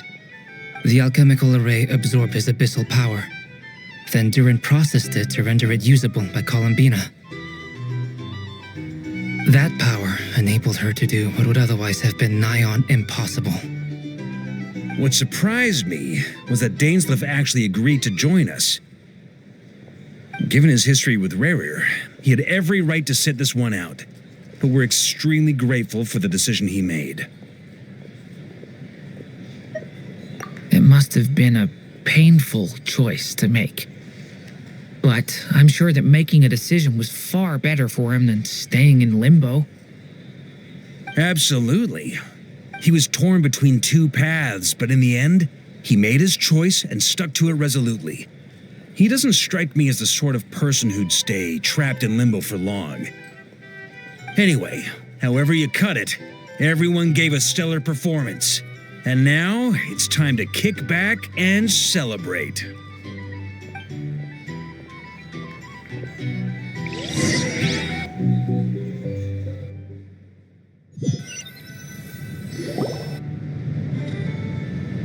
That's the only reason you're here.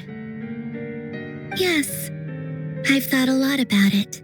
And I've realized that you, me, and Arlecchino should be friends. I think this is very important. So I felt I had to come and tell you. Well, this is a new one. I'm so moved. I can't even hold my teacup.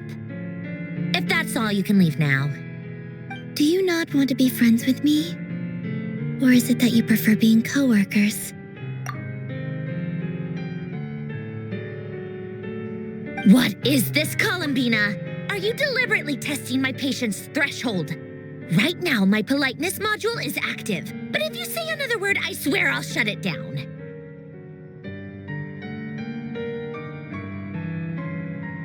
If your politeness module was active, wouldn't you say the word please at some point?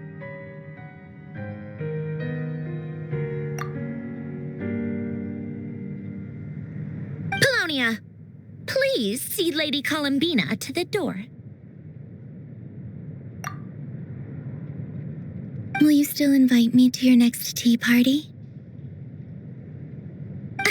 What? Yes, I think you will. Bye-bye, dear Sandrone.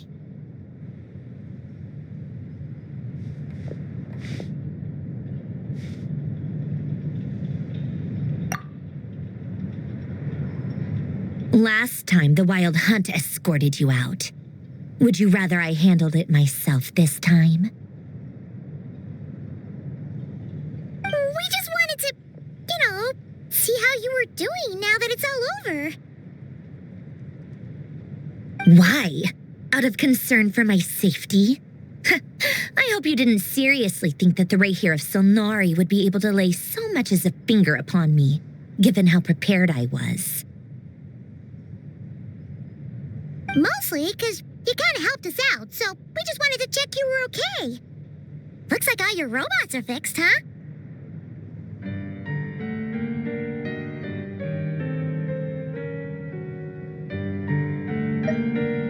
Oh, don't you worry about that. Tea time is already a write-off. The visitor before you managed to kill my appetite. If you're in the mood for tea, go ahead and help yourself. Otherwise, it's going to waste. My coasters are still missing in action, though. Use this notebook instead. Whoa! Pretty hefty notebook. Look at all those calculations. You can ignore those. They're just dumb scribblings. I doodle and write in my free time. Sometimes I remember the distant dreamlike past. Sometimes I imagine the far-flung future. And other times, I grit my teeth and note down all the crazy nonsense going on in the present. Some people do the crosswords in the newspaper. This is my equivalent of that. Trying to predict the future is like daydreaming, and writing about the present just makes me furious. The past is my favorite. If nothing else, it's already set in stone, so I don't have to rack my brains trying to figure it all out. Huh. Although, having said that, the only vaguely interesting memory in my past is probably that guy they call Lord Artificer. Who else? Pretty much all the mecha and Fontaine are his personal handiwork. Wait, are you saying you know him? Like, personally? As a friend? I mean, I guess we were friendly enough.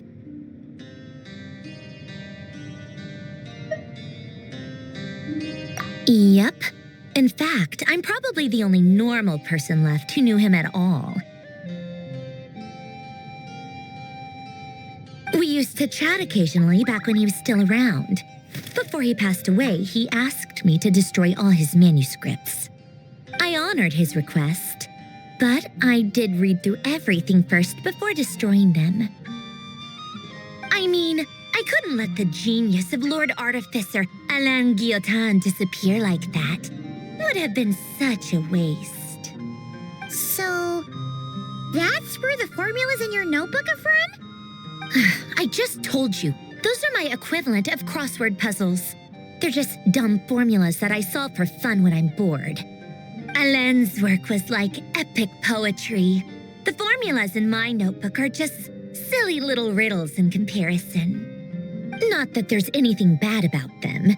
I mean, at least, solving those riddles isn't going to hurt anyone. Except me, because I lose a few brain cells in the process. Anyway, while we're on the topic, I might as well tell you about what happened to him and his friends. Alain Guillotin had two close buddies, René and Jacob. They spent their childhood years together in the Nazissenkreuz Institute.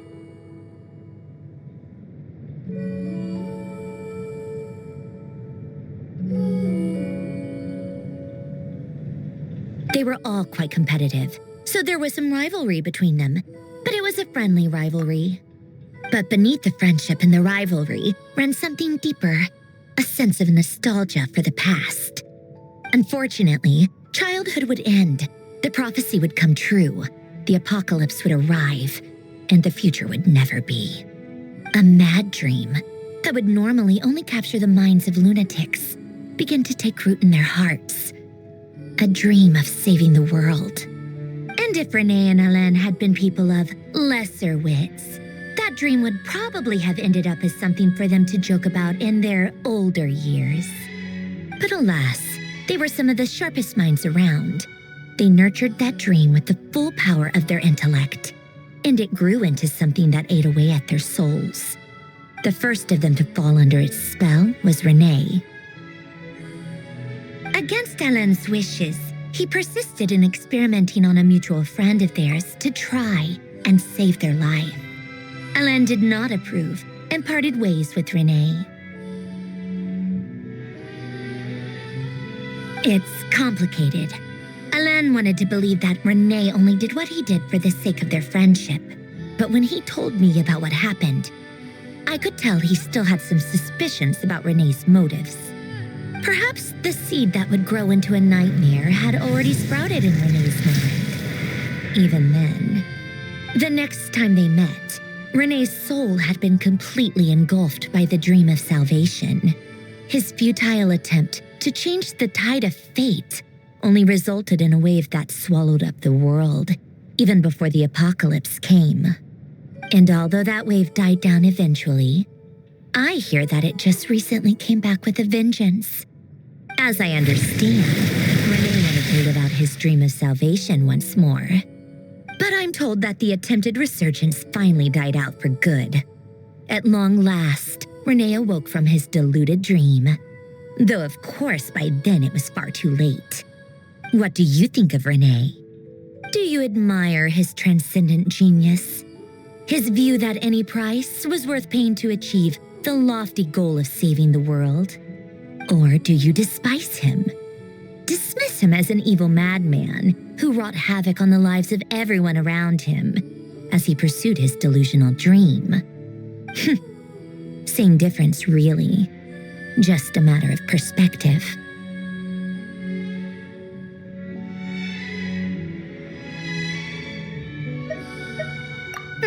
What a cop-out. But I suspect you'd have a more incisive and insightful answer if we dug into it further. I don't like fanatics who give up their whole lives for their ideology. Nor do I like fools who let their delusions take control.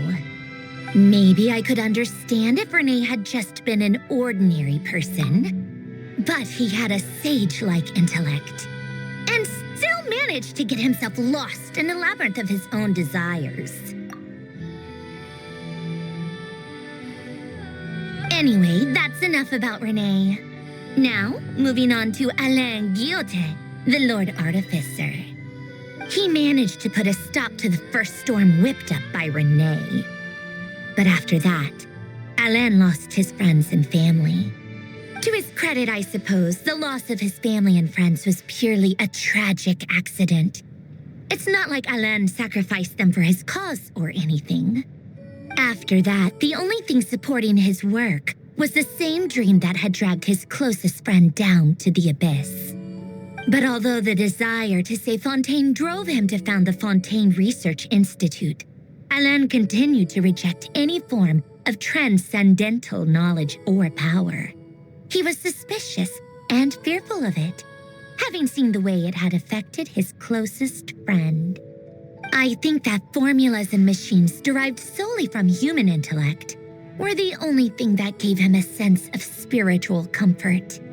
Yet Alain's intellect was simply too great. It barely left him space to breathe in his lifetime. Once he realized that the end of his life was approaching, he finally accepted the truth.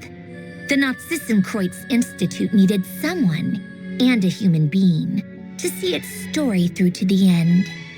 He quit working on his formulas, trading them in for the fairy tales that had played such a formative role in his childhood, but which he barely touched in his adult life.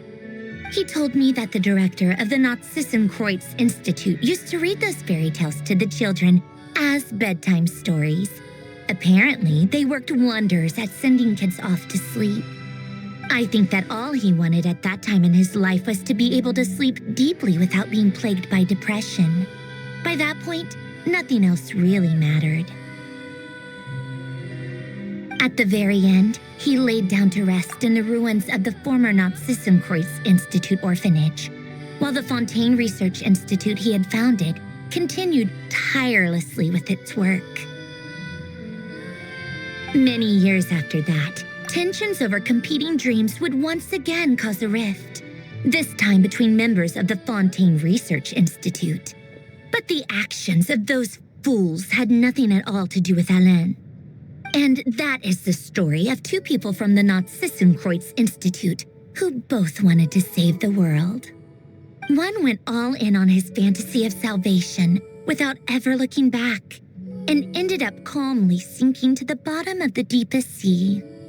The other sought desperately to burn bright in his life, even though he wasn't sure where he was going.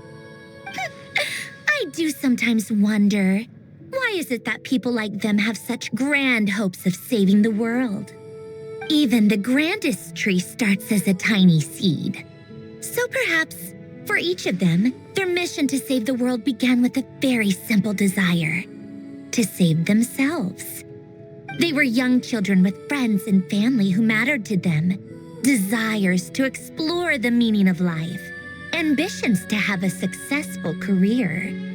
They didn't want to see all of that taken away in one fell swoop. Or maybe they just wanted to find something to anchor themselves within the chaos, to stop them getting quietly swept away by the storms of life. But instead, the search for their own salvation took them down the rocky road laid out by fate. Do you think the desire to save oneself is enough of a justification to try and save the world?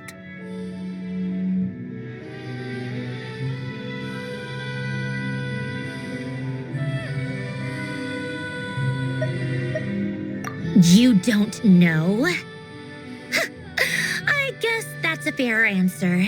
At least you're not trying to hide your confusion. Alain was much more straightforward about it. I asked him the same question back when he was in his prime, putting all of his energy into his work. Yes, it's enough. That was all he said before getting right back to his work. He was always that way. All right, tea time's over. I owe Arlecchino a favor for telling me these stories. I'll have to bring a whole sack of gifts the next time I visit the House of the Hearth. I'm gonna go tinker with Polonia now. You guys can do whatever you want, as long as it doesn't involve interrupting me. Polonia, exit hibernation mode. Begin diagnostics.